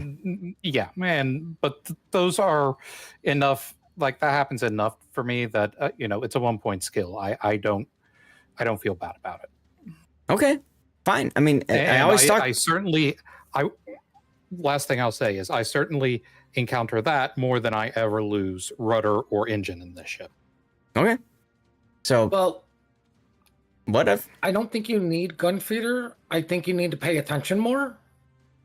I think that's what it is. Like, if that's your crutch, that's fine. As long as you admit it. Like, I need RPF. It's my crutch. Like, I will openly admit it. RPF is a crutch for me. I like to have it. I agree. I like priority target because it also lets me not pay attention as hard. And once I see that number start climbing, like, I need to start paying attention a little bit more. Find my cover. Yeah, I'm the same way. Yep. Those are definitely crutch skills for me. Yep. And gun feeder is too. Okay. I mean, I've been trying to get away from them, but like with the Des Moines, like these guys are saying, especially what they are, like you can't go wrong with HE and you're not going wrong with the AP at any point, at anything you're shooting at. So the other thing too, though, is sometimes, I'll swap this over to maybe another cruiser another premium cruiser like Puerto Rico, where gun feeder is a lot more useful. I agree there. And that's also fair. You can have a more generalist build to apply to other ships too. That's smart, and there's nothing wrong with that. So, hey, we this gave is the Halsey too, correct? yes. This is Halsey, so there's also Yes. the talents, right? I mean, Confederate. so this is almost an instantaneous switch. Yes. Okay. And then for flags, you've got ramming, HP, fire reduction, heal boosting, fire chance, speed, consumables, and anti-air. Okay. Paco, not everybody's rich like us that have like 15,000 captains just sitting in port and reserve doing nothing. I don't know that you need anti-air. Personal opinion, if you're playing ranked, I might drop the anti-air for like the other fire chance flag, just because you always want fire chance. Ranked has been swamped with carriers with the Liberty Harbor event going on. Okay. I plead the fifth. All right. Well, let's get into the game then. So this is indeed a ranked battle. No carriers, no subs. Right, you wasted a flag. Well, I mean, there is still some value with all the Dutch airstrikes, but there's none of that in this game either. Right, the Dutch airstrikes that just get through anyways. Yep. So all of these enemy ships can overmatch you, I believe, right? Yes. Yes. And then you've got the Petro, okay. And then you've got Vamp Deuce and Laffy. Pretty sure the Petro can damage you by looking at you. Right. Hold that thought. And then the Atlantic is what Petro, map the you're heavy on, which I hate. cruiser, or the one that looks like it has a bunch of AA guns, or the Millennium Falcon guns or something? It's the heavy cruiser. Yeah, it's a heavy cruiser. You're thinking of Smolensk, I believe. Or he's thinking of the Nevsky. Completely lost when he goes, it looks like the Millennium Falcon. Well, he's talking about the guns. You know, the Falcon has like those, like 2 on top, 2 on bottom guns, just like Smolensk has. Right. That's great, kid. Don't get cocky. That scene. Anyway, this map I hate because there's a lot of open water in the middle, and it kind of forces you to go to one flank or the other. Des Moines is an okay boat to play on this map because you do have a lot of islands to play around. I will say this is a very risky open because it puts you broadside to a lot of ships coming in if you get spotted early. So if you get a destroyer that goes mid. I've had 2 almost or actual dev strikes from an Ohio in just that scenario. Yep. So a lot of times what happens if you're playing a cruiser is you're forced to play like the very, cautious route instead of going in front of the islands here.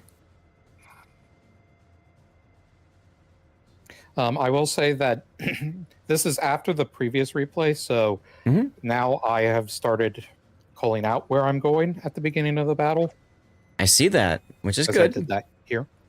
And I like how you're trying to split up the battleships because they oftentimes like to huddle together for warmth. How else are you supposed to stay warm? Soup. Get yourself a partner? I don't know.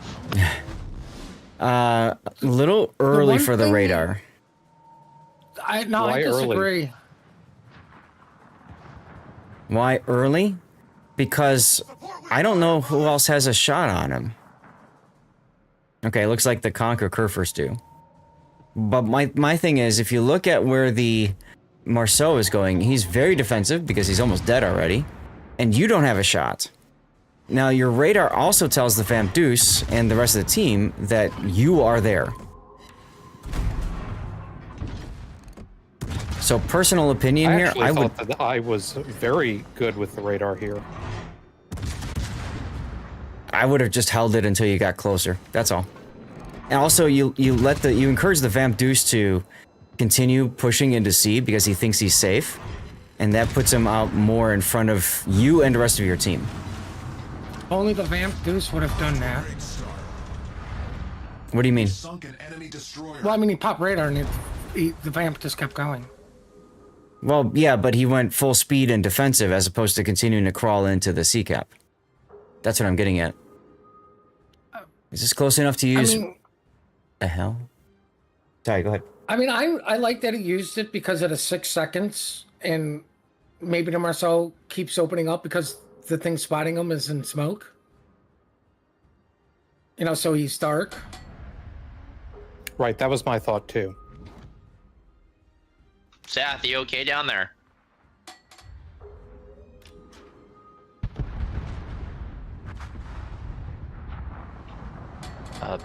Seth, did you mute your mic? Yeah, I did, because I was gonna go kill something. Oh. I got a big bug flying around the room, so I was trying to figure out what the hell that's going on there. It was just bugging out. I'm bugging out. Anyway, both their destroyers are gone now, so that's good. Duckman, this is through Zat's, like what Zat is running, not M-Note. So, like we'd have to ask M-Note if he does have the circles for radar. I do. And hydro. I have it for hydro, not for AA. Yeah. I mean, you can always turn it on if you're in a carrier game and turn it off when you're not. Yeah. If it becomes too much. I usually do too. It's just I haven't played Des Moines in a very long time. Yeah, no, I always have my hydro on if the ship has hydro, simply because it's very useful information. Well, it's pretty hard to turn on the hydro circle for ships that don't have hydro. Yeah, good point. Good point. So yeah, I'm going to be playing with this Petro for a while now. Sure. It's a Petro. Mm-hmm. He's got to be so pissed because he can't shoot that cap and you can. Yeah. Yep. It's Yodo. I'm with you, Vaco. I don't. He's so angry. I don't have my secondaries on unless I'm in a secondary ship too. That's right, Duckman. Put a fly in the room with the cat, and the cat will destroy the room. Yeah. Pretty much. Except the cat won't do his job and destroy everything else. Yeah. So this is a situation where this type of game is one in which reload mod would have been, again, quite useful. Yep. I don't know if it would have been enough to allow me to live. Well, so I was actually fine with the turret traverse, and it. I think what you took for the most part was fine. Because you can't count on that one game where that one thing would have made the difference. Right. Mm-hmm. Your detection's solid red. Fair. I had a different minimap mod that I used, and then suddenly it stopped being useful, and now I'm stuck playing Titaros, and I just haven't had time to configure it all. 34 NAS, congrats on the win. I think a lot of minimap mods got just rolled up into that. Yeah, pretty much. And if I remember right, it's like each ship you have to set it up the same way. Ugh. So. Yeah, you. So I'm gonna be honest, not very much happens for the next minute or so. I don't know if perhaps you want to fast forward a bit. Nope. No. We sit here and critique everything. Like your camel's on key. So you put AP in the barrels figuring he was going to come out broadside to you? Yes, that was the idea. Okay. And then he didn't. And, well...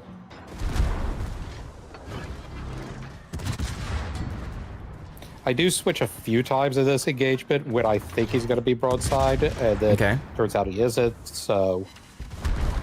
Now, you could that's another situation in which Gunfeeder is useful. If you think they're going to turn broadside, but they aren't, then you could switch back and not lose like 10 seconds worth of fire. Okay. You could also like not show enough side to get hard pen there, but all right. I felt I needed to in order to get close enough to the island, so because the thing is the Wisconsin. Okay. You can see that it is off of my port side, and I was worried about it getting shots into me. Okay. I figured, if I take a Citadel from Petro, better than taking a Citadel from Wisconsin. Okay. Alternately, while you were sitting there farming the Petro, you could have been getting closer to the island anyways. Like 2 minutes ago. That would have been the smart play. To the point where, I still don't feel, so far this game, that the unique upgrade has helped you at all. Oh no, I completely agree with that. I'm not trying to defend the unique upgrade at all. I absolutely agree with you that reload mod is a better choice for my playstyle and for this particular game. So what the heck are you trying to do now? You're gonna turn more broadside to the Wisconsin. Like, did McDonald's get your order wrong? Like, how many times are we gonna beach here? Quite a few. Welcome to McDonald's. Can I take your order? God, remember when Petro had no Citadel and you couldn't hit it? Okay. Their broadside. Can't you be shooting AP to take out his guns? Oof. That could be. And yeah, he is. He definitely understands that technology. Yeah, but he's been doing that to you. I know. That's why I'm asking. I guess I was favoring doing damage over knocking the guns. Okay, but you're still not doing damage. Yeah, like, really. Oof. Here, at this part here, I would start going forward so he can't ram you. Petro's turrets are pretty tough. Okay. You gonna get a secondary kill? So in that case, just go for fires. Get him on fire on the bow and stuff. M-Note is now the poster child for saying thank you to Wargaming for getting rid of permanent turret kills. Yes. Thank you. And now you're going to take Wisconsin off the butt. The Wisconsin is there. Mm-hmm. And that is going to be the end of me. Mm-hmm. So, I'm thinking a couple of things from this. One is, you know, be more proactive in your positioning. When you're going to a place where, you know, you're near an island, you should automatically just go up to the island. It shouldn't be like, I'm going to sit in the middle of this channel. It's, I'm going to go to this side of this channel, this island of the channel, and then play it from there. I think if you kind of just automatically get in the habit of doing that, you're going to find that you don't waste a lot of time and damage trying to reposition to that spot later. Okay. Because you can always move if you're in a bad spot, right? So put yourself in a good spot to start. Don't put yourself in an average spot and then say, I need to move to the good spot. Right? Okay. And the other thing is, I think you're spending too much time thinking through stuff instead of just raw damage. Like, there were a number of times that you didn't shoot. You took your eye off the ball to go and look at something. Where am I hitting him? You know, worrying about what shell choice you're using. Dude, he's bow into you. He's a player that, ironically enough, just like the last replay, you found yourself facing off somebody. I don't know his stats, but I'll tell you, he's pretty good. Okay. Yes, I looked at it's around 56 win rate play. Yeah, he's decent. He's absolutely proficient, especially when you put him in a ship that's an OP ship like the Petropavlovsk. So the point I'm getting at is, you know, sitting there trying to say, oh, I gotta, you know, blah, blah, blah, blah, blah. Like, he almost completely outplayed you, right? If it wasn't for your secondary hit and the fact that somebody else was shooting him too, that probably would have been a fail. You know, he probably would have sailed away from that being like, I got him. I think his biggest problem from this game was at the very start of the game. You went in with the mindset of, I'm going to go support this DD. The problem with that decision is you're going to support a French DD, which gets to the cap literally before everybody. You can't get there in time. Yeah. You're not going to be there to really support him because his game plan is, if I go in and there's anybody contesting me, is to run away. Come back and get it later. Correct. So you would have been better off going up to like the B line. The B line. Yep. And that I think that, to me, that kind of goes back to my comment about the radar being too early, because it was too early for M-Note to be able to use it. And to be quite honest, the Marceau is probably too busy in I need to run away mode. He's not thinking team play mode or, you know, I'm going to take advantage of the radar spotting that you're giving me. It's, I just need to run away. So I didn't see a lot of value to that radar. Of course, the battleships behind you were able to get some shots in, so that helped. But Me personally, if I'm not detected and I see a ship like the Vamp Deuce is heading with smoke on towards the cap, I'm going to wait until he gets into a position with his crawling smoke that I can just radar and just blast him right off the bat. Because again, I'm playing for me with team support as opposed to I'm playing for team support completely. There's a difference in that line of thinking there. Oh, for a while, This no is worries, very Duncan. interesting because I came out of that engagement with the Petro basically thinking I completely outplayed him. Oh, he outplayed you, man. No. He outplayed you completely. The second he started going AP to destroy just his guns, he's outplaying you. He knows you're in a bad spot and he's got the advantage. Yep. You can't destroy his guns as easily as he can destroy yours. Yep. And when you keep sitting there switching shell types and then bouncing, ricocheting off of his armor plating because he's baiting you into shooting him in the side, he did that. He did that to you at least once, maybe twice. Like, he knows he can just play with you.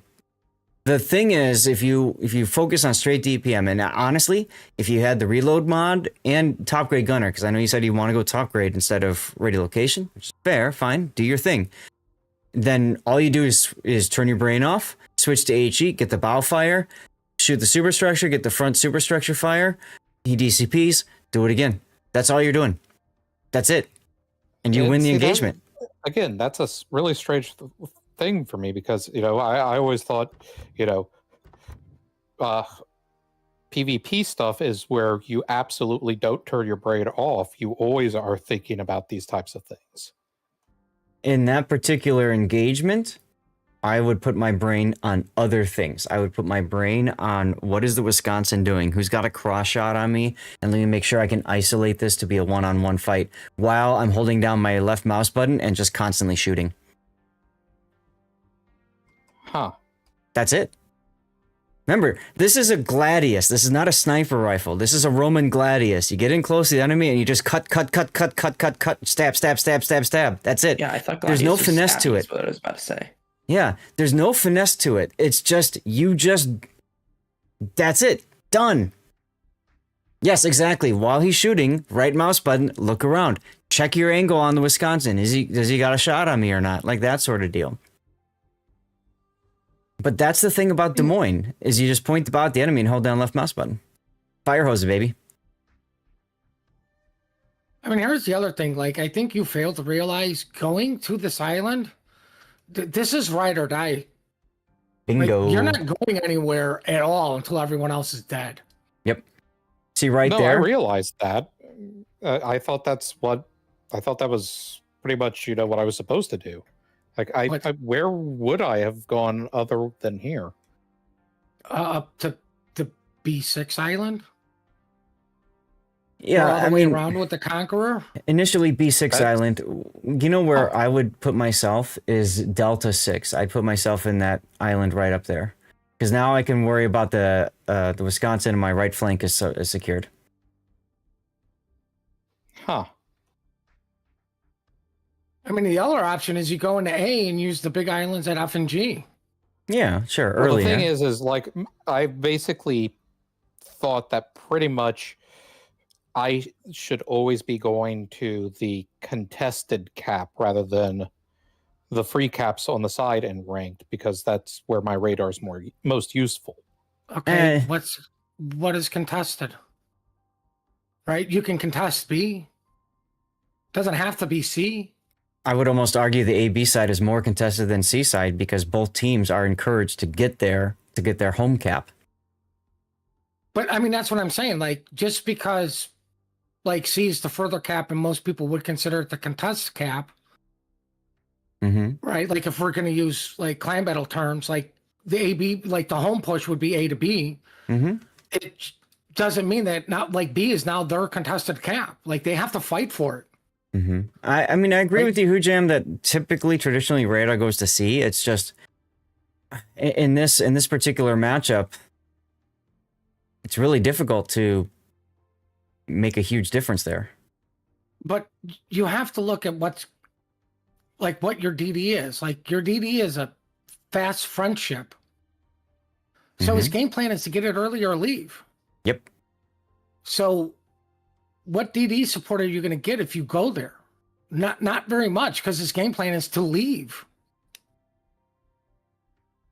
Well, see, I don't know those things because I basically don't play French destroyers, so I don't know how they play. Sure. But I mean, luckily the Vamp decided he wanted to die, which gave you guys the advantage up there. Yeah, his mistake was he didn't turn around as soon as he got radared. Instead, he just hit W and went straight at C cap. He literally should have just stopped. Yeah, exactly. Be like, okay, the battleships are shooting me. They got maybe one more shot. I should be able to dodge them. Clearly, the Des Moines not shooting me. He's got the radar. The Massar's the DD's too low. So if he gets spotted, he's screwed. Yep. If he would have just sat there, he would have been fine. Yep. Now, also, I want to highlight too, the Wisconsin's positioning is unusual. It's very unusual to see a battleship try to go on the flank, like up the 10 line like that. So, you know, where you were normally would make sense. It's just, hey, look, Wisconsin's there. I mean, Wisconsin might have took that route because he knew you were there. This is a true possibility. Yep. And I mean, hey, congratulations to your Columbo or your Conqueror for just getting wrecked by him. Yeah, the thing is that I'm not good at like adapting to changing circumstances. Like I'm good at thinking on Atlantic and ranked battle, radar go C. And that's fine. I mean, that's like, okay. What Puddin's saying is like, okay, what type of destroyer is there? Well, okay. You know, that's stuff that I'm not very good at, and I don't know how to get good at that. So that's why when I made the comment earlier about I play for me and then the team, I think is kind of one of those things you kind of have to adopt when you're playing ranked. What can I do with the things that I'm doing? Right? If I'm going to radar, I want to be able to shoot what I'm going to radar. Or my team has told me, hey, can you radar? I've got guns on this target. Right? If neither of those conditions are met, I don't radar because it's going to be a waste. It could be a waste. Right? Okay. With the Vamp Deuce, when he got scared and just W'd north, he literally ran right into your guns. Yeah. So you were able to get the kill because of his stupidity, not necessarily because of your good play. So that's why I'm trying to highlight that, and I'm saying that radar, in my opinion, was too early, because if it waited until he got up to the C cap, now he's incentivized to stay there.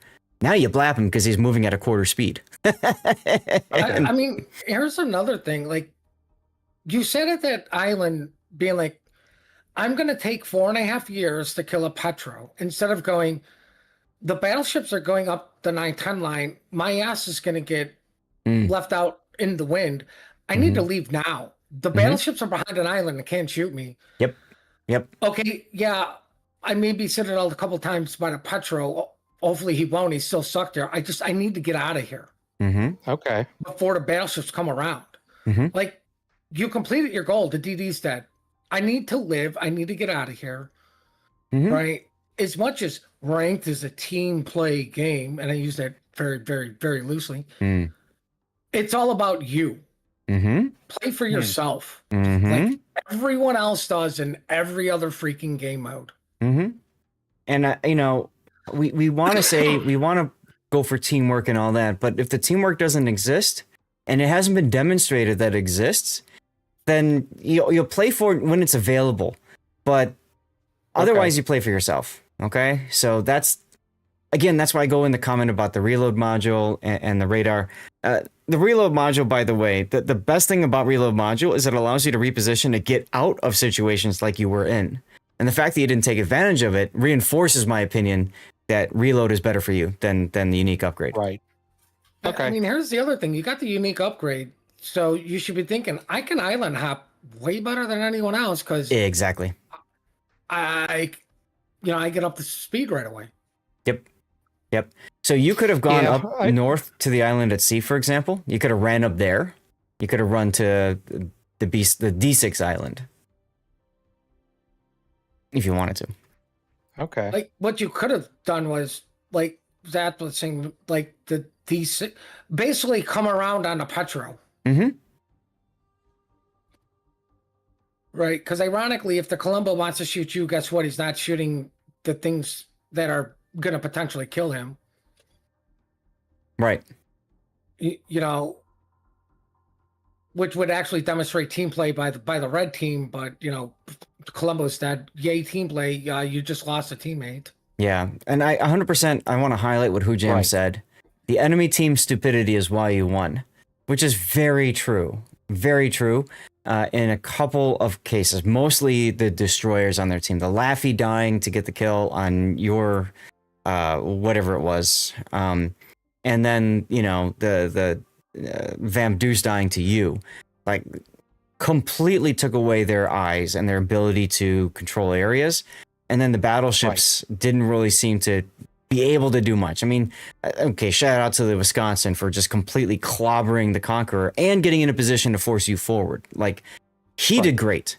But I didn't feel like your Yamato really pulled his weight. I don't feel like the Columbo pulled his weight either. It is what it is. Oh, he lost to a curve first. Yeah, I know. Like, for shame. I'm not dissing the curve first player, but literally the Columbo just poops on a curve first. Yeah. All right. Well, I think we've kind of psychoanalyzed this enough. I'm thinking for you, if this goes to YouTube, overthinking is a good title. What do you think, Note? Yeah, I think that's a good thing. And also, I need to sometimes this is one of the issues, because like I even looked at this replay before sending it in again, and I was thinking, oh, I played really well this game. And then, you know, we crapped on you. You guys are just kind of like tearing it apart. It's not that you guys are wrong about anything. It's that apparently I'm not very good at judging my own play. Amgen, then you're shooting the GK in the wrong spot. It's the Columbo just poops all over it with the sap because there's just too much superstructure. Yeah, the superstructure. Anyway, thanks for sending in the replay, and I'm glad we were able to help you out. How did you save your star on a win? That's a replay bug. All right, chat. Here's the deal. We're gonna put up a commercial break. I'm gonna get a poll going, and it'll be a 10-minute poll for you guys to vote on the game or games that you felt should make its way to YouTube. It's up to you to determine what criteria you think that should be, whether it's entertaining or educational or what. But that vote will be up in a moment, and you'll be able to use channel points to get additional votes if there's something that you really, really agree with, okay? All right, we're going to start a commercial break while I log into the game and get live play going as well. So stay tuned. Manage poll, new poll. What time is it? Oh, cool, I have almost 2 hours of baby grind time. Yeah, we've been slacking on delaying Zath getting in the game. This has to be a clip. This has to be a clip. That's a clip. No, you know what we're gonna do? We're gonna do something, make this special. We're gonna make range. He's gonna take one. I'm looking at all the torpedo spam up the 910 line. You see all these torps? Oh yeah, all skill, no luck there, ladies and gentlemen. There goes the 52. Peregrine going broadside to torps. He's gonna take one and die right here. Or not. All right, there's the poll. A little bit of desync there. Just a tad, just a hint. I just really, in my opinion, and you really punish broadside anything. Granted, it's gonna take a while to punish a battleship. Unless that happens. Jesus, we missed that. Wow. Well, he did get stuck against the island, so yeah, I can see that. Well, did he get stuck or was the food order delayed? I don't know. Either way, he was broadside to that Montana. Caliber, save a star medal, let's go! What the? Oh, you backed up, you little shit. And you're a torpy? You son of a... Nice shot, bro. Nice job. I'm like, where'd he go? Oh, he got undetected and hit the frickin' full reverse. Good old Shiest. What Shiest do now? That was when I played him in ranked and I torqued him with the funny torp with Rodney. Oh, the replay. Yeah. Ah. I'm too busy reading my in-game chat because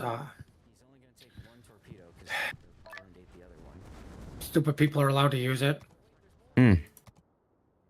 Understandable. I'm just trying to see what I can use my fuel terminal on. I think I'll do it on the operational command, even though it's get 40 incapacitation ribbons. Ugh. Mission sound like Damage and shooting down aircraft sounds like the North Carolina. I'll play a carrier. Another great clip shot, a clip moment. Start with incapacitations. That's why you push the battleships together. Everything else shouldn't be too bad.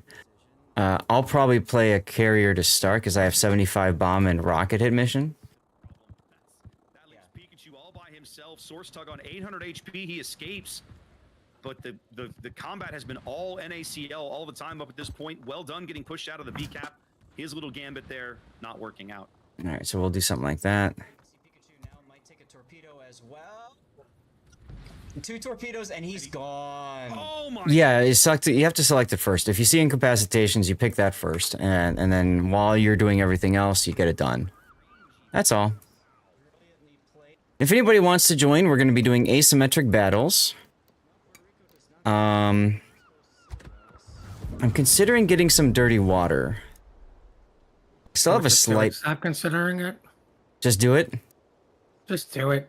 All right, I'll be right back then. And that's coming from me. That is coming from you. That's impressive.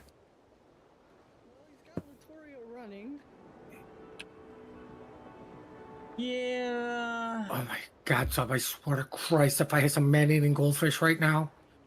Wins on score in 4 minutes and 20 seconds. 420.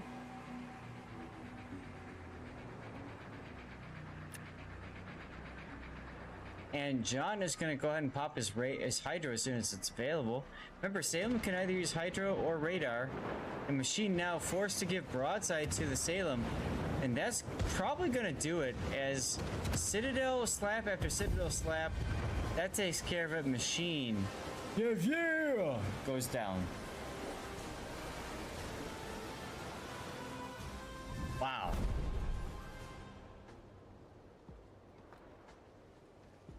My Salem-Napoli combo did not pull it off that time. No, it did not. When you're done observing the names, come down to A for a sec, because you're about to see something amazing happen. A Z-52 take a torpedo? Nope. Nope. Oh. Nope. Look at the Salem. Shimakaze? Yes. Whoa, what is happening Hello. Here? What is happening here? How was this allowed to happen? Neither side expected this to happen. Now the question is, what's GamerKemp going to do? Because I think he just dumped all of his torps. He's just going to go for the ram. Yep, he's going to go straight in. Boink.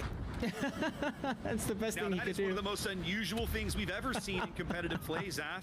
A Shimakaze just rammed a Salem. That was odd. It's one of the hard parts about coming around a corner like that. He was so tight in the corner, he had no idea what was around it. And a wild Salem appeared. A wild Salem appeared, indeed. Now, the thing, too, to keep in mind is, of all ships to hit, he hits the Salem. Remember, ramming damage is 100% repairable, so the Salem just says, all right. Yeah. On Flibby's Lenin, he takes 3 of them, despite having that torpedo warning system. Ouch. And there goes the engineer. In the middle of the map with that ship. Showing broadside. Ouch. Warspite does go. The Mosfa, if they're not careful. So they have to try to hit these. They have to try to push the Marceaus away from the caps. So in case they do. Detonation! Oh, Detonation! They Detonation! Oh, you didn't have a death blast. Oh, in the finals! In the finals! Oh. Okay.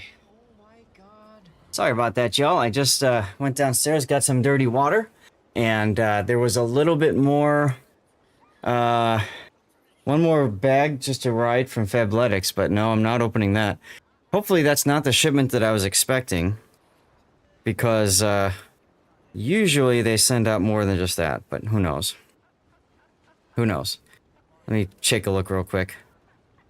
In the meantime, I did get some dirty water. I do have a headache, so I'm not gonna be drinking too much here.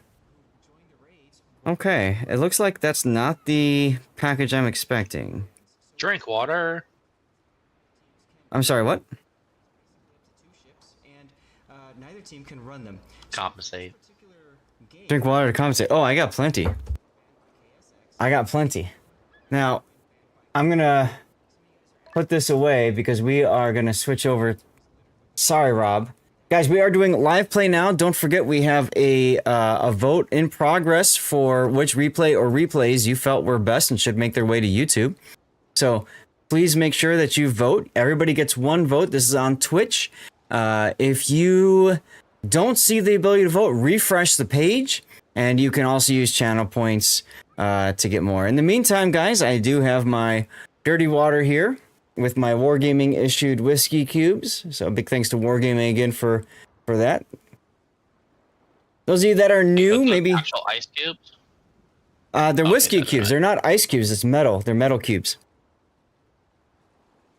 So the idea is you put them in the freezer, and then you put them in your drink, and it cools your drink, but it doesn't, doesn't melt. Can you imagine biting those by accident? Like, oh, damn it, Wargaming. Microwave it? Why would you microwave it? No, I said, can you imagine biting into it by accident and be like, oh, damn it, Wargaming? No. Yeah, I know that. I'm responding to Totally Average Gamers comment about microwaving it. It's metal. I don't think I'd want to microwave it. So just to check, we're doing asymmetrics. We're not going to be doing operations. Is that correct? Correct. I took a look at my missions, and I do not have an operations mission until the 3rd base gets completed. Okay. Oh, everyone already microwaves their tea and coffee. Fair enough. Scuttlebutt, cheers. Hello, everybody. So again, feel free to join me in a cheer, exclamation point cheers if you want to spam some emotes. Feel free to share what you're consuming, drinking. Happy Friday evening, everybody. Thank you very much for taking some time to tune in here and hang out. Cheers. And of course, big thanks to my favorite viewer, Weekend Warrior 07, who likes to come in and hang out all the time in this channel. So Weekend Warrior, you, sir, are my favorite viewer. See what I did there? Let's go. Love you too, buddy. You got your Grandmaster Collector patch. What is that? That's for having so many ships, right, Scuttlebutt? And we are going to be playing asymmetric, so if anybody else wants in, message me in game. I'm on the NA server. I'm on the NA server 500. Aha. There you go. There you go. Yeah, so I have incapacitations because I turned on the fuel mission. Incapacitations, fires, bomb, and rocket hits. All of these work well with the Indomitable. 5 years of followage. Almost 6 years. That is a flex, my dude. That is a flex. Yes, I have the 15 secondary tasks, but it's part of the, if I unlock the 3rd star upgrade, which is 60,000, I'm not going to get there today. Oh, wait, I should do foliage. Oh.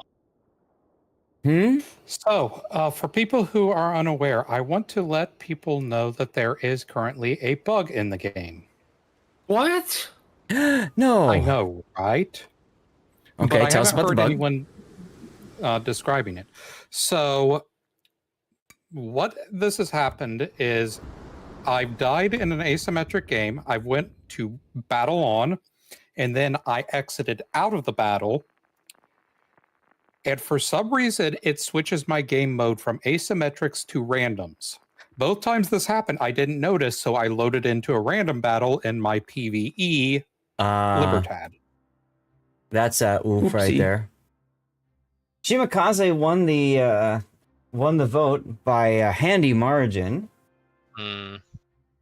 Okay. I'll have to look up How many one persons did that? Hey, I don't care. If they want to dump the channel points, they can dump the channel points. They've earned them. Oh, yeah. Yeah, I think I had that switched on me once before, too. It is what it is. That's been around for a bit. This is an interesting spawn with all of us over here. Quite. Instead of me in the middle, but I guess it's because we're divved. The Pommern and the Nottingham are next to each other, and so it just says not Pommern.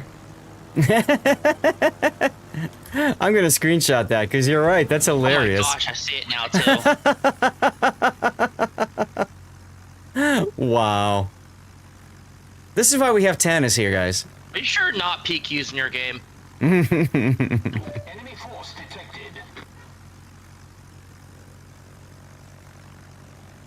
Alright, we got a couple of rooks. Can I incapacitate anything on them? They have a torpedo. But do we have any bishops or knights? Or castles? Let's try it. Just ask him, like, checkmate. Oh, never mind. Okay, well, I got a fire. That's neat. Ah. Failed. Let's go. I could have pre-dropped. Oh, well. Not to be toxic, but I plan on dying, says the Pommern. That's a good feeling.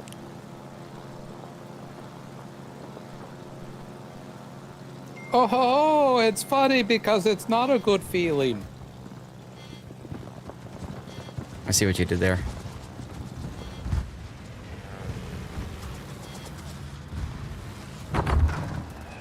Alright. Rockets time. Only one bomb hit there. That sucked. Oh well. Hit FDR if you've got a lot of bomb and rocket hits. So what's special about the Atlantic? It's basically the Pan-American battleships before the Pan-American battleships became a law. Oh, let it go. Listen, just know this: it's AP sucks, Tannis. You only have AP. Precise. Well, I'm not just going for compared rocket to hits. Iparenga. Iparenga has the 152 millimeter secondaries. This gets the 234s of the Los Andes and Libertad. It also has 15-inch guns instead of Iparenga's 14-inch. Why is Lahardy completely stopped? I'm not complaining. I did get a incapacitation out of it, so there you go. Yeah, I can play Aquila as well. I figured if I'm looking for bomb hits, fires, you know, and incapacitations, then I'd play Indomitable. Because Indom is a fun boat. I really enjoyed this boat. I think Atlantico is probably my favorite battleship in the game, so I know a lot about it.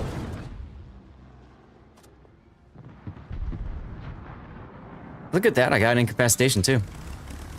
Yes, and planes reload fast, and they're fast as well, so it gets you into battle quicker too. Exactly right. Well, thank you, Totally Average.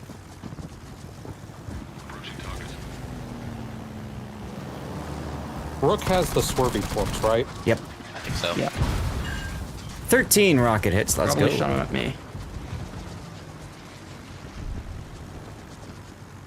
Probably gonna lose a plane doing this. Yeah. Oh well.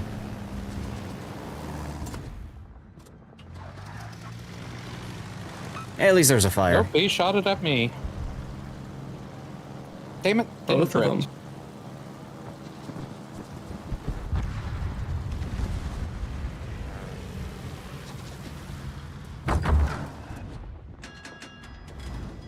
Alright, time to move my carrier here. Who just followed? Ting Chao! Outlook, thank you for the follow. Welcome on in.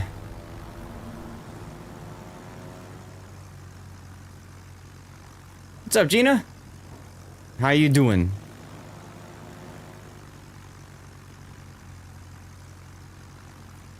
Live play, everybody. We got room for 2 in our div if anybody else wants in.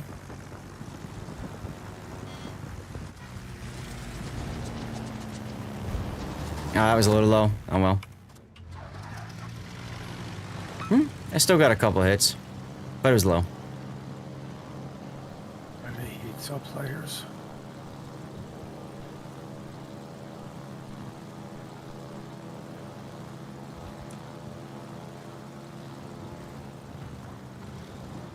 Here we go.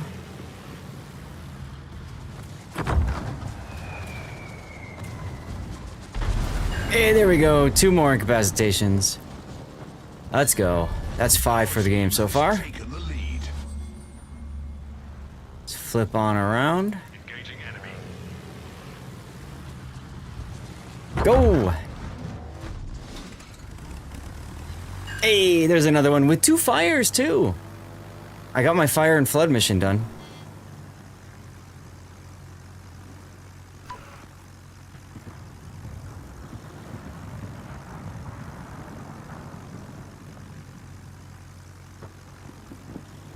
Let's take my time and get out of anti-air range here. The plane up for continuous spotting after I drop.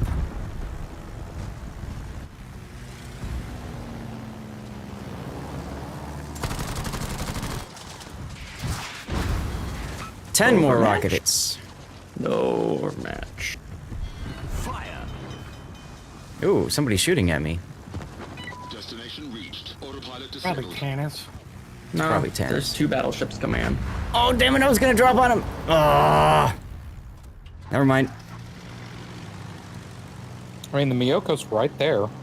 Well, yeah, I know, but so was the destroyer. I was gonna drop the destroyer, and then you killed it. While I initiated my drop. That sounds I'm like trying to do team play fields. You don't play carriers much, do you, M-Note? I have never played a carrier game in my entire career. Play some carriers, then you'll understand.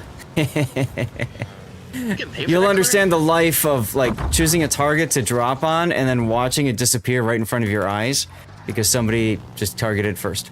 Autopilot enabled. Planes seem OP. They can be. They very much can be.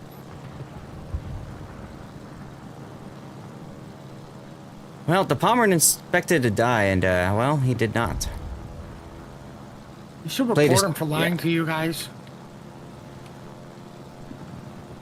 That's the spirit. Approaching target.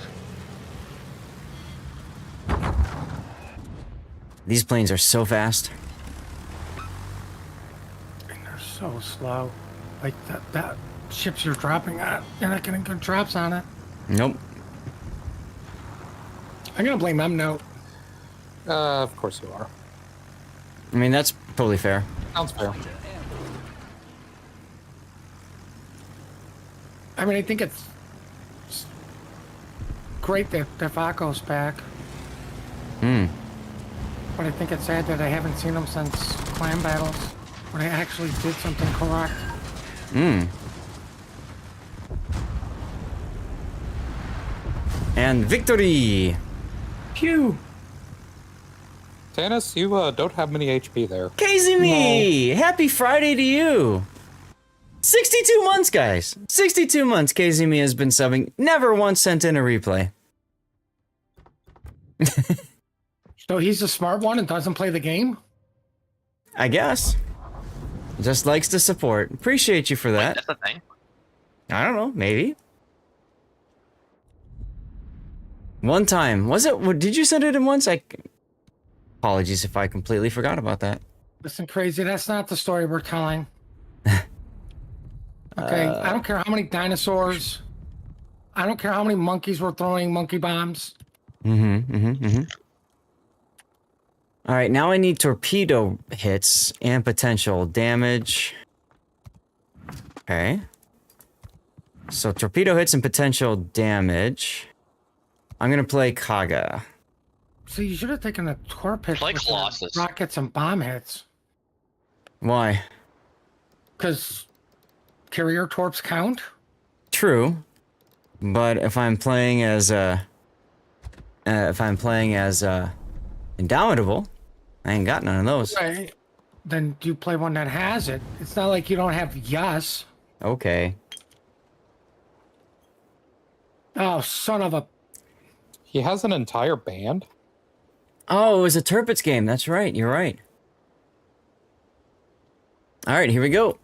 Remember, I got room for 2 more in our div. If anybody else wants in, just message me. I'm on the NA server, okay?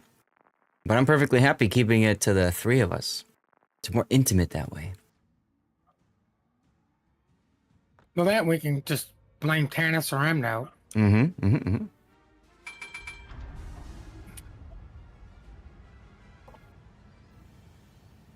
All right, baby.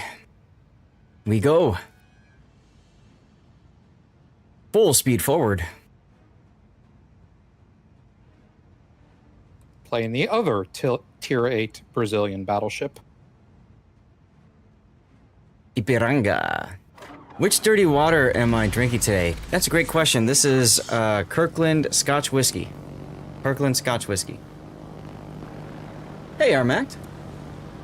By the way, Zath, I did install that the torpedo trails thing that makes the torpedoes have bigger trails, and that has been helping. So thanks for that, Rec. Good.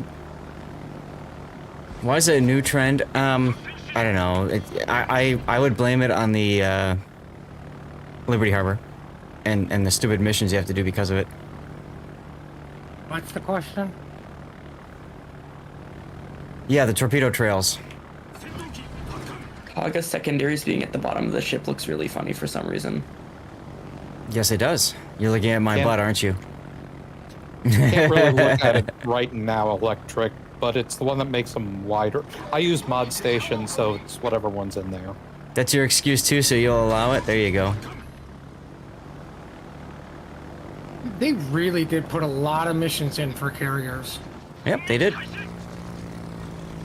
Now, granted, you don't have to play carriers to do them. It just makes it easier. Like bomb and rocket hits you can get by playing hybrids. Or playing the Dutch, you know. Yeah. Did not realize he was using engine boost. Yay, hybrids. Yes, that's right, chat. Say it together. Yay. Ironically, the Trump is the best for bomb hits. Mm-hmm.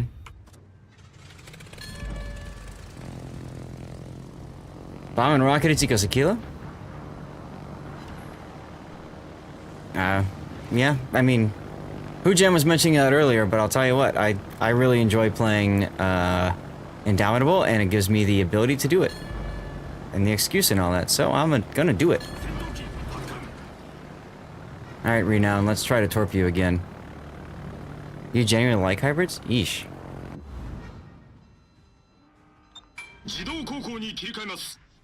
I've been getting the hang of Nebraska. That's about as close as I'm willing to get to playing carriers. You're missing out. Yeah, get a Hildebrand. Mm-hmm. 3 torpedoes. There we go. Wait, isn't it going in the auction house soon? I think it already is, isn't it? It was in the auction house, yeah. Oh. Yeah, I missed out on the auction to get another Hildebrand.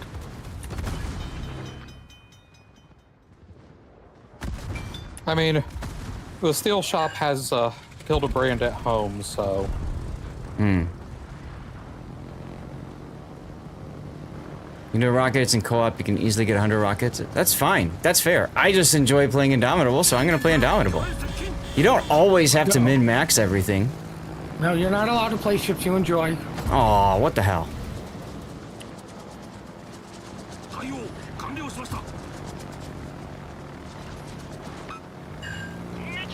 Wow, I got all 4 torpedoes there. Was not expecting that.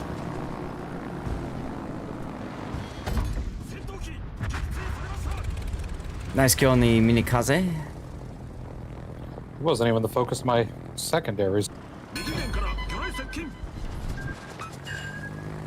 Ooh, torpedoes. Yeah, time. Right? You know your old plan. Why is them not keeping us up so late? Well, like when you're playing a mission, like if you're doing something with asymmetrics, right? You're doing this, and like for me, I know I'm going to be playing this a long time. Like, to me, it's relaxing. Just do what you want to do, and like, who cares?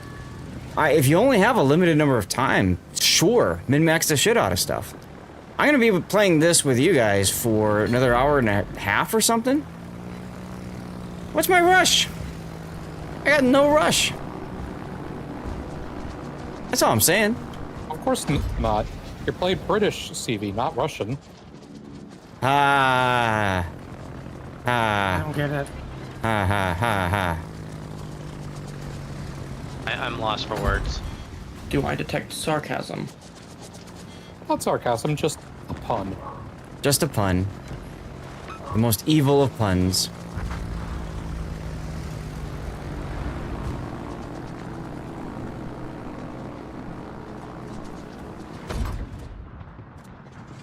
Where am I at for torpedoes? 23. I think I needed 15.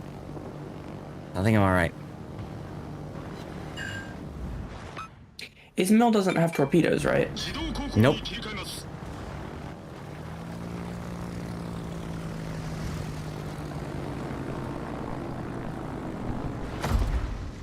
Rip Asturias. Soviet carriers don't come with vodka preloaded. That'd be nice if they did, let me tell you. Can you just imagine one shooting vodka bottles everywhere? Molotov cocktails. 2 overpens at the waterline. Wonderful. Once submitted 2 puns to a contest. You hoped I would win, but no pun intended. Ha. I'm clapping for you. Get out. You know, if I really wanted to make a bad pun about Zath not being in a rush at a CV, I would have said something about Canadian CVs. Mm-hmm. Why do we hate Canadian CVs? We don't.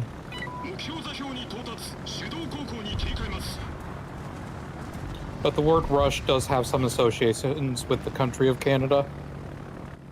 See, I see. The fruit was hanging so low, it was like picking rotten apples from the ground. Yes, and then eating them. Nom nom nom nom.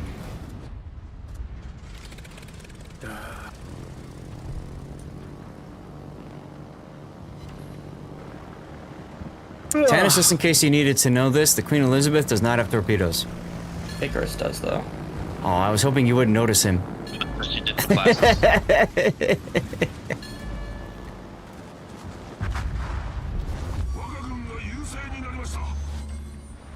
Another one. They're coming out of the woodwork. It's another incapacitation.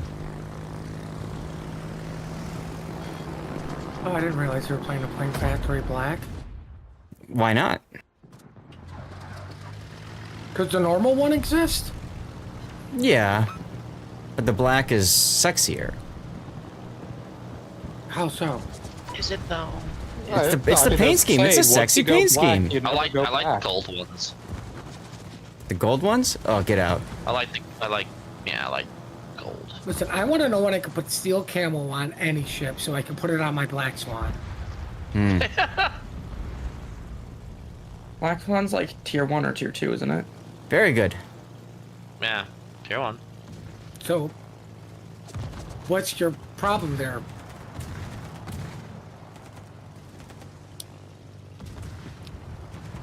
Why do you hate the tier that everyone literally starts out at? Oh my god, Tannis died to Icarus guns. Yeah, I know. My heal didn't come back up. Woo! Triple incapacitation. Let's go, farm. Game lasts longer for you. This is true.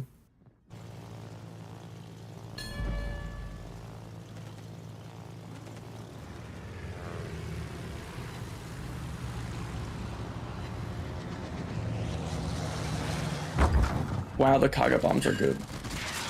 They are indeed. You're about to die, though. I am not about to die. I'm okay. Trust. Trust the process. Health. 4,000 hit points. You're about to also die to Icarus guns. No. No. We will not make that happen. Yes. Come here, Icarus. Where are you?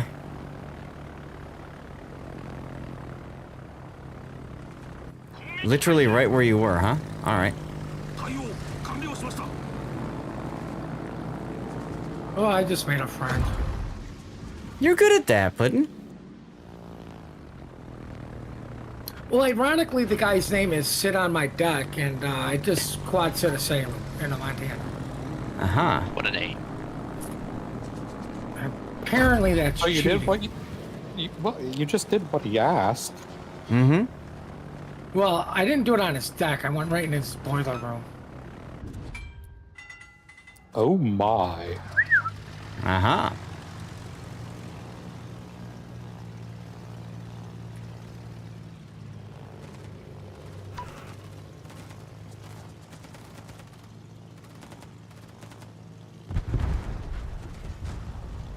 Nice kill him, note.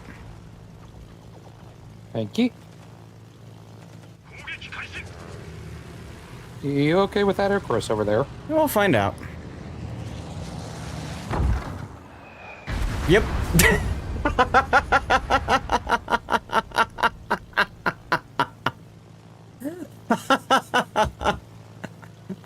Someone clip that, please. Way ahead of you. Thank you, Puddin. I heard, are you fine with the guy sitting there? And then when you start laughing, I'm like, yep. I'm fine with it. What's up, Gandalf? How's it going? Oh, God. My God, Gandalf the Grey's here. I'm a big fan. I'm a big fan as well. Let's see, so, potential damage, incapacitations. Potential damage is probably the next one I want to play here. Yeah, I had a good Kaga game. You could say that. You could say that. Combat missions. Y'all pick what you want, and then I'll go from there. Thank you, Puddin. Yeah, so I almost timed that right. I need 19 more ribbons. That's it. Cheers, Gandalf. Room for 2 more in our div if anybody else wants in. Playing for, I don't know, another hour and 10 minutes or so. Thank you, Cthulhu. Fatpo. Oh, God. There's a shout out for Cthulhu because I keep forgetting to shout him out. What are my missions for Falger? And do I have any that end soon? 5 days left for setting fires with a French ship. Okay. And then winning 6 battles with a Spanish ship. Okay. Or top 3 in the team with a British ship. Okay. And there's also the extra one that you might have that's 2,000 base XP within the British. Yeah. That one's 19 days in 1 battle, which I don't think I'm going to get in asymmetrics. But I could possibly do that in a ranked battle. So I need to remind myself, right? I need to remember if I'm playing ranked later tonight, I have to play British. Try to get that. Oh, it's in 1 battle. Okay. So I need to play French and get fires. And I need to play Spanish and get wins. Is what I need. Because I ain't getting Dreadnought in asymmetrics. Okay. So Spanish ships or French. And we're playing tier 7? No, pick a ship. I'm thinking Spanish or French? Take a while. Quite. Spanish or French? Huh. Two boats I don't play too much of. And I'm going for incapacitations and okay, and I'm trying to set fires, right? That was the mission, was setting fires that I'm on. Right, with the French. Yes. Set on fire or flood, so I could play French Destroyer, but I also want incapacitations. So I'm thinking about playing French Battleship here. And note, are you looking to play a battleship? You are. Okay. So if you need to, I can absolutely switch. If you're okay with that, sure. Because what I'm thinking is playing Leon, which I haven't spec'd up. Interesting. Okay. So Leon for a ops specific build. I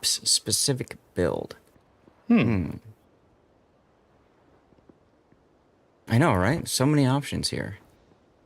Secondaries, of course. A little time. Only options what? I was saying so many options, so little time. Yes, this is true. Let's go with that. You had no Spanish, so you picked up the Galicia. That's a good idea. Since I'm grinding up the line, I might as well play this. Re-grinding it, I should say. I need fires, so let's put the fire chance flags on. Ah, the Torigo. Your favorite boat.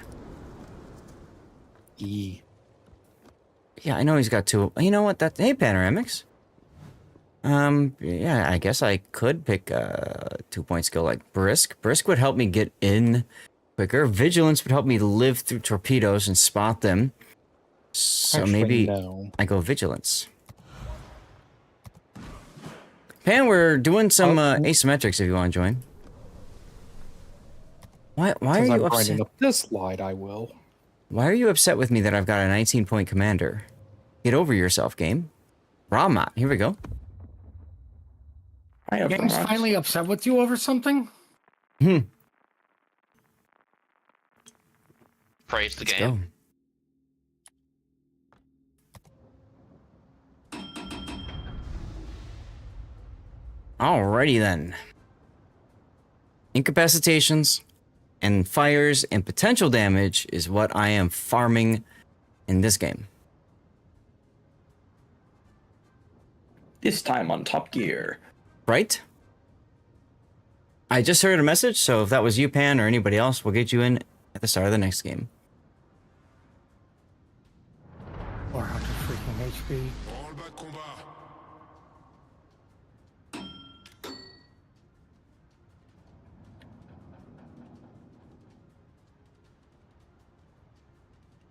I think it's better to drop to tier 7 in asymmetrics for incap missions because of all the lower tier cruisers, especially. I tried that, Jam, and it works. I also did high tier with like Libertad and just farmed secondary hits as well. Battle's been fine. We only played a couple so far. So good timing for you, Pan. Good timing. Wow, the rearmost turret on this ship has horrible firing angles.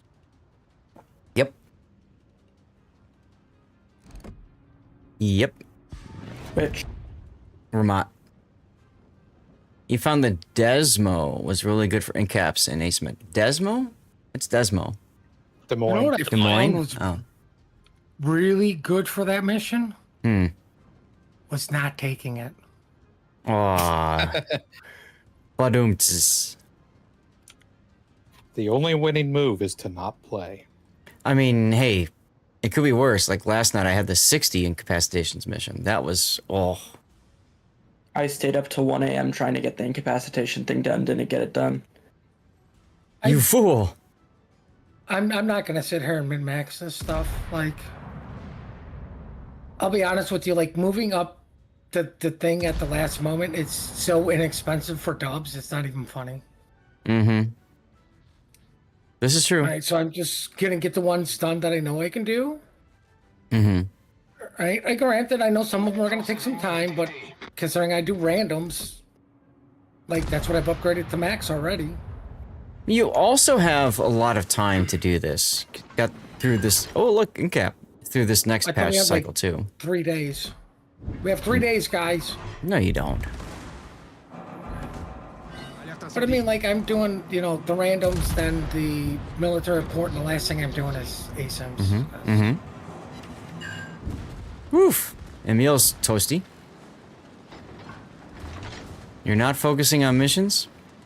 Oh my god, I got such easy ones. You're gonna be on vacation for a month? Oh, wow. That sounds like fun. Where are you going? To the living room?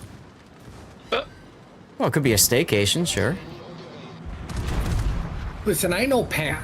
He's probably gonna spend time with the cat. And the cat's gonna look at him and go, "We spent enough time together." Get off me. Leave me alone. Yeah, just you're here to feed me, not me feed you. Gotcha. Alright, I see a deli over here I can maybe shoot. No, order a sandwich.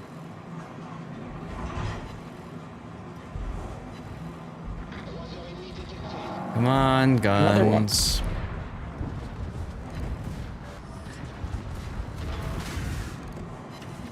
So this is silly.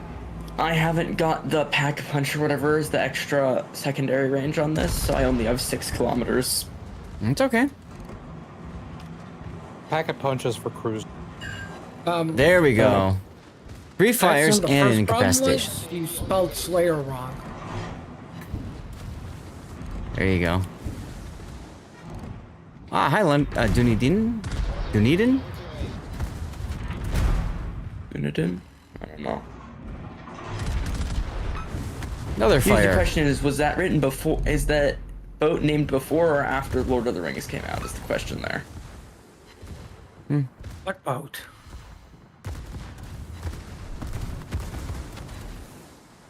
Yay, farming potential damage.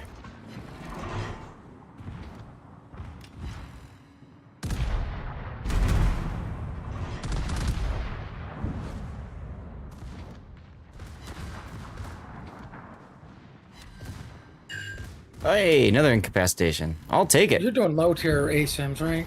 I'm doing whatever people pick and just matching it. I don't care. Can do low tier if that's what you want, or anybody else in the div. I really don't care. What's low tier, like 5 or 6? 5, 6, Not 7. tier 10. Pretty much. More incapacitations. Let's go.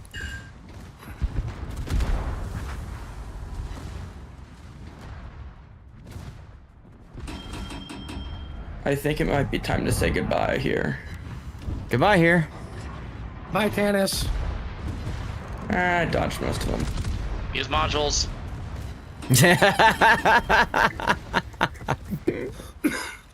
Got him. Got him.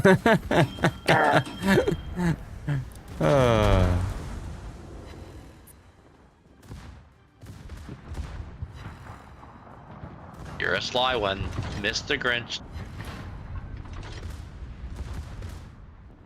Mm-hmm. 15 fires. That's pretty good. I want more. Of course, I get incapacitations when I'm not trying to. I have 11 incapacitations here so far. Mm-hmm. I don't have an incapacitation mission. Right, that's how it goes. Zap needs incapacitations. He gets 1, and then somebody gets like 47 of them. Mm-hmm. That is indeed how it works.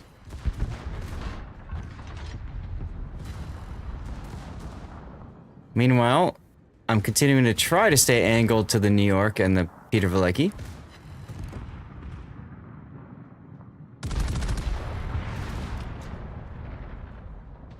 Ooh, secondary battery.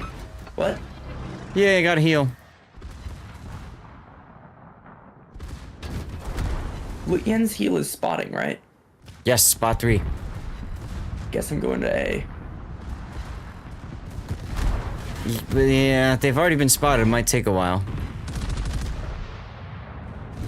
30 seconds. I believe. Another fire. Let's go. 2 more fires. Hey. I think they changed it from 30 seconds because I've definitely spotted people when it's been more than 30 seconds and they didn't get done again. Mm. And how do you know you spotted them and not somebody else? Actually, great question. Oh, that's 129. I think it's if you get the spotting ribbon. Oh, with the kill.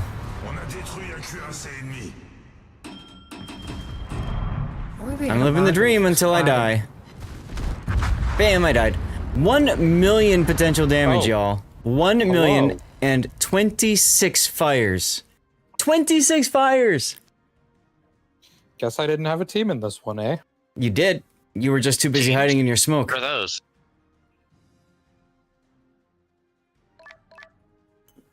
Ah.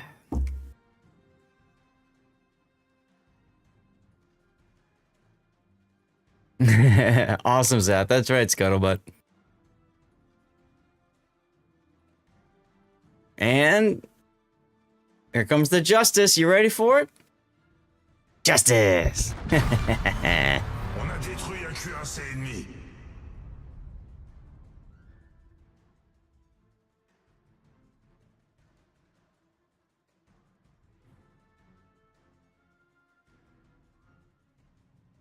Ooh, there you go. There's a Hawkins you can kill. You got this. You got this. Oh, Vermont's got 360-degree turrets now? Yeah, that's cute. Correct. You're giving them to everybody at this point. I know, right?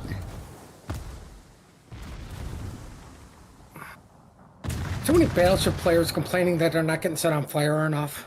Hmm. I'm running Die well furious. note.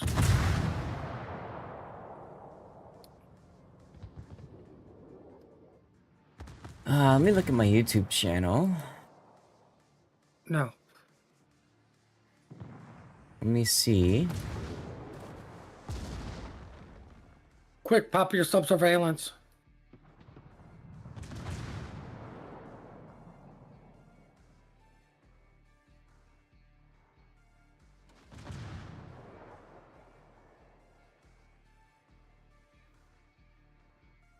Can you 1v1 a Hawkins?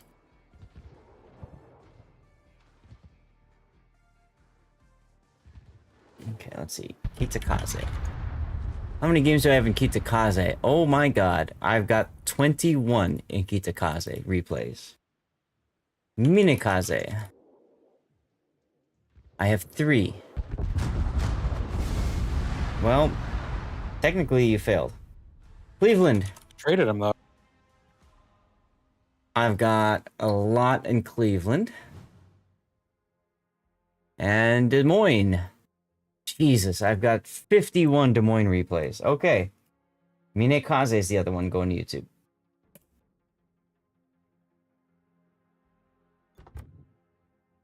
Yo, I came in first place in an HE spamming Leon. Let's go. Alright, Pan. You're in. And then Gandalf was the next. Puddin', you're on deck. Sorry. Oh, I don't care. Why is this thing giving me a choice? Yeah, just take Should it I off get the list. Like, Okay. I don't need to play with you. I just need to Guys. add spots. No Seth, problem. German squadron container or jack-o'-lantern container? What do you care about? You care about spooky things or you care about German things? I mean, I don't know about any of the spooky things. Say what? I don't really know about any of the spooky things. I mean, they're just perma camos, Halloween. I think you can actually get ships Yeah, in you the can get German ships ones. from- yeah, So you can get German ships from the ones. German one. German ones. Totes German ones.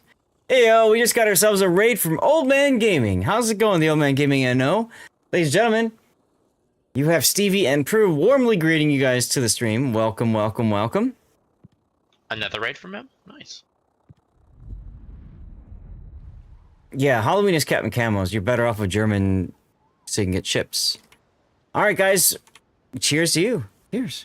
So we just got a raid. You know what that means? We have to do a giveaway. So welcome, everybody. I'm Lord Zath, a North American community contributor for World of Warships. If you would like to enter the giveaway, all you have to do is be a follower of the channel and active in chat. That's it. Simple. Easy. Super easy. All you gotta do, be a follower and type something in chat. Okay, that's it. This is over on Twitch. If you are watching on YouTube, horizontal, YouTube, vertical, Rumble, Kick, where I just got partnered, or the newest Twitter, you're gonna have to head over to the Twitch channel to get into the giveaway. Sorry, it just is what it is. All right. We're doing 8s and 9s, and battleships are taken, 8s and 9s. So let me see. Do I still need to do that other thing here? Spanish is still available. Potential damage in French is available, but the Spanish ends in 5 days. This one is in 5 days as well, which is Spanish winning 6 battles. So I could just do Spanish only at this point. I think that's my play. I'm going to play Spanish only. So go away, Frenchie. Because we finished that mission. So Spanish cruiser, I can play Asturias. Oh, no. 8 and 9. So I can play Numancia. I can play Andalusia. I guess I can start with Andalusia, and then if we have time, or whatever, we'll look at the 8. But that should work. Let's go. How was your stream, by the way, there, Mr. Oman? What's going on, American? How you doing, KJS? You have to raid and run. Ah, go raid and run. Bye-bye. Enjoy. Thank you for... At your old age, walk fast. Yes. Don't run. Thank you for trusting me with your community, of course, as always. Did he not know I was here? Nope, probably not. Alright, so... I need to win 6 battles and do something in Andalusia. I don't remember what. Was it fires? Run modules? Oh, I got that. You're never gonna let me live this down, are you? Nope. No, just like your boy AP sucks. Where did you get that from anyway, Tanis? He tried to. I was in the PT and I tried to overmatch the front of a battleship and I got mad about it. See. You got caught in the flow. You're drunk and on your way to draw your face to probably go to a local watering place. Let's go. What are you drinking? What are you drinking? This is my first dirty water in a week because, well, a little bit under a week, but you know. It is, hello, sweetie. Oh. It is. Ah, we gotta shout you out too, don't we? Hello, sweetie. I met you at TwitchCon, didn't I? You sick? Uh-oh. What's up, King Fader? Puddin', can you do it? Because, like, I'm being lazy. Lazy, but I'm playing a Schlieffen. Fine, I'll do it. Do you know how hard it is to tab out and... Too late. I got it. Am I shouting out? Oh. There we go. There's that little sweetie. Yes, aircraft, die. We got to pass by, but we did talk in Discord before. That's right. One of the pre, right? The pre-meetings that we did.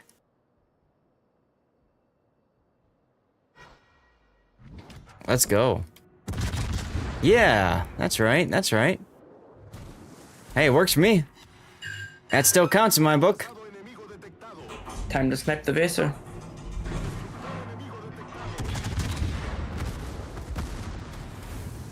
I know, hopefully not get citadeled to death by the Nagato and Sinup.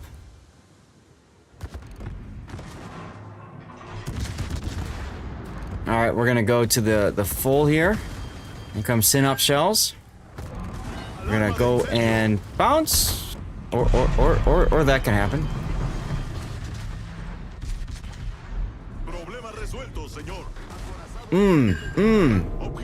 Take all those incapacitations. Let's go. Counts for me too. Damn right. Talked about this before. No, that's too far. TwitchCon doesn't have to be a physical thing, right? TwitchCon can also be something afterwards. Just creators hanging out, having a good old time. Torpedo time. That's what we've been doing here. We've been hanging out with actually a number of people that we met at TwitchCon. So yeah. There's the kill. I feel very silly right now. Just right now? Get used to it? It's a state of mind. That's right, Ghost. I'm in danger. That was nice. God, this is sad. I literally just farmed all my secondary hits off of one battleship. But it's the Finn way. Drinking since 4 p.m. so the drawing of my face might be a bit difficult. What are you drinking, Amerigan? These are the important questions you have to answer to us, or else we, you know. Anyway, broadside Sinup, let's go. Unload AP Citadels. Oh, 7 Citadels, baby, let's go. I probably could have torped at him too. I beached, I'm getting fired. Oh well. Hey, Monarch, you helping? Oh, that's Panoramics. Nice. Angry cat right now. Oh, that's in another battleship I wasn't expecting. Okay. Hell. Broadside battleship. Ish. Vodka with a twist. Ah, okay. Hard seltzer, 4.5%. Leo, no! Oh, I saw that shell coming in, and I'm just like, this is gonna end badly. I was right. I'm drinking Kirkland Scotch whiskey. Not a lot, though, because I still have a headache from Sunday. Getting better, though, so there's go. Go to twitch.tv/lord_ZADH. Hey, another draw. And write something in chat. 10 fires, 10 incapacitations, and 10 defends in one battle. That is pretty sexy.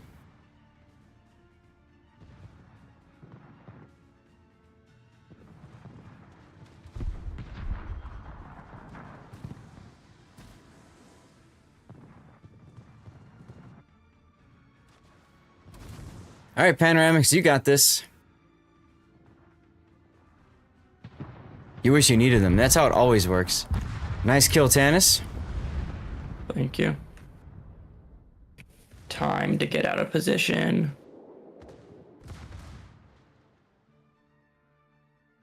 Just watch the Leon to your right. He's gonna show up in a moment. Yeah. You might want to put a plane up to spot him. The spotter plane spots. I thought it was just accuracy. No, it spots too. I mean, it does say spotter plane. Libertad. Oh, okay. There you go. See. The poor kid.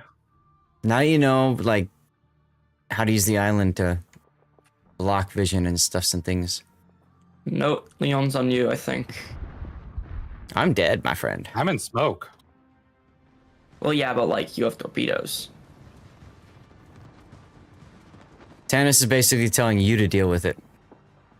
Oh. I'm on the other side of an island. And I'm not saying I'm not going to deal with it. Historically, No, what you want to do is Well, you said you were in smoke. 2v1 the target, like. But he said he was I'm on dealing me. with the I thought he DD. meant that he was targeting me. There you go. Nice kill on the Okay, Icarus. now I can look at the Leon. That's right. You're dead. Although He's I in smoke. shouldn't, No one probably, sees 'cause anything. He's looking straight at me. That's right, Weekend Warrior. We Do the like to French mess with battleships Tannis have over here. meh armor on the front, or do you? Oh, this ricochet. I don't know. Time to find out. Leon It has worked. 32mm armor all around. Because this is a French battleship. It's French. Gandalf with all 4 torpedo hits. Huh. But wait, there's more. I don't know if the equation rounds up or down because the 457s have like 31.8. Yeah, it runs. It's a good question. Oh well. Either way, you killed it. Alright, all that's left is Emnote's favorite There destroyer. he is. And the Vesser. Mine. You got this, you got mine. this. You Kraken is appreciate my fire. brand destroyer. Axthelm! Axthelm, that's the second CC container you won today, isn't it? If so, that's pretty damn funny. That is pretty damn funny.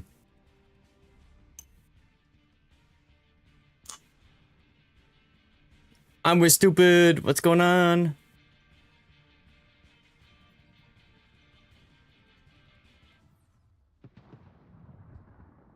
This Torigo might kill me.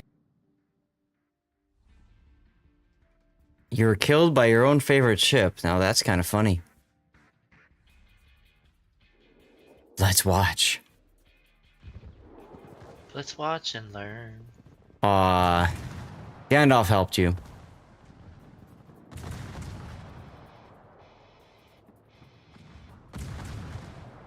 "31 planes. Jermosh, take care. Thanks for hanging out. Hey, Briscoe. Oh, turns out I'm fine. Yeah, because Gandalf got a torpedo hit. I have over 1,000 HP. I would have been fine. I'm pressing X to doubt right now. X, X, X, X, X, X, X, X. No, my Kraken. Only ever won once in the giveaways, and you got a ship out of it. I mean, that's the giveaway to win, if you ask me. Funnel, Tyrell, shoot me for cheese and crackers, meat and such. That sounds yummy. That sounds yummy. Hey, look, potential damage missions are done. Who'd have thunk it? Bush. Who'd have thunk it? Yeah, who'd have thunk potential damage is done, but not secondary battery. Alright, so now... Still on incapacitations. I need to destroy ships and get secondary battery hits. And I'm playing Spanish ships, mind you. Secondary Tier battle 7. hits in Spain. Tier 7. I guess I could play my Numancia.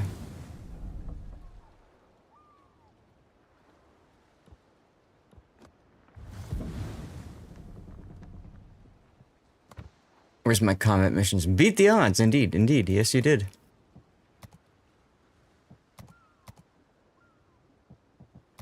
So what do I need? I still need ribbons. That's 19 days. I'll get there. 5 days, win 6 battles. So I need 5 more battles in a Spanish boat. And this one... I'll try doing this one in ranked tonight off stream, I suppose. And then this one, causing damage to ships. Okay. Okay. Alright, we can do it. We can do it. Which league of ranked are you in? Bronze. Oh my god, samesies. Okay, good. Then I won't run into you. Nope. I would, if I was in a game. Here we go.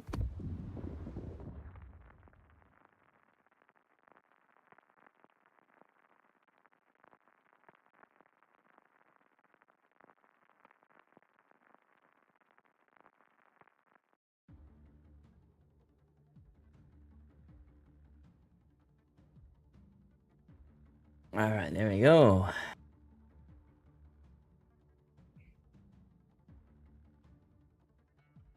Oop.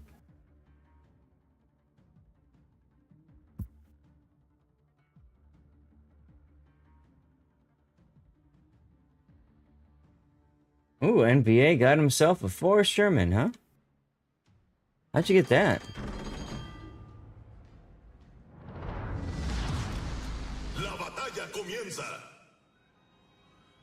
Oh, and I forgot. Well, he got himself a Forrest Sherman out of the CC box? I don't know what he got it out of it. He posted in the giveaway channel, but I don't know. The only thing I got out of CC container was a Tago, and that was from one of your boxes. Yeah. A long time ago. And then the next time I won one, I got another one out, like it was the balloons. I was like, huh. Esperando instrucciones.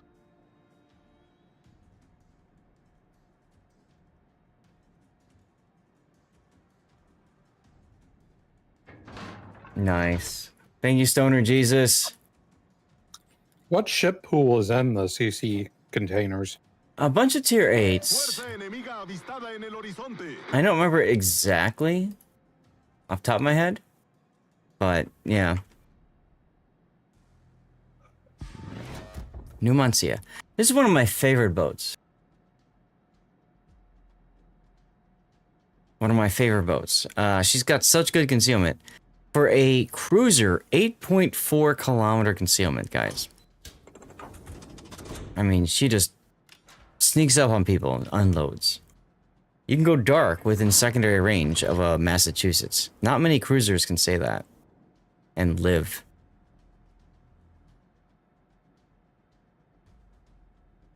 Who I got here? Pan again. Okay. I think Ferruccio has the same concealment, but it's a tier lower, and so it can't even take the slot 5 mod. Mm-hmm.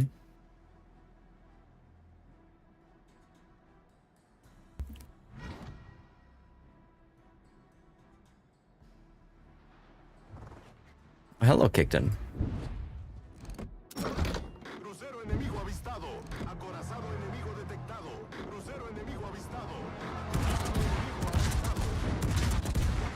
And wait for the kickdowns, the shots to come in on him. Because I'm trying to go for incapacitation still. I unfortunately did not get them.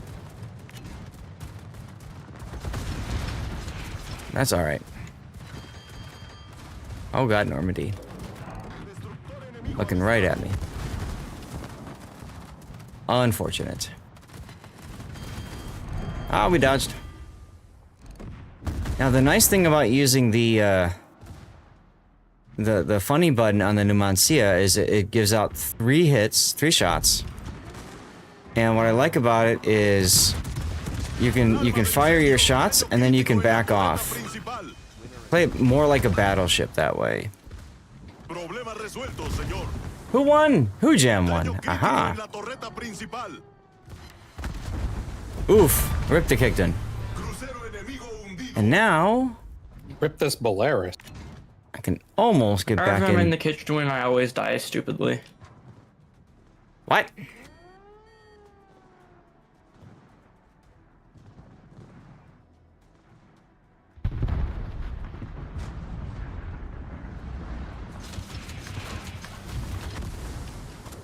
Now let's get ourselves detected again. See, you open up and then, you know, you maximize that 20-second uptime of vision because, like, you go dark again afterwards, right? And they can't see you. That's fun. What do we got here? Pensacola is who I want to target. I'm still working on incapacitations.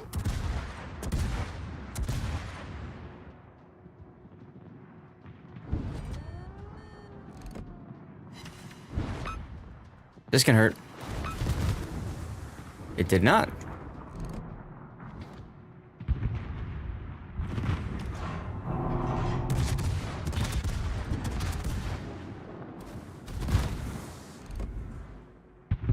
Oh, I got Fuso'd.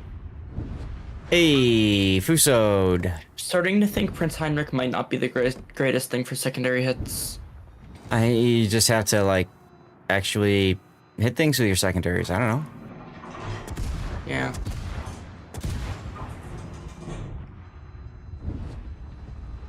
Oh, hi, island. Whoops. Who put this island here? Bogsy.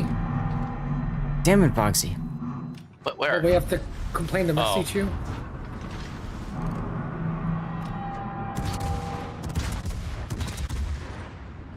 Why does everyone just run aircraft carriers if planes are OP? Because they really aren't.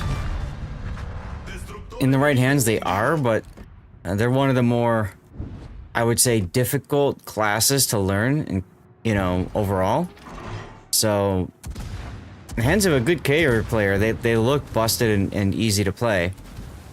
But for most people, they're not that easy to play.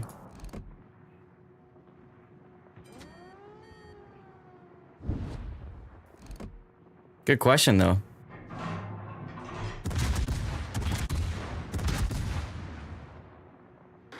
I was way behind him before, now I'm in front of him. That's annoying. Oh well. No, Panoramix is gonna die. And I just got Citadel because battleships suck. That's a pity.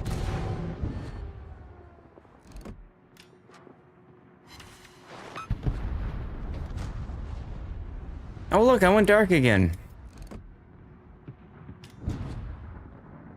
Alright, what we got? Pensacola, Normandy, Bayern. Now's the part where I just chill for a little bit. Because it's just the 3 of us. Just the 3 of us. The big tiers are not easy to play. This is true. You need skill precision and a want to play them as well. Yeah, they're not exactly as fun to play as the old RTS days, I would say.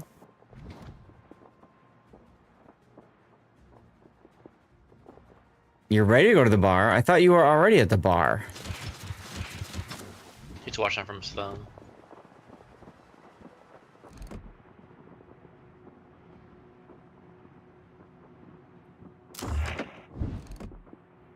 Oof, let me help you on the Pensa.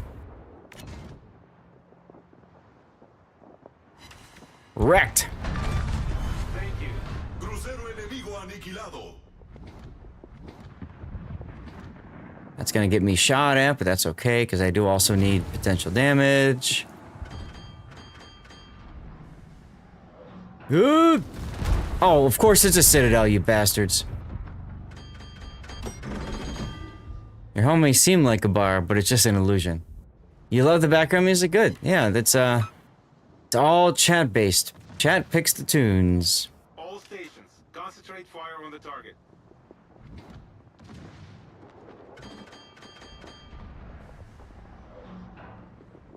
Oh, there's still a Legal I can possibly get some incapacitations on. That's nifty. What's my torpedo range? 8.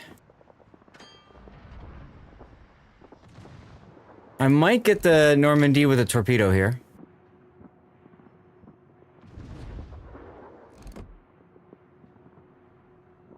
Nope. Unfortunate. He found the god. He found the gap. He found the gap. Mind the gap.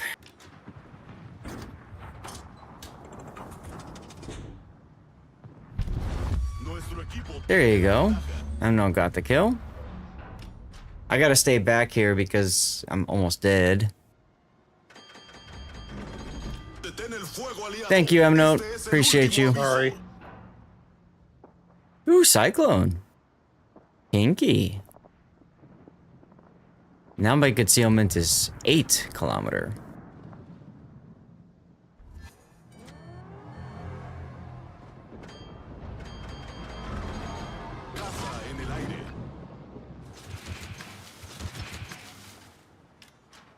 Got him with at least one. Neat. Double.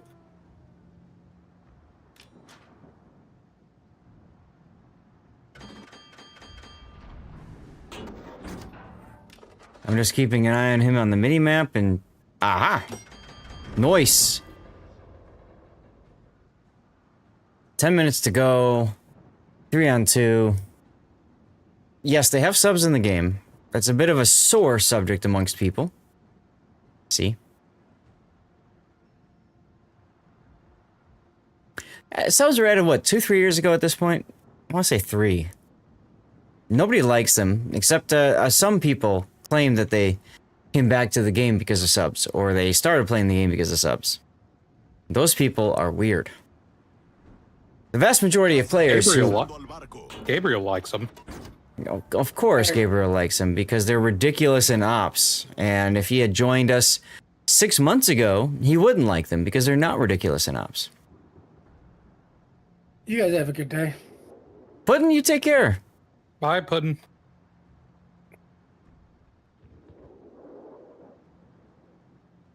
And yeah, if they served in the Navy and subs, that's a possibility.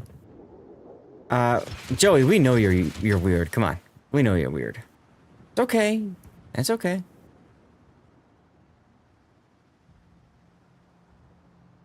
Look at me just flirting with the edge of my concealment, huh?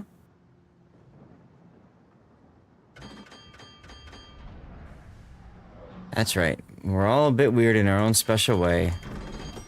Aw, Fuso died. Subs and CVs don't annoy me much because I know the game with them in it. You only know the game with it. Ah, so you're a recent player, Meodathi. Makes you play a little harder. It can. I just want to see subs and cots. I've been in the game for 3 years. Why aren't they in the most competitive World of Warships tournament? Just think about that for a second. Think about that for a second. Alright? Let me fix my hand. Like, because probably if they were, no one would play. What's weirder, touchpad main or touchpad main, Joey? Touchpad main. American, thank you for the follow, dude. That's right, carriers too, absolutely. Carriers were in COTS a couple of times. Well, Armac, maybe they are. I don't know. I would love to see I would love to see TWA come up with a strategy using subs. I think it'd be interesting. I think it'd be interesting. Aw, Yeah, you're beautiful. I did okay that battle. Thank you. Hey, you go. Enjoy. Don't drink too much now. Laters, baby. So I still need to win battles and cause damage to ships. Okay. I need to win 4 more games in a Spanish boat. Promise. Pick your ships, guys. Whatever you want to play.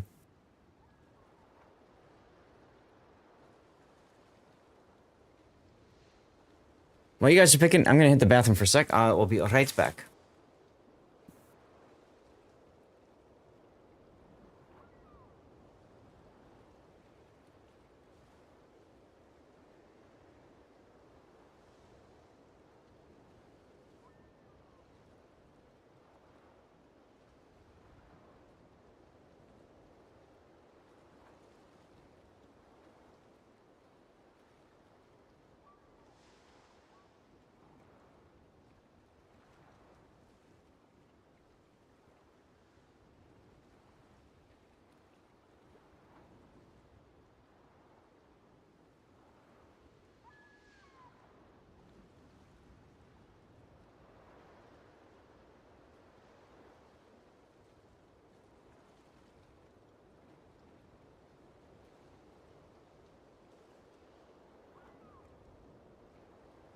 All right. 7s and 8s. Okay, 7s and 8s. I need to play a Spanish boat, so I guess I could play Catalunya. What are you seeing where you see 7s and 8s? Oh, sorry, 8s and 9s. So 8s and 9s, Catalunya. I could play Oquendo. Let's play Oquendo. I'm not a fan of Oquendo, but I can play that.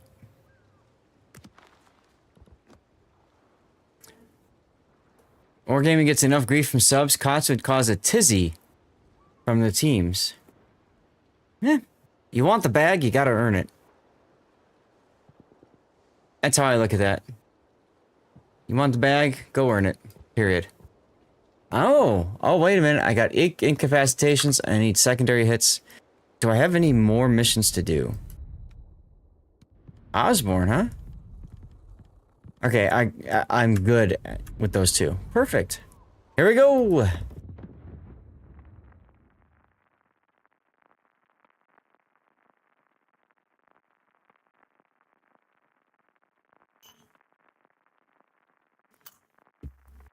All right, dirty water over. Good timing.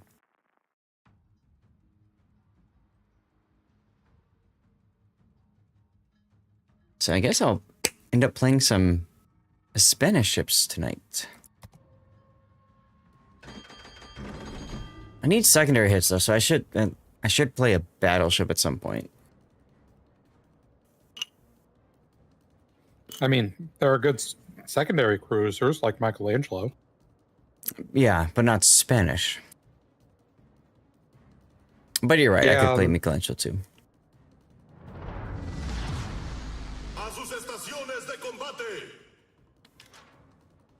Oh, Victoria! I completely forgot about Victoria Armact. Yeah, I could play a secondary build Victoria.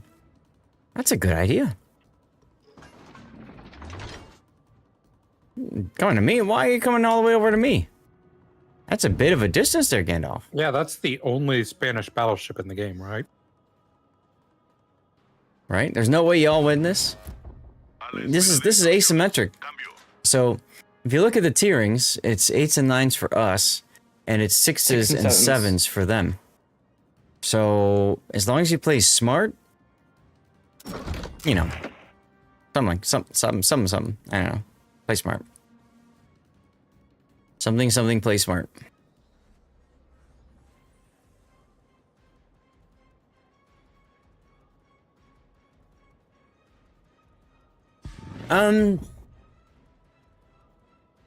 That's right, I'm not in mid. Yeah, I mean, we don't have as much of a hit point pool as them. This is true. But we've got brains and they don't. So, I don't know. Maybe. Maybe. Is Totally Average Gamer a World of Warships player? No. Maybe a long time ago. Right? Totally Average I met at TwitchCon. We've been vibing, continuing the con, having good times. Hell yeah.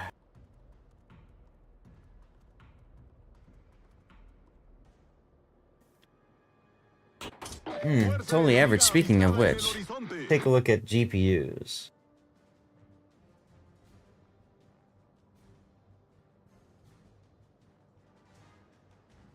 My 3080 Ti has maxed out today at 53 Celsius per core. 53.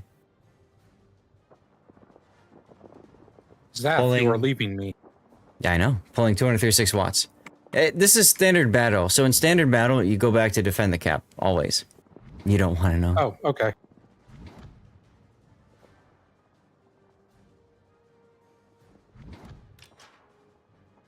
And I know you also like learning about. But then how do I get DC secondary temps. hits?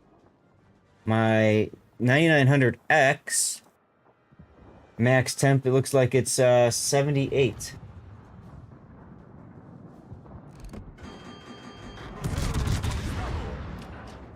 Hello, Deutschland. Oh, Leander would have been a better choice, though. For incapacitations.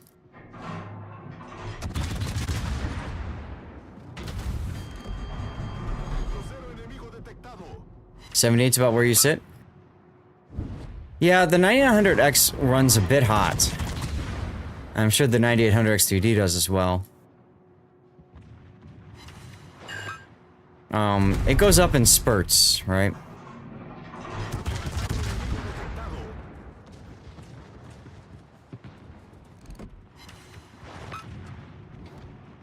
Well, that's another fire, but I don't want fires. I want incapacitations, damn it. What the hell? Weird.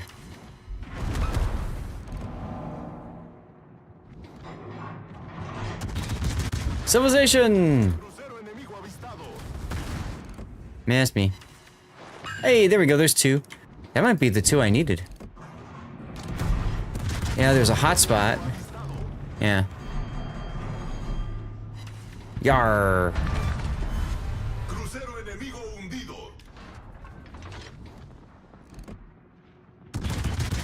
Mad Viking King. Lurk while playing games. Love you, face. Glad we got to meet up. Hell yeah, Viking. Hell yeah. We'll get a shout out to you when we get a chance, alright? I don't know if Rob is still here or can do it. Dude! Of course I get Citadel. Of course I get Citadel. Just how it goes. Wolf, Ismail, hi. Okay, well, this is a problem. This is a problem. Huh. Gotta run away. What's going on now? I just got back from getting water. Are you in the game? Yeah. Secondary. You're about to die.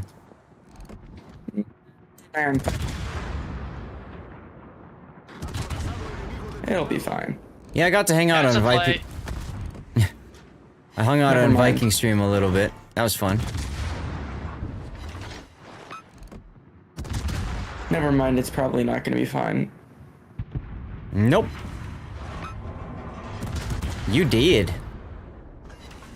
It was, in fact, not fine. 60 secondary hits for no engagement whatsoever is pretty good, though. Sure. Oof. Rip Pan also doing the Andalusia. Ooh, something's still burning. Your ship. Yeah. Nagata doesn't have Nagata DCP. Yes, Tanis is the reason the Pan American battleships are balanced, right? 59 secondary hits. 40, more than that, like 50,000 damage, because then Nagata's still burning. That's better than I do in a normal game. Still.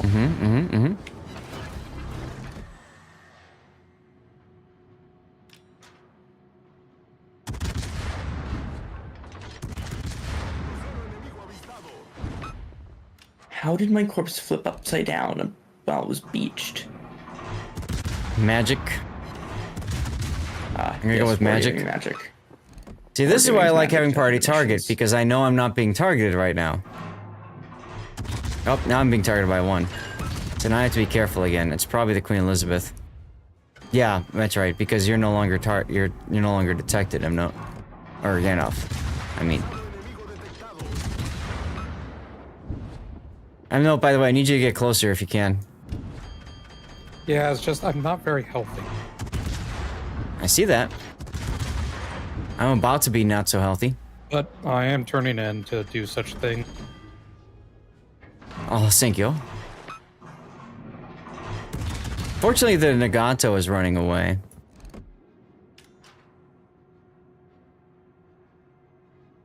Shoot the Devonshire.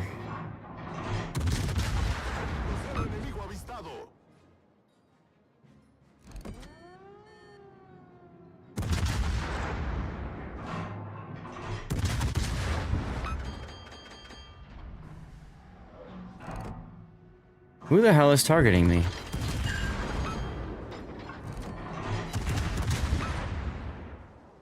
I don't think it's the Ismail. It's the Queen Elizabeth.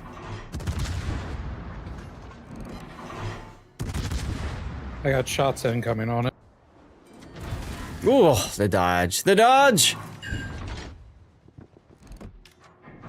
Let's go, in cap.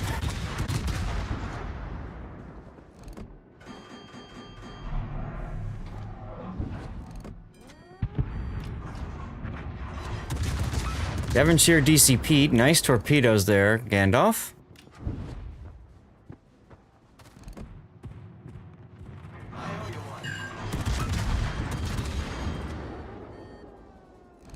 Gandalf is out of smokies.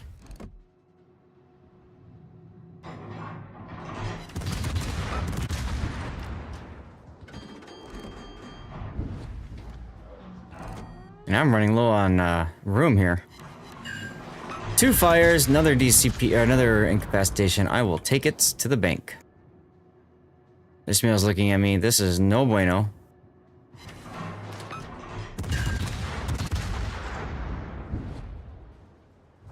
What's up, Compass Rose? How you doing? Happy Friday, my friend. Oh god, here comes the shots. Oh god, why am I? I have this fun dyslexia problem where I turn the wrong way. And I just did that. Oh well. Yes, TGIF and DDs, let's go.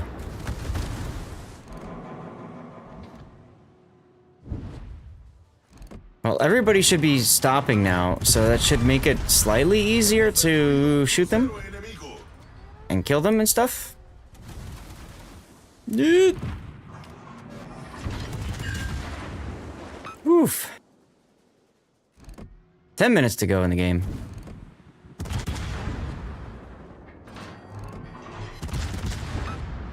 So with dive with dive bombers, you want to come in from bow or stern on, right? Correct.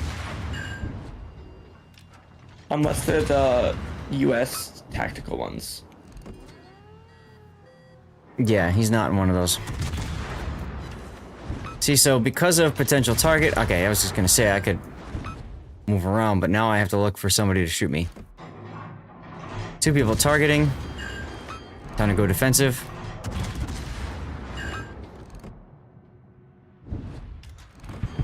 Nice kill. That was absolutely necessary. Yep. That was necessary. First time the dispersion has cooperated with me this game. Woo! I love Nebraska. She's a fun boat.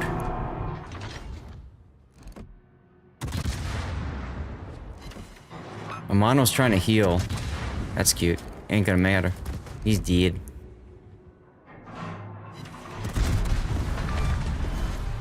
Okay, we can still win this. Nagatos are running away, and we doesn't have a heal. And we don't have to run to him. Well, I don't know. It looked like he was healing, but maybe I'm wrong. Oh god, Nagato came back.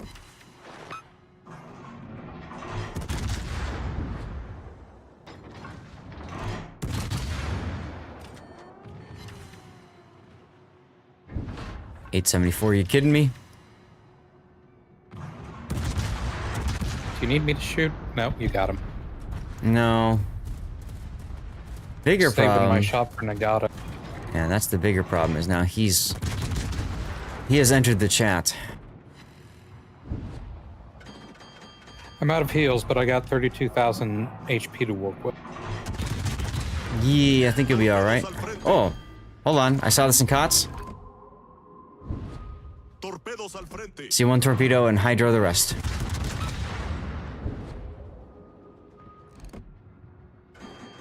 This might end me. Look at that. Look at that dispersion. Tight grouping. Tight grouping. No. Still okay.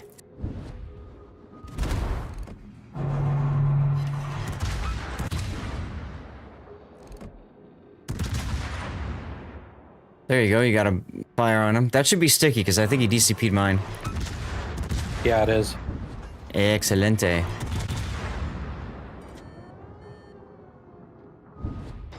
fact, I might... No, I should stick with AP, because I overmatch. Whatevs.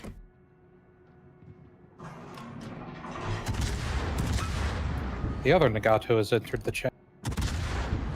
Well, totally average gamer, what do you think of the of our chances now, huh? We're still down on hit points by a good amount. And now he's decided to look at me since I've turned south and towards him. Hacks, he says. Hacks!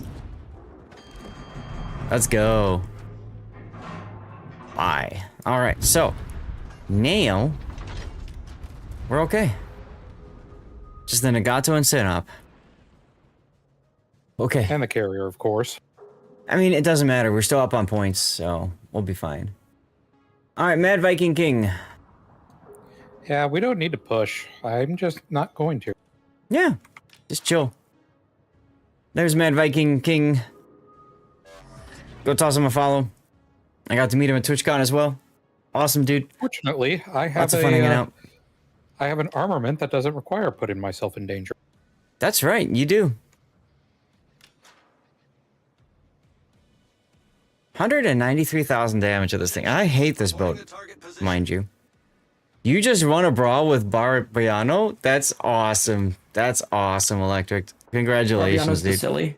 Yes, it's the silly. It's absolutely 100% the silly. 5 minutes left in the game. Don't know how you all got your shots pretty much on target, but you're saying aimbot. Ha! Well, thanks. I actually used one a long time ago. Long time ago.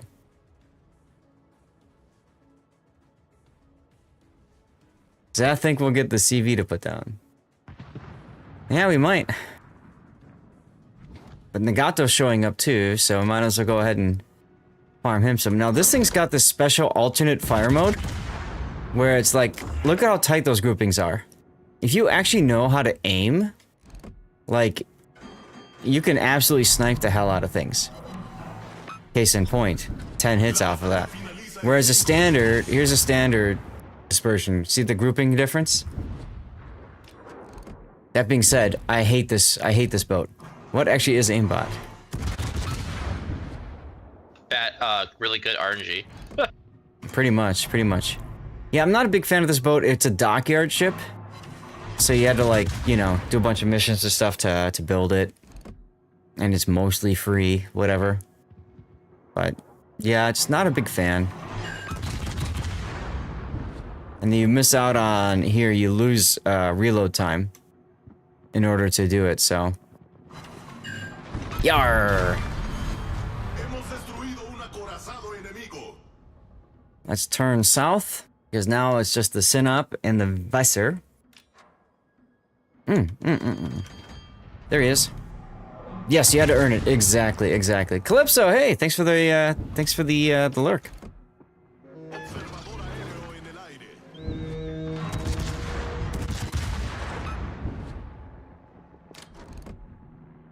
It's an ops monster, other than that, meh. Yeah, that's a good way of putting it. That's a good way of putting it.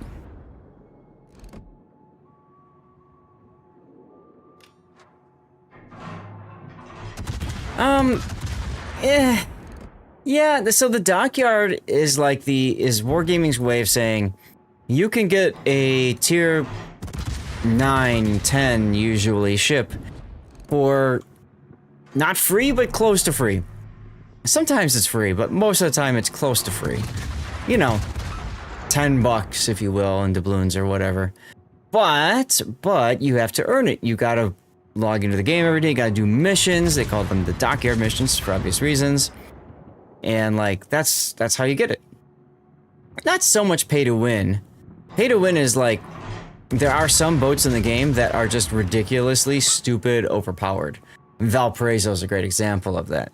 And the only way you could get it was the direct pay. But it is coming for a resource that you can get for free this Christmas, so... Yes, Valpo is coming for steel, correct. Yeah, let's go. Got the kill. Alright, let's see if I can get any more bomb hits before the game ends. You might as well get 2 minutes. You're gonna skip the French one? I think a lot of people are. A tier 9... What's the French one? It's a tier 9 champagne. That looks good for me. Ugh. Ugh. Valparaiso wasn't even available for deck purchase. No, it wasn't. That's right. You had the stupid gambling crates.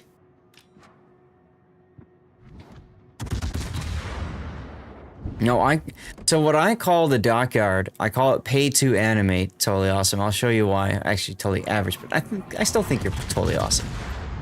I call it pay to animate because literally what you're doing is you're watching the ship get built in front of you, which is kind of a neat idea. Right? It's kind of a neat idea. Yeah, if you have champagne already, you don't need a tier 9 champagne, in my opinion. It's not that great. I do not have champagne, so... Okay. Well, then there you go. Fun boat, not that interesting. Yeah. I'm not a big fan of champagne at all. She's good if you like the long-range snipe in American 406s, but that's about it. Come on, Jellico. I know you're reloading. Let's go. Let's see it. Nope. You're gonna switch targets. Alright, I'll come back out again. You switch back to me, you jerk. See, that's why I like having party target. So I know if the shots are coming. I think he's switching between HE and AP. The bots like to do that.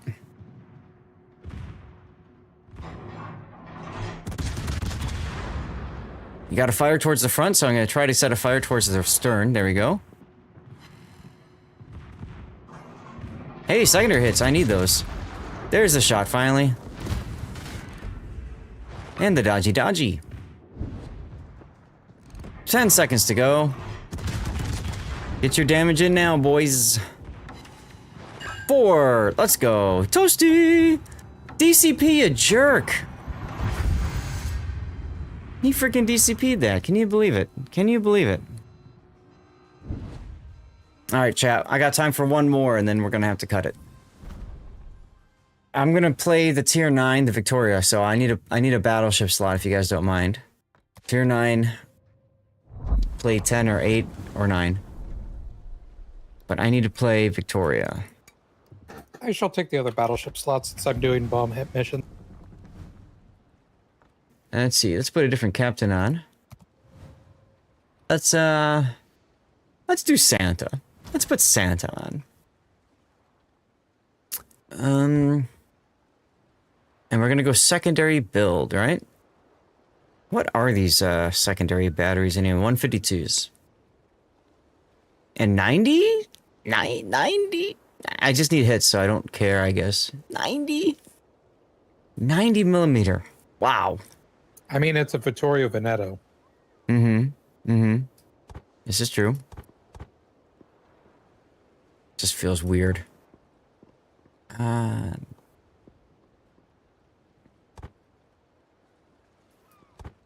Just put a little hint of survivability in on this build. And let's see. I want that. I need secondary hits. So this is fine. This is fine. You still need 14 torp hits in brawls. You need to figure out how to get close enough. Really, you need to get. You're trying to get close to people. It's just a knife fight is how it usually ends up if you're in anything but a destroyer. Mm-hmm. This is true. This is true. Yes, enter battle. Torpedo cruiser. Oh wait, hold on. I need to. We need to go secondary range here too. And I really need secondary hits and really want them. So. What modules do I put on the hipper? Yeah. And why not? Since y'all get mad for not having modules. What? Say what now? What modules for the hipper? For the hipper? Just your standard cruiser modules, honestly. So protecting the engines, guns, main battery, concealment. Accuracy mod. Yeah, in slot 3, yeah. And prop mod in slot 4. You're What thinking tier is Kushiro? Hipper? Is it 8 or 9? Hipper's 8. Okay, so you don't have the 6th slot. I was gonna go steering gears 2. Ah, here we go. Actually, So no, concealment's probably better. do I want German Squadron or do I want Jack-o'-lantern? I'm going Jack-o'-lantern. Here's a question: propulsion mod or steering gears? Propulsion. Propulsion. You said. Yeah. Yeah, I would probably do propulsion. And the I mean, hipper this thing definitely runs turns like the brick. I'd I mean, rather be what's- able to get up the speed faster than be able to turn. Yeah. All right. Because you can slow down. Because you can only slow down and turn. Yep. Yeah, I'm good. Okay. usually the ships that you would go steering gears on are the ones that you can't take prop mod on. So like the British lights and whatnot. Mm-hmm.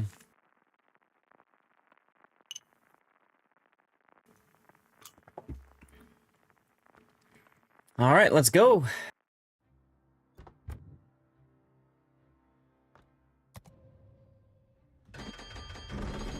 I need 190 secondary hits. Lot of destroyers. Gonna make it tough. I'm done with incapacitations though, so that's exciting.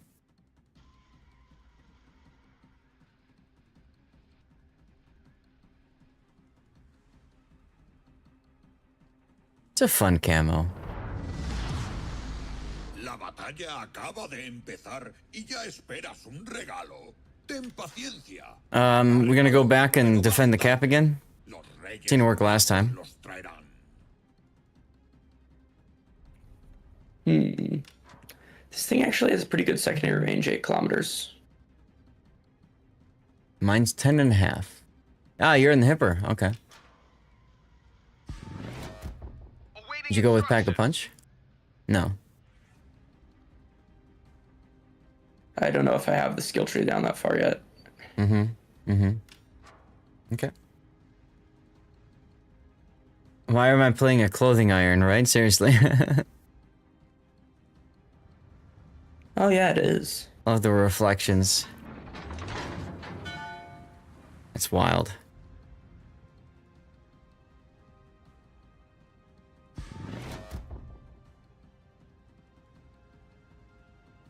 Panoramics with the searchlights.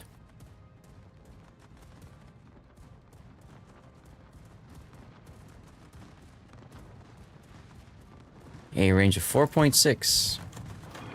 Never mind. Panoramics running Lisboa. That's what I was looking at. The answer, I think, is no. Actually, maybe yes. Yes. I see the buffed survivability expert that you didn't take here. Wait, Lisboa has buff survivability expert? For cruisers, yeah. Did not know that.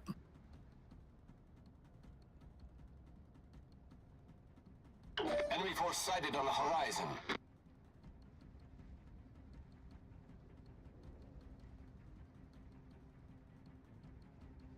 Alright, man, let's go. My first secondary target of the day. Our first catch of the day. Yes.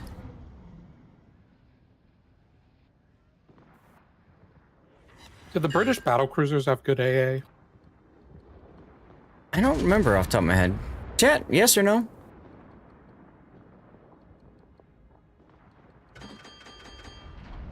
Come on, secondaries. Thank you. Oh, wonderful.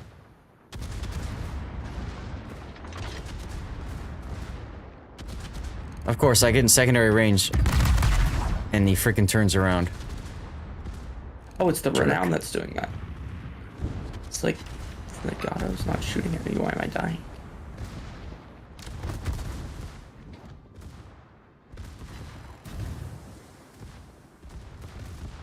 Well, the Dutch cruisers have good anti-air too, right?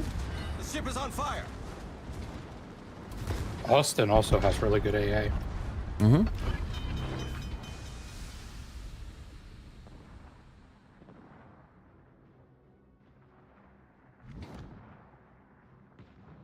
I mean, Renown, if you're going to give me that much broadside. Problem solved, Okay, I guess I'll just You're get welcome for it. Oof. Rip Tannis.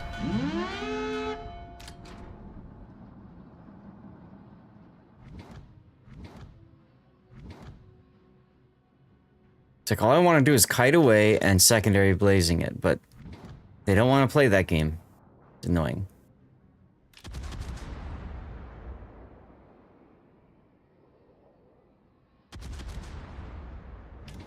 Nice, and I was over there. There's the Renown. Okay.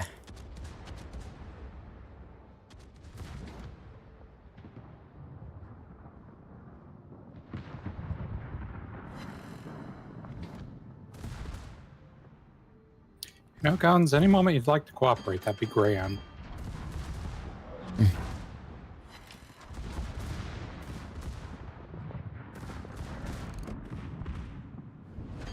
He's looking at me, isn't he? Yeah, he's changing. All right.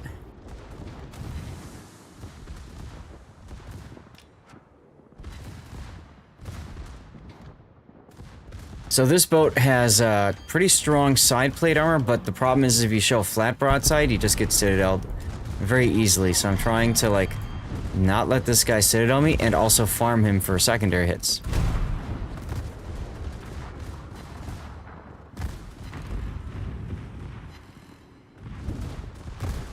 The ship is on fire. I also need wins. So, shoot the Hughes. Spotter returning to ship. Of course, now he turns and looks at me. As soon as I look off of... See? And then bam.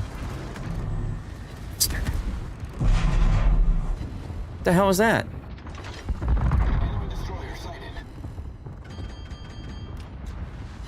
Torpedoes to starboard. Oh, of course. And then I'm gonna take one of his torpedoes too? Are you kidding me? Thank God.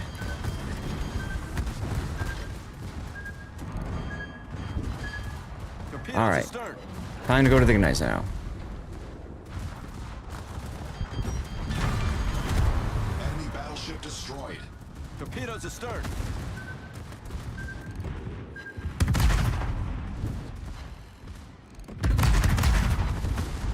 Little too much heat on me over here. There we go. How we doing on secondaries? 105. Just a little bit more to go. You know what that means, guys. I'm gonna, like, come, like, 10 short of it, right? Naturally, natural.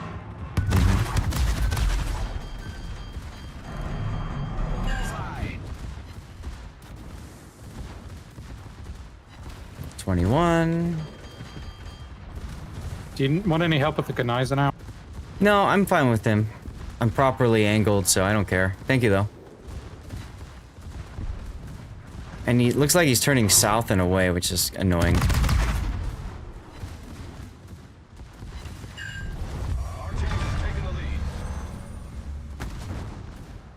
Enemy destroyer sunk.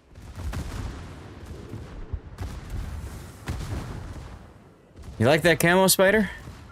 It's fun, isn't it?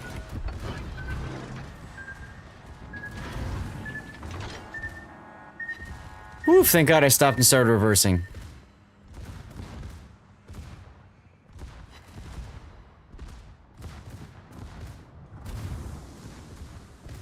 The Jetsons toaster camo. That's right, Pan. That's right. I need 190, so I need 40 more secondary hits, and these bastards are running away from me. The fiends.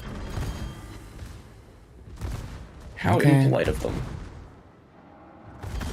What in the future deco camo is that? I know, right? Pretty weird, isn't it?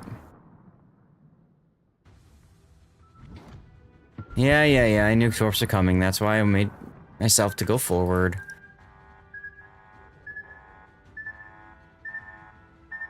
Alright, we're gonna have to go get our secondary hits. I need 30 more. 30. Our deco ducker Nice. pigeon. I came in here to try to get secondary hits. I got 8. Secondary hits in Himper? Okay. Yeah. Well, I mean, it didn't go to 10. True, did not. I have the Los Andes and the Napoli that work for secondaries. I mean, I guess the Massachusetts might have worked, but I don't know about that. Be nice to have a ship that isn't a duck. I mean, the nice thing is it's a camo. I could turn it off, you know, but whatever. And then these bastards are like, I'm gonna run away from you, even more so. Shaking my fist at them. I just Teammates realized that that do Georgia not has suck. the same secondaries as the Massachusetts. I had no reason to not. Oh wait, no, it's because there's no battleship. Yeah, only the Ohio has better secondaries than Massa. I'm gonna change targets to the Gneisenau now because better... Ooh. I gotta turn and bow in. The ship is on fire. Torpedoes. Yeah, see?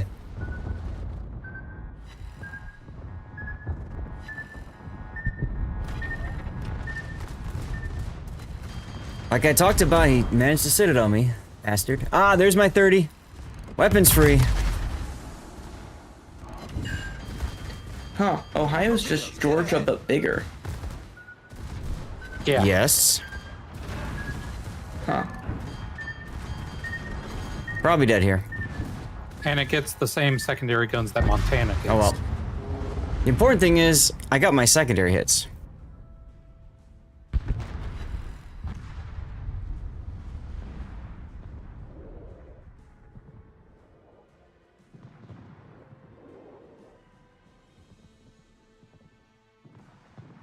Alright, y'all, do me a favor, take a look at who's streaming right now. Let me know if there's any that you want me to raid. Rip the Anno 2045 ship, I know, right? Seriously. You can watch it sink. Good night, everybody. Night, Tannis. Good night, Tannis.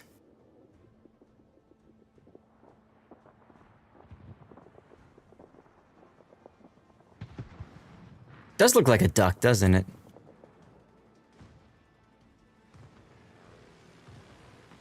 Kind of wild.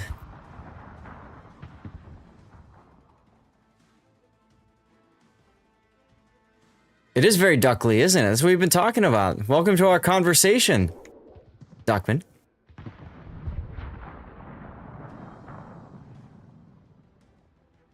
It's a pretty ugly camo. It's a pretty ugly camo.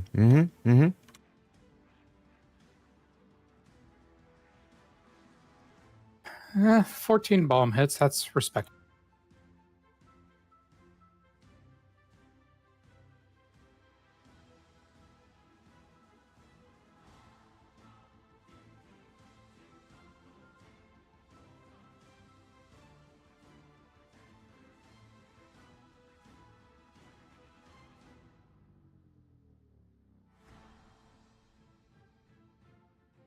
Lots of good people streaming right now, y'all. Lots of good people streaming.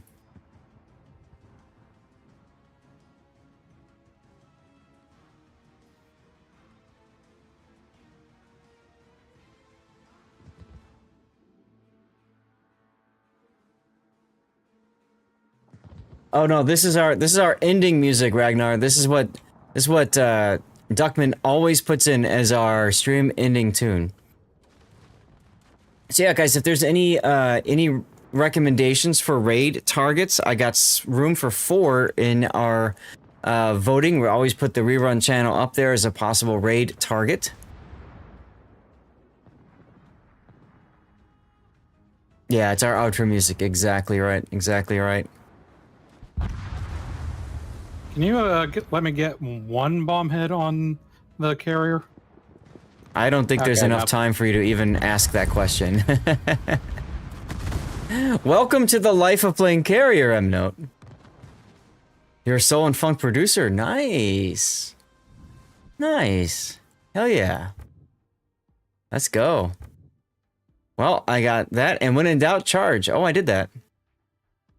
Hey, look at that. I got Killer Bin, so now I can sink him. To drown him. Thank you, gents, for joining in the div today. That was a lot of fun. Thank you. What am I still working on? I still need to do damage in Spanish boats, but I also need to win in Spanish boats. So that's fine. I need to be at the top of my team in experience, so I'm going to try to do this in ranked tonight if I play ranked, and I might try to play Spanish boats in ranked tonight too. If I'm doing whatever the hell these other missions are. Let's see, what are my missions anyways? Base XP, get captured or defended ribbons. Main battery hits. First to spot 15 enemy ships sounds bad. If I'm playing Spanish or British. Secondaries. Okay. I can probably make this work. I gotta think about, like, if I'm gonna start by playing British battleship, tier 8. I could play what is that? Renown 44, right? British battleship. Yeah, tier 8. Or is Renown 44 7? She's a 7. And Royal Sovereign. So I could do that to get my secondary hits. Okay, so if I'm gonna play British battleship, then we'll go for secondary batteries. The spot ships is going to take a while, so I might as well go ahead and pop the spot ships, and then I'll do the main battery hits as well. Figuring I'll swap to a cruiser for Spanish ships, and then maybe destroyer for French or something if I need to. But that'll be me tonight, assuming. Chat, last chance to get votes in for raid target. You've learned to dislike the British battleships because they dislike you. Yeah, amen to that one, brother.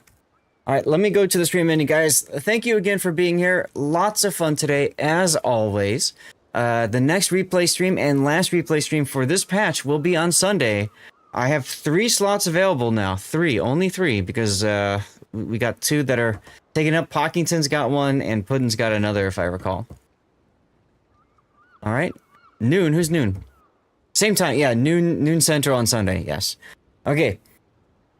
Thank you guys for being here. We're going to go to stream ending. You're going to see some links that you can follow to support me if you want. We're going to start, of course, with the rerun channel. Let me know if there's anybody else to raid. Nominate them in chat. I'd be very honored and happy to raid them. If you subbed today, like KZ Me, I Can't Swim, I can't read. The screen is so small. But anyway, your name is showing up there, so big thanks to you for your support. Oh, that's Moore's Elite, of course. And then your Gravity and X them. Yep, they're up there already. What? Do you have Thera back up there? Nope. I'll add them to list. Yes, please. They're back 47. And we got some new follows today as well, which is awesome. Disappointment and dissatisfaction on this planet. I'm sorry to hear that. Oh, that's somebody else. That's in someone else's chat. Let me get the... There we go. Bye-bye runtime, lol. So my rerun channel runs 24 hours a day, 7 days a week, as long as the PC works and my internet works. We do 2 giveaways per day over there, so if you're looking for some awesome World of Warships codes, look no further than the rerun channel. The best content on my YouTube channel goes out to there. Some people like to hang out there because they learn new stuff and things for the game, or just like to hear a familiar, calming voice-ish and whatever. We do have words on stream that goes there too, and you can get your drops that way.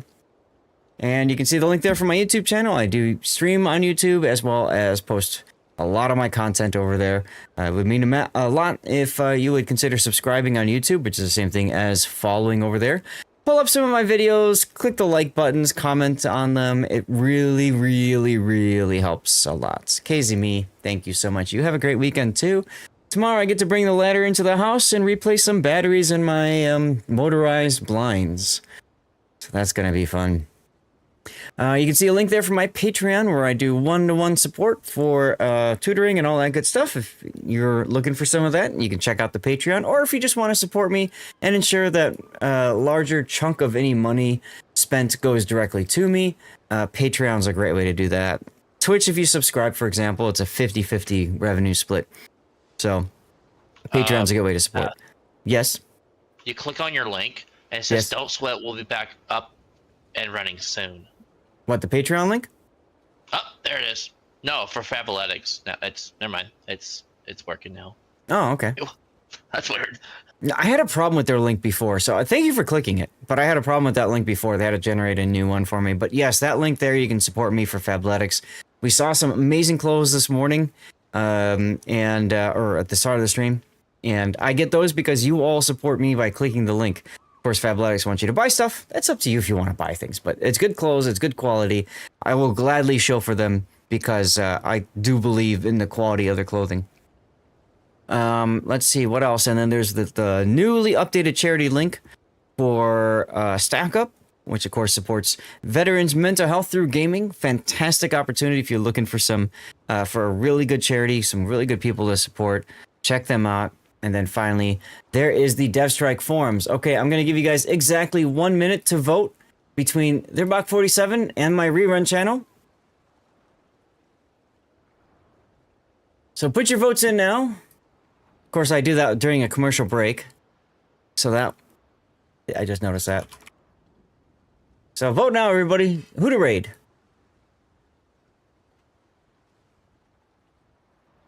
Dang, I know, Blue. How's it going, by the way?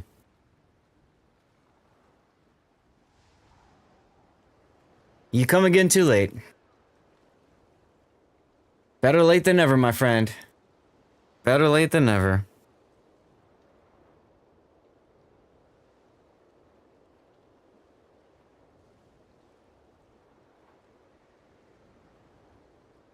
Pretty good. Life's great. Change clans planning for COTS right now. Oh, what clan? Which team? Stream was good. Stream was good. We had a good time today. And with one vote, we're gonna go to the rock. Let's go. Yay, I win. Yeah, you win.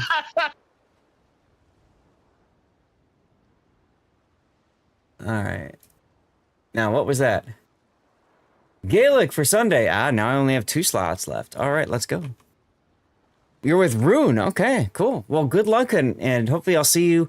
I will not be streaming I will not be streaming Saturday, but I might be streaming Sunday. I don't know. I'm going to Los Angeles for a special live event, Call to Arms Live, for Stack Up. Yeah. You love the funky vibes. Yeah, me too. Me too. Me too.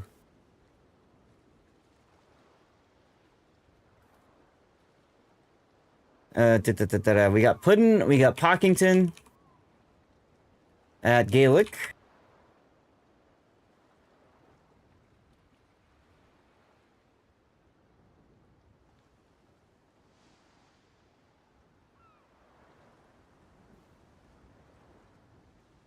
I don't remember if Axelm wanted his Essex as a sub replay or not.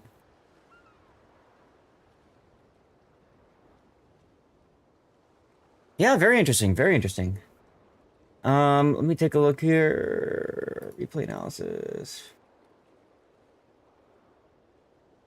Hey, Stan. Thanks for tuning in, man. Thanks all of you guys for tuning in.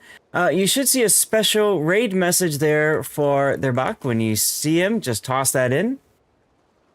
If you tuned in today on YouTube, Rumble, Kick, or Twitter, do me a favor, toss a follow in that respective platform. It would mean quite a bit. And let me know if things looked okay and worked okay for you guys. I'm very excited to be part of all this and multi-streaming. Thank you, Elusive. You too.